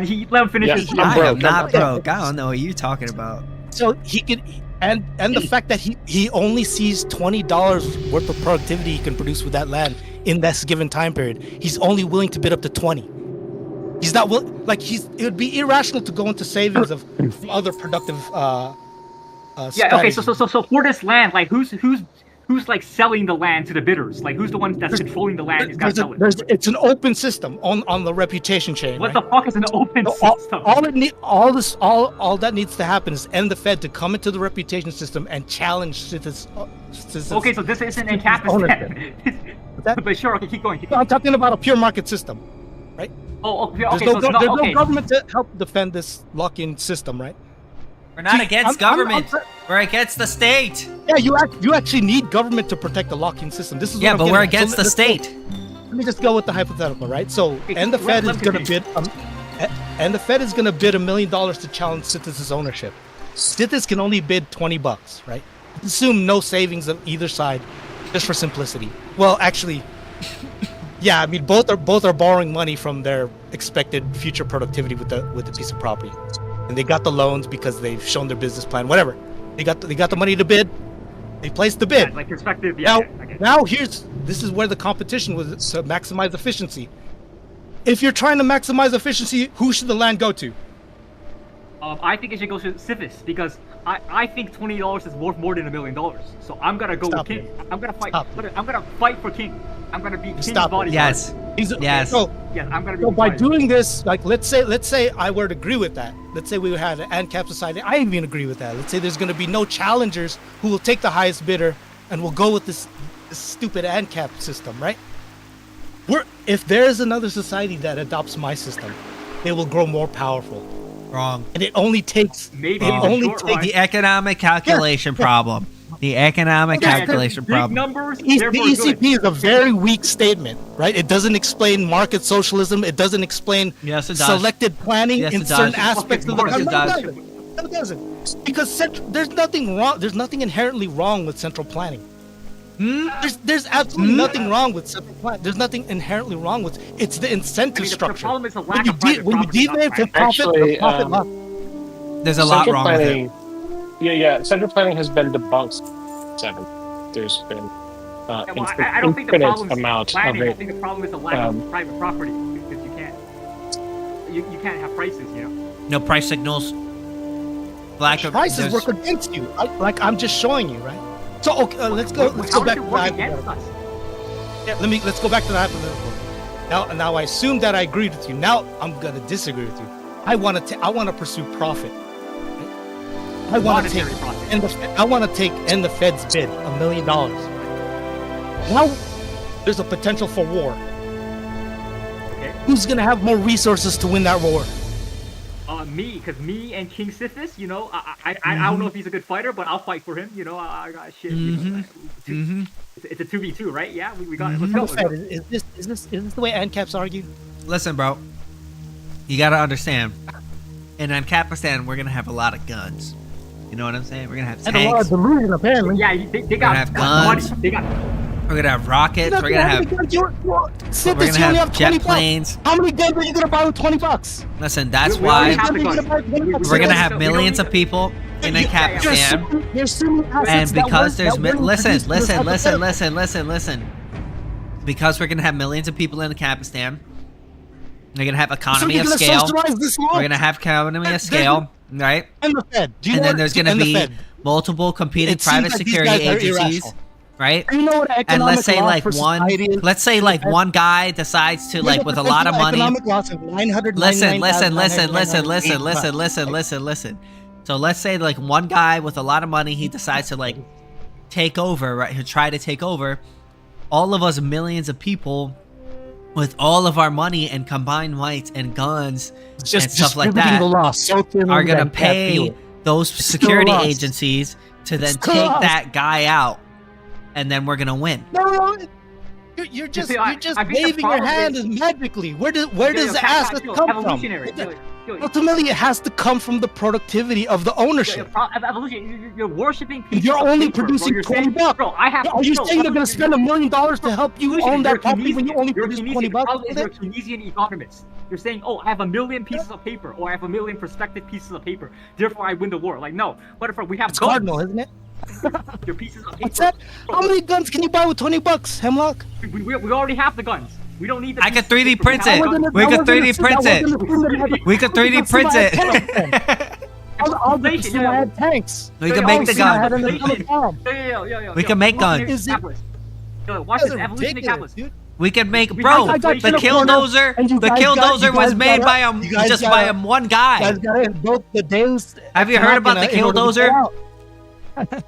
No, I never heard it. Let me look that up. The Killdozer, the guy made a tank because the IRS fucked him and the government was fucking him, and he made a tank and he destroyed a whole bunch of government buildings and then he killed himself in it.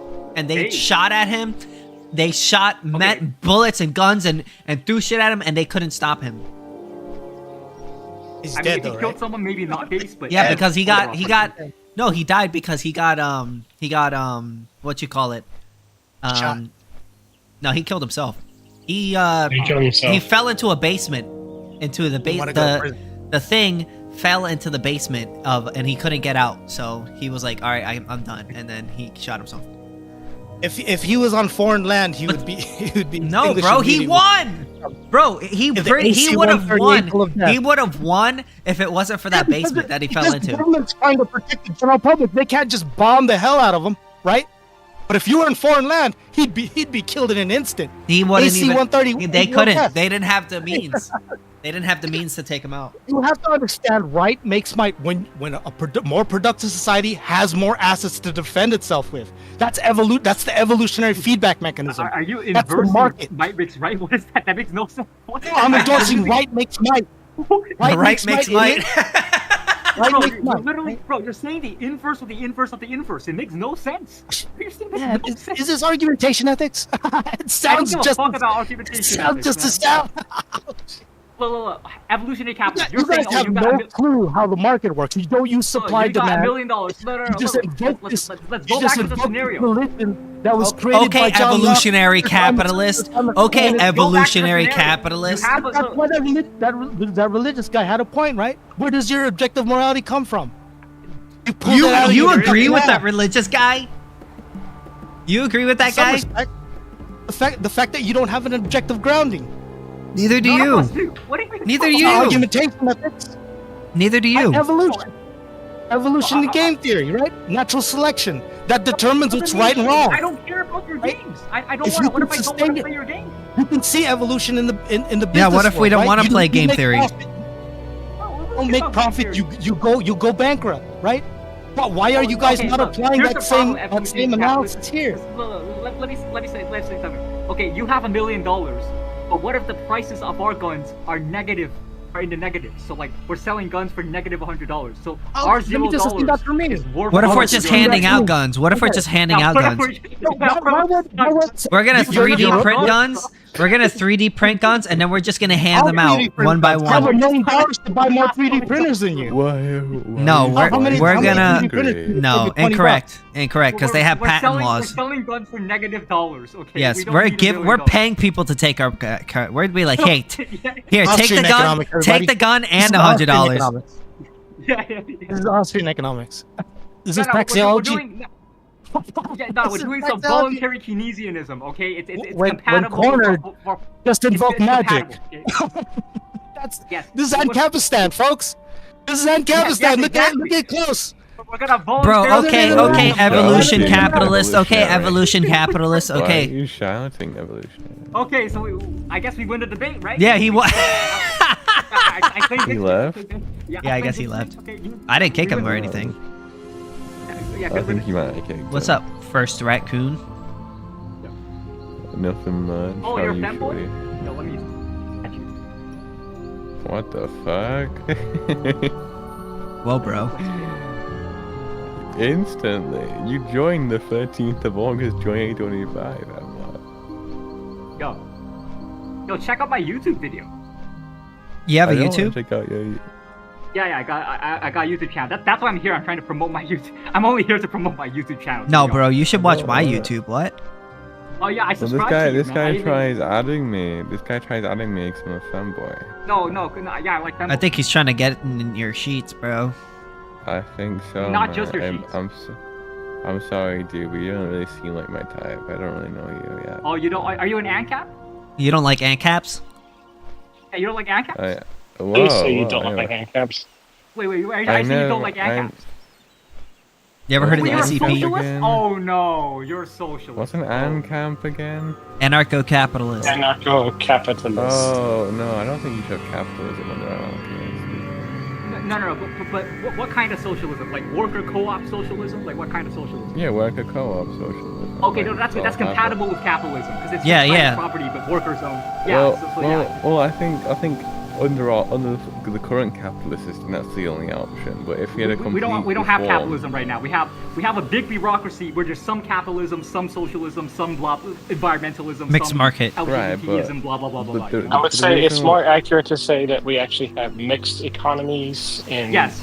Mixed the market. Western world, Right. where I mean, like it's actually right now in the United States, our administrative meaning like from the government administrative, like our administrative system more closely resembles Nazi Germany in its organizational structure than it has ever had in the past. So. Okay, well, can I speak, please? They're asking me. Yeah. Let the femboy speak, please. Yeah. Let me say my piece, man.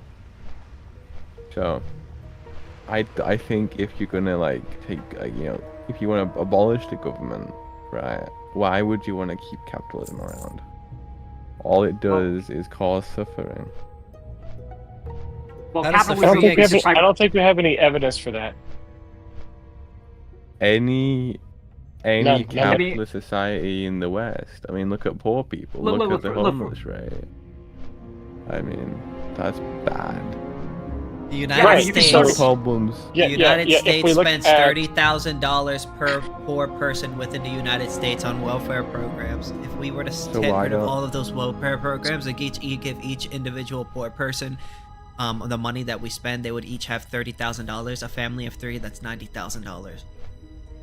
Yeah, I don't think poor people is I want is to a give valid we argument want to because give almost them everybody money, who's right? ever been quote unquote poor prior to capitalism, poor basically meant hopefully you don't die because your teeth kill you or bears, cold, or other just crazy things that could happen.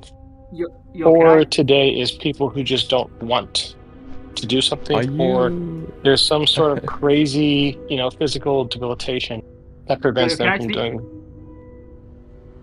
I think you misunderstand that in capitalism, you're always trying to strive to be the best worker or be the best, I mean, that's not kind of, necessarily. Like, I think what you're saying is okay. There's so your understanding of capitalism is like okay, a drive towards more capital accumulation, more profit, and like everyone has to like basically It's a rat race, reduce their right? entire life to the system, right? Yeah, it's a rat race. Yeah. So I mean, you don't have to do that under capitalism because capitalism just means private ownership. No, you could. Of the meat. No, but obviously a lot of like Western countries have like a mix of capitalism and socialism. Like you have social that's why they're shitholes. policies where you have social policies where like people are allowed to have breaks and stuff like that. So I mean like you that's can have nice. breaks without the policies. The policies are unnecessary constraints. Under 'Cause, like- under heavy capitalism, like only capitalism, no socialism, dude. You know what Hell happens? yeah, You'd fuck have socialism. Socialism is you'd have rape. no- Socialism. You'd have Yeah, fuck socialism. you'd have no breaks. You'd have like No, no. you can- You'd have no welfare at all. Fuck The government welfare. Would not, the Well, government I mean, would not want technically, you can't have there's a welfare big without problem. capitalism. It doesn't exist. The only places where you can get welfare is if you Well, have a yeah, I'm saying capitalist, under or the at least current some system. aspects of free enterprise. But The problem is we're disagreeing on what capitalism is. He doesn't agree with our definition of capitalism, okay? The Ancap definition of What? capitalism is private ownership of the means. His definition of capitalism is greedy man enslaves everyone. That is his definition of capitalism. Yes, That's what we're yeah, just but that's sort of like a but that's more of a meme of No, that's literally what he the monocle wearing capitalist that feeds on But that's the literally poor what he bodies believes. of children. No, that's not what I'm saying. I'm saying that you guys think that private ownership of the means. I want that any person, right, any worker, right, in a business, right, has the means of production. What if I don't want to work? Then you can, the state will provide for you. But there'll be enough people that Okay, are so- wanting to work. Okay, so what if nobody wants to work? You'd get really bored really fast, I think, if you didn't want to What if I just want to play World of Warcraft all day? Yeah, exactly, man. What if I just want to debate with femboys and I don't want to work? Yeah. Well, is that what you're doing right now? Yeah, no, Yep. but the state's gonna I provide. don't want to go to work tomorrow. I just want to sit here and play video games and talk about Ancapistan. Yo, is the state gonna provide for me? Yo, what if nobody? Yo, I'm gonna convince everyone in the world to stop working, okay? And the state's gonna provide for us. Wait. Listen, this is why I'm gonna explain very easily why. I'm gonna explain very easily why welfare creates more poor people. Welfare creates more poor people, and here's why. Right? When you pay people to be poor, you get more poor people. When you pay people for being poor, you get more people. Kinda like when you pay people to, like, if I were to give $5,000 for every person that broke their leg, I would expect an extreme increase in the amount of people who are breaking their leg in order to get that $5,000. I'm saying that under my system, you get enough to buy food. If you get enough money to buy food, you're gonna get more people not working, and then you'll have less money. Why? Okay, but dude, you can't afford luxuries if you don't work. That's the entire point. Okay, well then, Yo, I mean, then your system will collapse. You can have welfare Wait, under what? capitalism. You can have a voluntary welfare system. It's just that you don't need to steal from people just to redistribute it. You can have. Yeah, we have charities. Like, No, what? Yeah, what you is can have voluntary stealing? systems. Like Wait, hold on, what is stealing? Taxation is theft. taxation. Taxation. That's stealing. Taxation is theft? Are you Yeah. fucking crazy? Yeah, How you is can it have not a theft? There's a voluntary payment reason system. why every major country taxes their people. Yeah, because they're evil. They're criminals. Yeah, There's a reason I mean, every major country Every also has country. slavery. It's still Yeah, is they're all wrong the criminal. same Every way state that is a taxation criminal is wrong. organization. Wait, dude, I mean- you genuinely believe that no one should be taxed? Yes. No. I think Absolutely. Taxation is voluntary theft. payments. No taxation. Voluntary payments. Like, you know how you can cancel your gym membership whenever you want, right? You should be able to cancel your tax membership, right? Yep, exactly. Why not? But how? Like, wait, but why how are is you it going? that- Wait, but how is the government going to pay for social programs if there's no taxes? You can voluntarily pay them. Like, Yeah, you can have pay. a There's fundraiser. charities, mutual aid. But okay. There's right, but jobs. Why would people make charities and why would people want to give money? Okay, Because so you there's think a that there's a if no- demand for No, no, helping think poor about, people. No, this is retarded logic. Because if everyone is uncharitable, you think they want to pay taxes? Are you fucking retarded? Well, if everyone's Well, don't call him. You don't need to call him retarded. Oh, sorry, Wait, sorry. I shouldn't be but speaking hold from on, that but wait, Hemlock, you just also made the same argument, but with if everyone gets money, then they'll not want to work. No, that was just a joke. Sorry. Well, I believe that if you get money for free. Backtrack. But the thing is, right? Welfare doesn't. I mean, charities don't give people money for free just to give them money for free. They do it in the hope, in the hopes to help them get out in the situation. And if they don't see that person is improving, they generally just stop giving it to them. They're not giving them crack pipes. They're giving them. Yeah. They're trying to Yeah, they're actually trying to help them out and get them into a situation where they're able to take care of themselves. The majority of poor people aren't druggies, man. And if they are, it's because they became druggies while they were homeless. I mean, I don't think that wasn't our argument. The argument that we're making is that if the charities, they have a vested interest in making sure that the people whom are under their umbrella they're going to make sure that the people under their umbrella are actually taken care of, because if not, then they will lose money. And people are going to pay charities because they don't want to see people dying on the streets generally. So yeah. Right, but who's Look, first right here. If you start a charity, I'll go. Private to it, businesses. Okay, you start. No. Okay, Private first right here. You can. Private businesses run. You know there are private businesses that run charities right now, right? Right. Okay. There you go. Yes, and that's bad, right? And if we weren't having our wealth sucked away from us through taxation and inflation, maybe we would have some more money to pay those charities, right? Wouldn't the rich people in this anarcho-capitalist society just decide that maybe they want to make some rules? And they have the money to do so. No. Well, they could pay everyone to follow their rules. Well, no, that's not an anarcho-capitalist society. You're talking about a different society.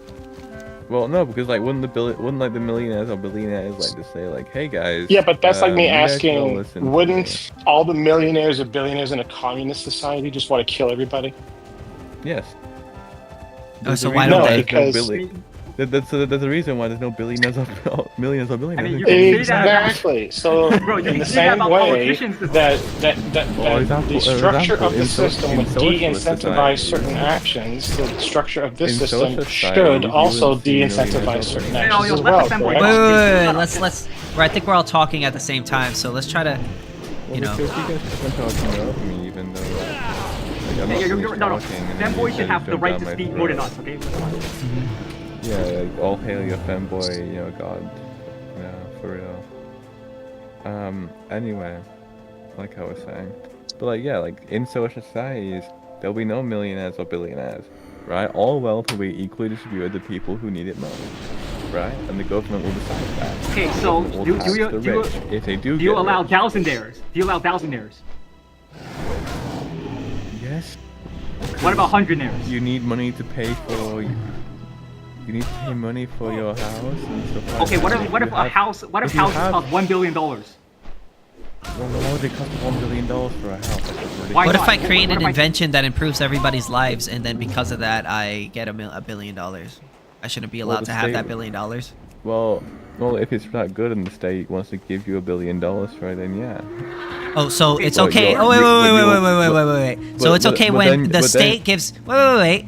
So you're saying Well, no, when but the the state will state take gives it- a person $1 they'll take billion it away from you, wait. right, When for the $1 state gives you $1 billion, and then- it's Well, can I okay. finish speaking, man? But when you earn Or, it, like, you're gonna like talk over No, let the me, fanboy like, speak. Shut the fuck I mean, up. like, Speak, I speak, wasn't shut- finished speaking. well, I was gonna finish when- the statement. Well, no, Whatever. Go ahead, you can't whatever, just go finish my ahead. own statement. When are because you you're not me. speaking, fanboy? Like, can you give someone else a turn, please, for 5 seconds? No, don't Well, let other people give turns. I Let the was- fanboy speak. Only the fanboy gets to I speak. was. Oh my Well, you God! guys Stop should simping for this just fucking keep guy. on shouting. Right. Anyway, so that's what I was like. Yes. So it is if the government gave you $1 billion, and then they said, and then you get heavily taxed. Right. You get heavily taxed if you had like $1 billion, right? You'd have to pay that money into wealth, into like, not welfare, sorry. Yeah, but then okay, then them giving you $1 billion is completely contrived because they just expropriate It's not it immediately. contrived. You and you just still give you have the, like hundreds of millions. Fanboy, can we I know, just but they- get his one but they sentence shouldn't on? give you the $1 billion And in if the we first add place. it, Just and give if it you to add Fanboy, it, can he get his one sentence on? Is that possible? This is where you come in. because they're I'm being going to give stupid. you my mechanical Hold on, gadget, just let him and you go. need Let to him go. surprise Come them on. by paying each of my friends a Go visit, ahead. turning I'm the finished. Yeti Go on ahead, and man. sending it towards them. Oh, okay, no, Once no. you have So shown basically, your the system is gadget just a you never fanboy bureaucracy. sprinkling So gadgets you make all the in rules, Quicksilver right? ready. But like Come when the back billionaires and tell do me it, what you know, happened. Socialism. Please I take would my be Yeti in back. power. Yeah, when one fanboy makes all the rules in I society, that's would just be pure in respect. power. Look, I would No, support what we're you. I'm saying basic. I'm just saying basic Marxism. No, what? I'm Okay, a so fanboy let's say the guy earned enough, like $1 billion, even after taxes. Would he still be allowed to keep it or no? Well, he'd be taxed even more. Like, you'd be taxed So he'd on your be wealth. taxed so much that You're taxed on your even if wealth. he created so much wealth that it gave him $1 billion, he would still not be allowed to have the $1 billion. And the government. But what did he will look at do your wrong that businesses. he needs to get his money taken away So- from him? Well, it isn't being taken away. It's being redistributed into society where he's allowed to live. Yeah, but why does He owes he the- he why does owes he the just why doesn't he obligation. deserve his money? He earned it, didn't he? Because it's an obligation to the state. Yeah, but the but what if state he's the state is a criminal organization. But not under my system, it wouldn't be. Okay, no. What Well, if what did the they billionaire is? what did they be taxing people or? Yeah, they'd be taxing people. Well, taxation is theft. Hold on. Then we just fundamentally disagree, man. Yeah, but how is it not theft? Look, let me challenge our. Wait, fanboy I want to hear emperor. this. Look, Right, how is it not theft? Because you're paying money into a society where you're allowed to live and allowed to thrive. Because right? it's involuntary. That's why. What? You can Look, avoid tax. Yeah, but billionaires if you avoid tax have to all the pay time. taxes, the If government will taxes were force you. voluntary, then Now- an enforcement mechanism to collect it would not need to. But like we know, billionaires don't pay tax. So why would they willingly Yeah, they do. pay They, tax? yeah, they actually pay hundreds of millions of. They do pay taxes, but still, Not enough. even if I'm a normal person that's not a billionaire, if I don't pay taxes, the government will kill me. So there's a threat of force behind the we think transaction. no one should pay taxes. So look, Wait, billionaires why would the dodging government taxes is kill based- you? Because if you don't, Because they want their money. yeah, they want the money. I mean, what do you think I will don't think happen they'll if I kill stop you. paying I think taxes? they'll arrest What do you? you and seize your assets. But, That's like, one. Yeah, that's theft, and the other is kidnapping. So you're saying they're kidnapping me and taking my stuff? No, they Dude. will kill you. Look, we look, if just the tax man- fundamentally disagree.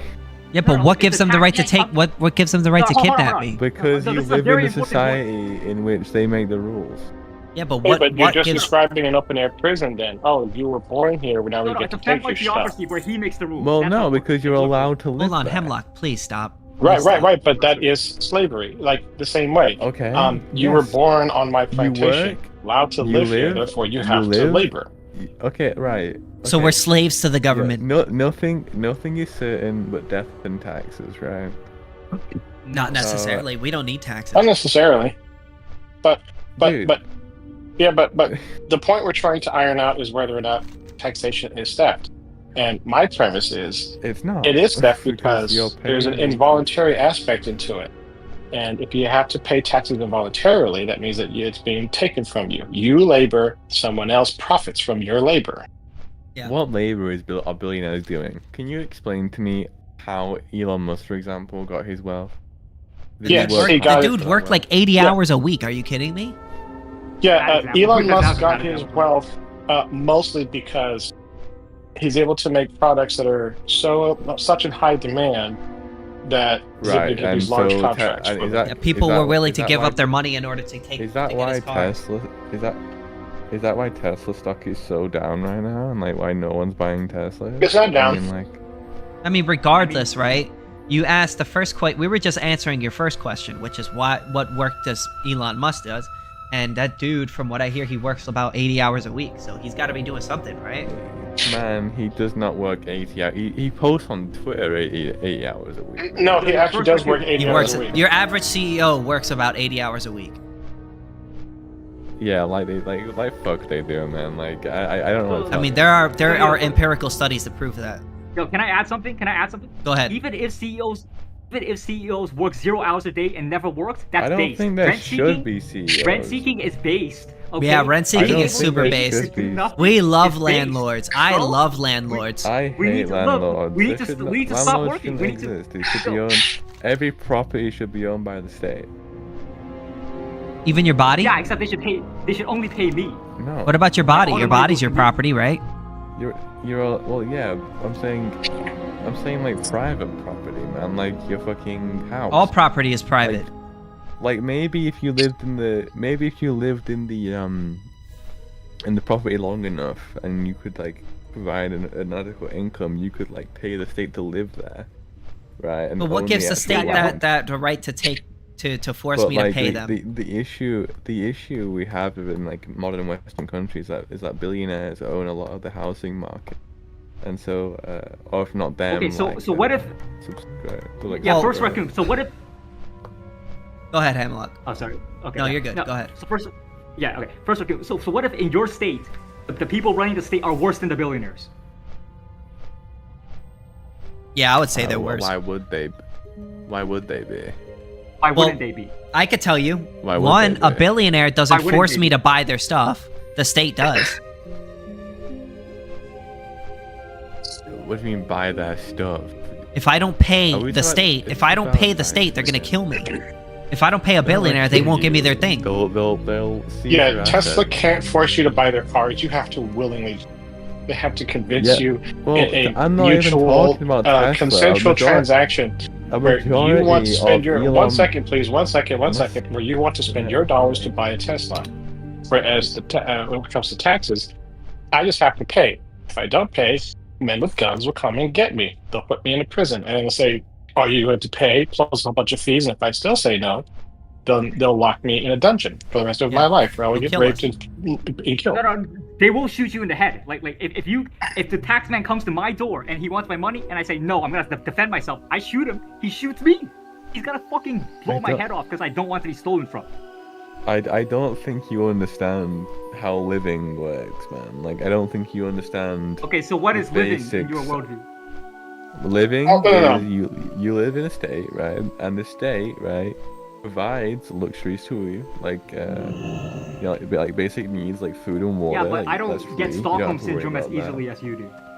And then What if I don't want the when- things that the state is providing? What if I don't Yeah, want I don't know where you live, Then, but like, then my you state can leave. has no such I thing. don't know. Just, yeah, or you can leave the country, you guys or leave? you can Oh, just yeah. die. I am. If Like, not- let's say I go on my own property. If you don't, I'm on my own Show us how property. if you you own, legitimately if you acquire own the property land, in a world that's already owned by collectives. Show us. But what if I'm on my own property? I'm not on their land. They don't have the right to tell me what to tax me. in my society, A first-class King, ticket to Gaza. the evolutionary capitalists, can you like just chill out for a second, man?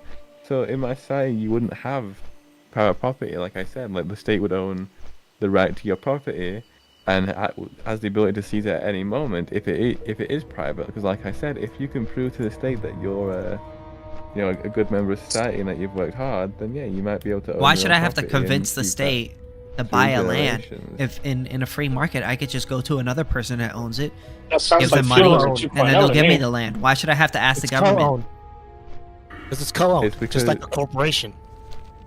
The Yeah, United States so- is like a corporation, and the Yeah, shareholders the are state citizens. the state does not own the land. They're Well, criminal organization. have a higher claim yes, to it it than you do. would. Wait, hold on. The government owns the land. Are you stupid?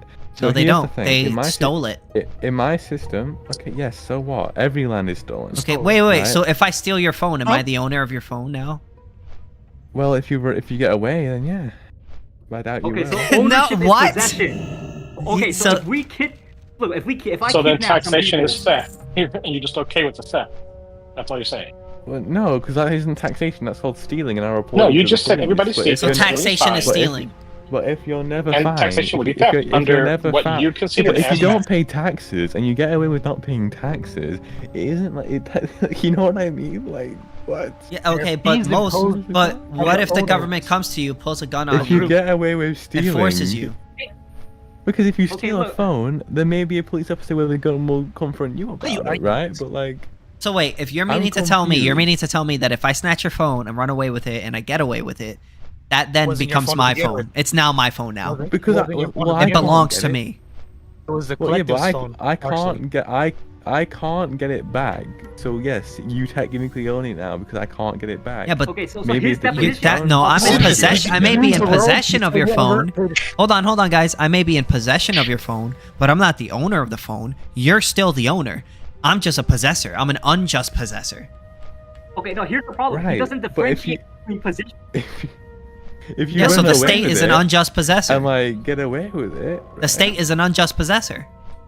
no, it's not because it owns the land. No, they didn't. They stole it. Or No, they here's got the it with problem. money that they stole from other people. He doesn't Okay. differentiate between And possession That- and yeah, that's ownership. theft. They're For not him, the all owner. possession is ownership. They're not the All, owner. Literally any. no, the state will Yeah, own all the buying- land, and then buying you a had higher the claim, privilege possession to is buy that ownership. land. They're not You'd the have a owner. limited amount of They're land not you're the allowed to owner. buy. Even under your worldview, they're keep- not the owner. You keep thinking that government represents just the representatives. The owners are the citizen collective. No, It's not the representative. you can't they collectively elect. own land. Yes, you can. Yeah, you can. No, you cannot. No ownership's possible. Quite, Okay, if I collectively own the land, and I go, then what? Then why what, would it you be have a illegal vote? for me to go into a public Because you have to building get a and consensus. yeah? Why would I? Okay, so then I'm not the owner. Yes, you are. You have an Yes, you influence on the are. whole. What? No, I don't, because if You- I want to you go have- and you if I have want to the- set up camp okay, at a if you PlayStation, can I own do the that? land, Yeah, but I right, own okay, it. Hold on. It's if you mine. own the Where? house you live in, right? If you own the house you live in, you can do whatever the fuck Husband you want doesn't to even own the, land yet. to the house, right? As long as you're following the law, right? Yeah. Now explain to me, like, right. I'm saying if the state, right, decides that you don't need to own that land anymore, they can take it away from you. Pretty That's simple, theft. man. No, That would be okay. theft. No, Stop yes. playing into them, man. Stop calling government Evolutionary, just a please stop talking, representative. please. Government- Evolutionary, government we is had enough with you. Government Respectfully. is the citizens that elect the representatives, not the representatives. That's what you guys Right, keep but trying that's not how it you works keep in trying to America right villainize now. government by just pointing to the representatives that the people elect. The people can change the rules at any time through the amendment process. And the fact that you guys can't convince the general public doesn't mean you're a victim. And stop making yourselves out to be slaves. You can leave. right? Or if you don't Go want to live leave, in you can try to Vietnam. vote to change the system. Try to convince mean, people, I'm not voting. and you can't because your theories are stupid. They don't even make any sense. We don't need to leave just because you tell us. Like, are we your slaves? Look, if I was born in your house, right? Can you impose fees on me for staying? No, I mean, well, you can't. If you were born in my house, you would be an infant. Okay. Okay. Yeah. Yeah. Can you? But let's say you're gracious enough to let me grow up till working age, for free. Okay. Right. I mean, yes, I can charge you. Okay. What did you kick him? Yeah, I did because he was kind of being annoying. Anyways, dude. so first raccoon. So let's say I basically come up to you and I steal your land. I come up to you and I forcefully extract your land from you, right? Isn't that theft, right? Well, I'd call the police, and then the police would deal with it. Yeah, but that would be theft, right? Well, the police would deal with it. That's not what I'm asking you. I'm not a police officer, so I can't make the call if it's theft or not. Like, you would call the police because it's theft, right? Wait, hold on. Well, yeah, First I raccoon. believe it's theft. Okay. First raccoon, So yeah. why would it be any different for the state to come in and forcefully take my stuff? Well, the only reason why they would do that is if they decide that it's not if you don't need to own the land anymore. For example, Okay, so let's say I decide, you don't really need your land anymore. Could I come and take it? Well, am I dead? You owned it before. No, you're alive. Yeah. If I'm alive, right? And I'm in the house, and my name is on the contract I signed with the state. Yeah, I own the house. It's Okay, theft so if you try and there's take that away from me. So I would shoot you. Yes. So you have a contract Because you're signed with trying the to state? commit a violent act. Yeah, and the state at any time could come and seize my property. Yes, they could. Yeah, but Or I they never could signed. Let's say buy I it. buy a land and I don't have a contract with the state. Do they still have the right to steal my land? Well, if You have to you're in follow the country, rules yeah. of the owner of property when you're on the property. But the state is not the owner of the land. The citizens are. The citizens That's aren't the owner referring of the to the land. state. Yes, they are. I think we all have different views on. Yeah, this. we disagree on what ownership is. The problem is, we all I collectively control the laws. the problem is there's no American, how you concept of doing? ownership if all possession is ownership, guys. You're Like, back. if I Liam grab your Bradley. hand, do I own your hand? Like, what is It's large-scale co-ownership. Welcome back, man. What's so hard to understand about that? Bro, what Just the like a fuck does corporation. large-scale co-ownership mean? What's that communist garbage? Imagine the United States as a corporation. What corporation, bro? Not joking. All right, The but land the is thing corporately is, owned. with a corporation, I could choose to buy from it or choose not to buy from it. Whereas that corporation, the problem state, is not- is forcing me to pay them. I have no choice but you not have to to pay account them. for. You just have to account for natural birth. That's No, all you have to do. correct. So if a What baby's does born that on mean? corporate land, if a baby's born on corporate land, what is he owed? Nothing? Does I he don't own- know what. But is That he would owed- only. They're not is he- owed anything. Does the corporation have an obligation to give him land to be free on?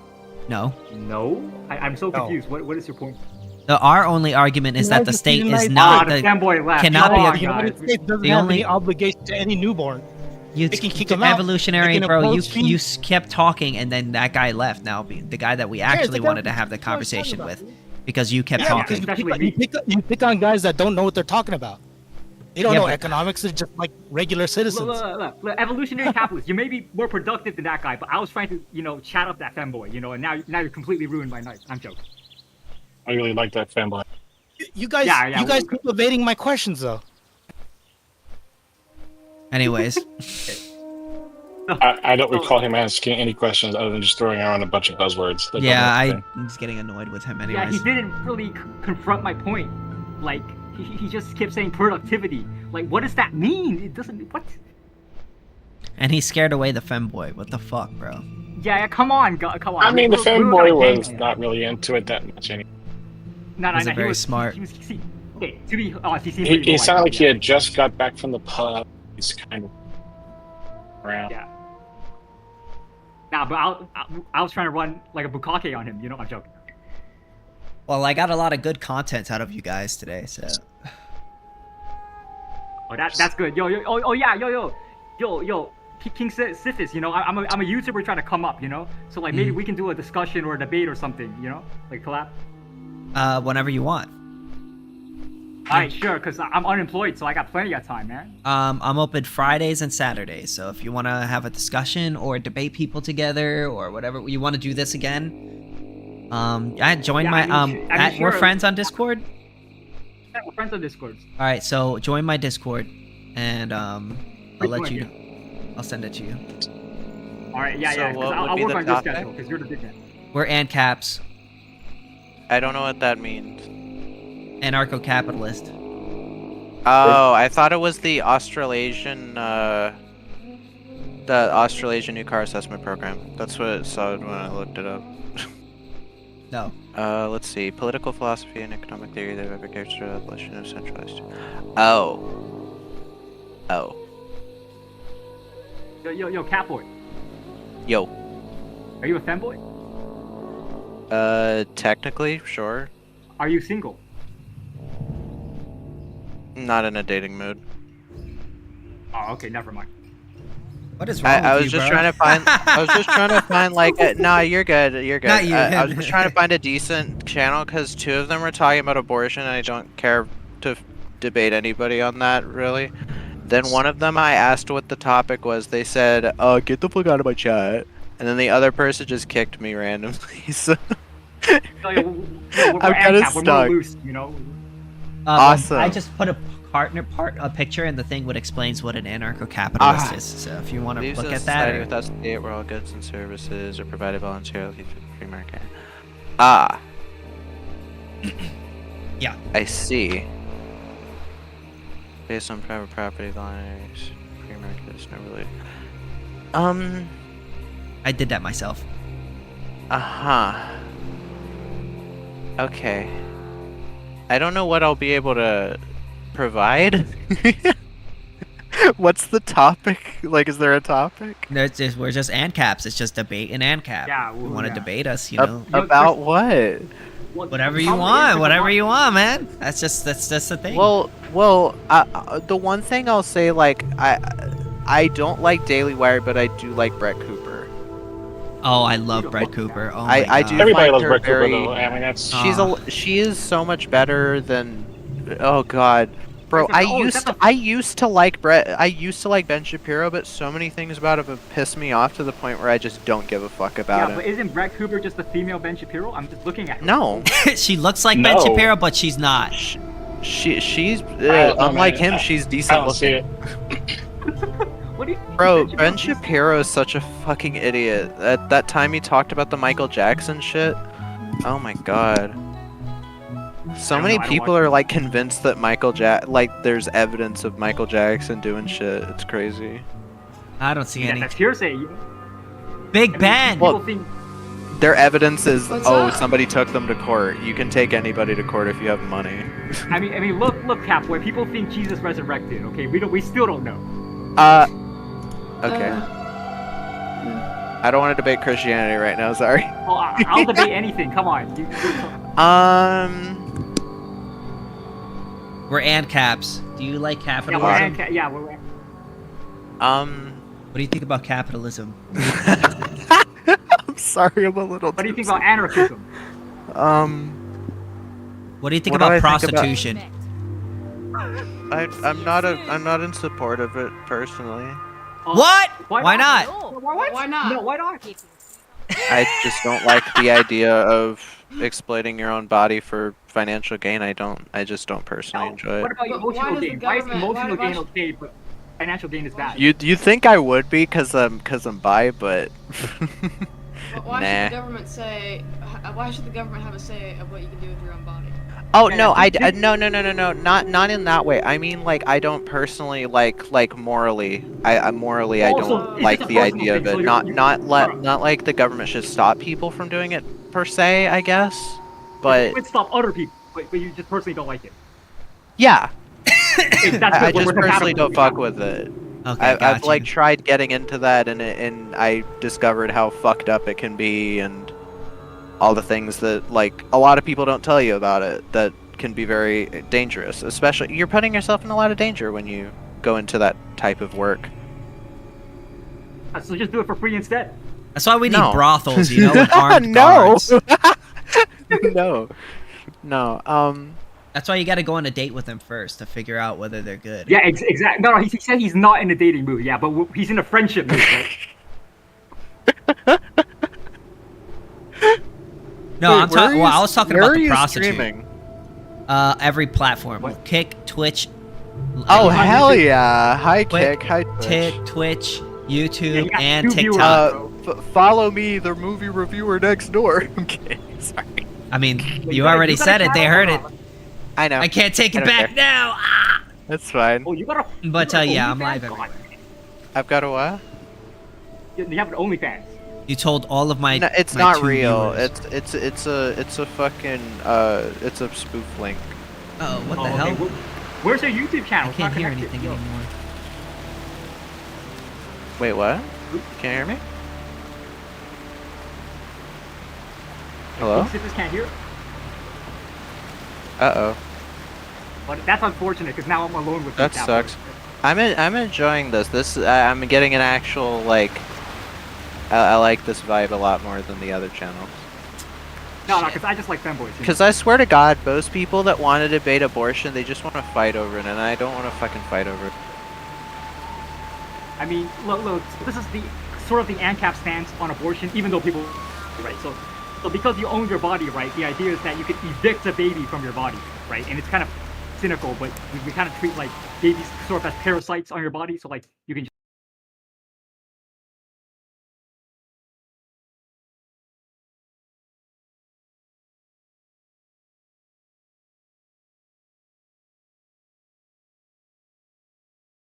Opinion on it. Yeah, because I wouldn't force someone Alright, there to we not go. abort a baby, you know. Sorry, Ben, you're very quiet. It sounds like you're far away from your mic. Is that better? Yeah. Okay. Yeah, no, I think abortion is something that is debated on in the Ancap community itself. Oh, us scam. Oh, abortion. Oh, we're supposed to be evictionists. That's what we are. Yeah, eviction. Yeah, I was just talking about evictionism.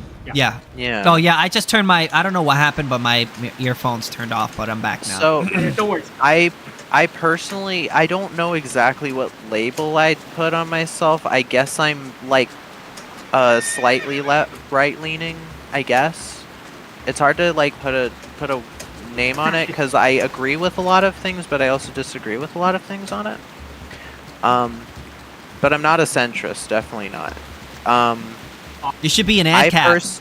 I personally believe that I'm personally anti except in cases where the health of the mother is involved or rape and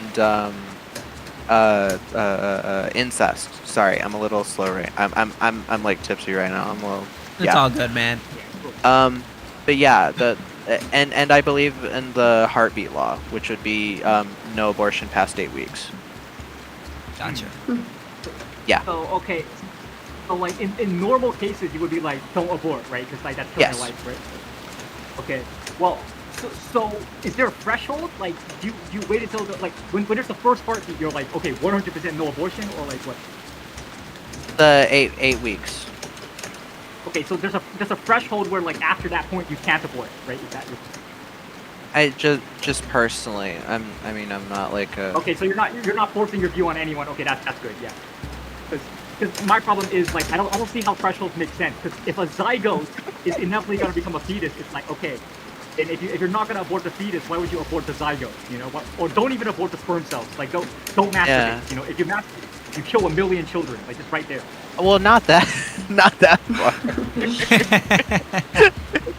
Why would you throw it?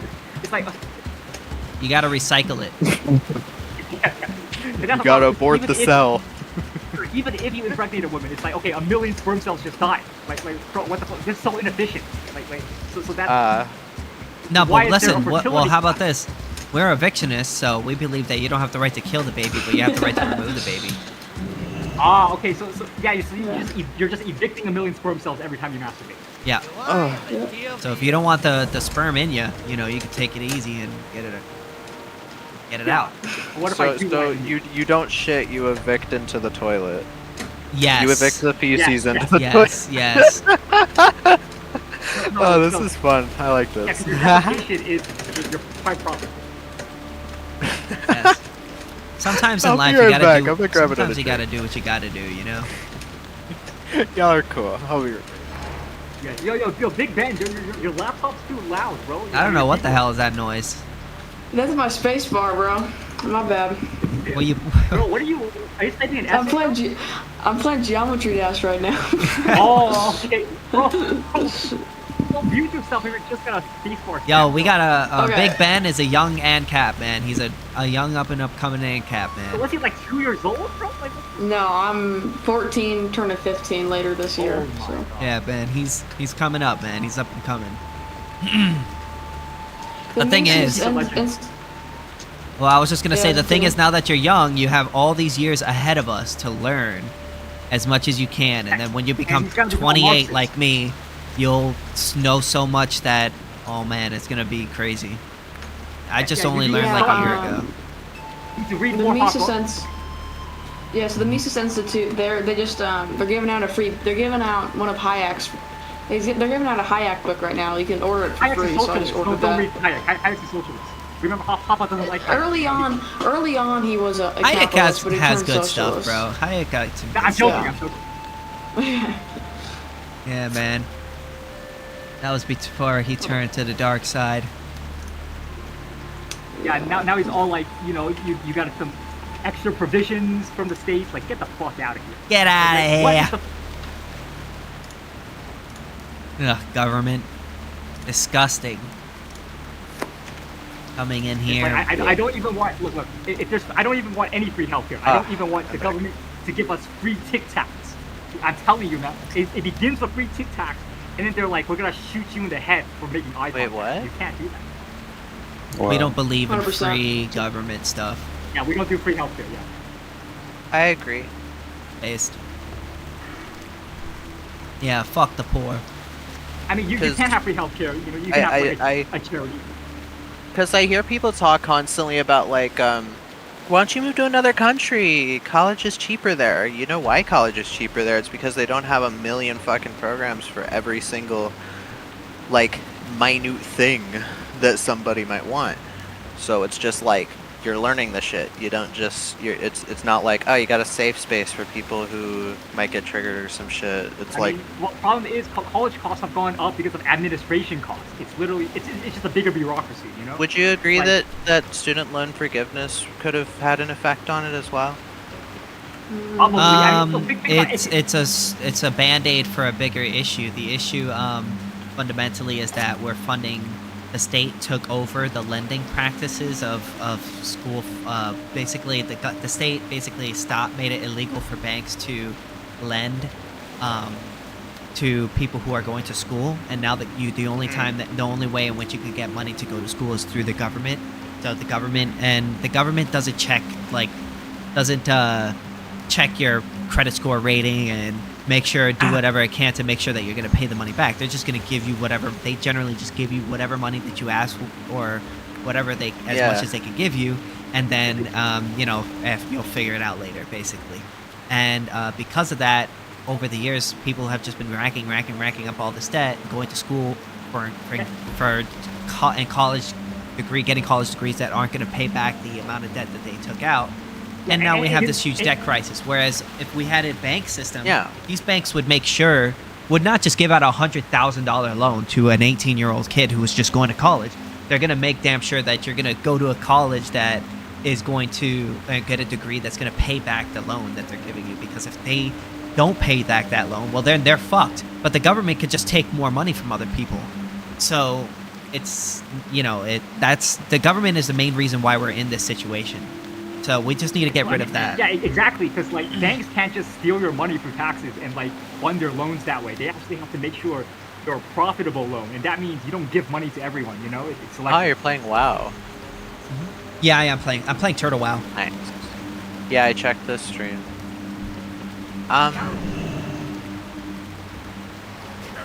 Okay, here's my.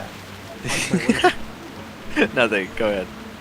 Okay, no. So I was gonna say that every single political system is a parasite on capitalism, because they all require capitalism for the wealth that it generates to create their stupid ideas, right? But if you just have capitalism, that's the superior system, you know? Because you can subsume every system under capitalism, and it's all good as long as nobody violates anyone's private property rights, right? Like, you can have communism under capitalism, but you just have workers owning private If you property. can get it There's to no work. problem, right? Pardon? If you can get it to work, yeah. It would work. Like It'll work, work, working the way it's intended to be, yeah. It'll work, man. Well, yeah. We're gonna make it One work. day. Yeah, we got yeah. Is it We're gonna okay to have turn my guns. camera on in here? Yeah, I don't care. Sure. Cool. You should turn your camera on. What's up? What's up? All right, guys, I'm going to bed because I gotta go to work tomorrow. So, All right. I'm gonna end the Have a stream good one, too. man. So, yo, it was really fun All right. debating with you, Hemlock. So you should join my Discord server, and then we should do this Yeah, again. I already joined. Yeah, we should do this again. Do the debate and Ancap thing again with me. For sure. again, Yo, because I do this every weekend. Yo, King. We're gonna both get big on YouTube together, all right? Yeah, and I got bro. You Yeah. what do you do on YouTube? Like, do you make YouTube videos? I talk shit and I don't give a fuck. Okay, could you send me your YouTube channel? Yeah. Like in a bro, message? It's in my Discord. Hold on, let me DM you. Okay, yeah, if you could do that for me real quick, that would be good. And could you say your YouTube channel for the stream? Yeah, it's Hemlock. Hemlock. Okay, got you. HEMMLOCK. So Yeah, we should 420. give him some fucking love. All right, y'all. Have a good night. You too, man.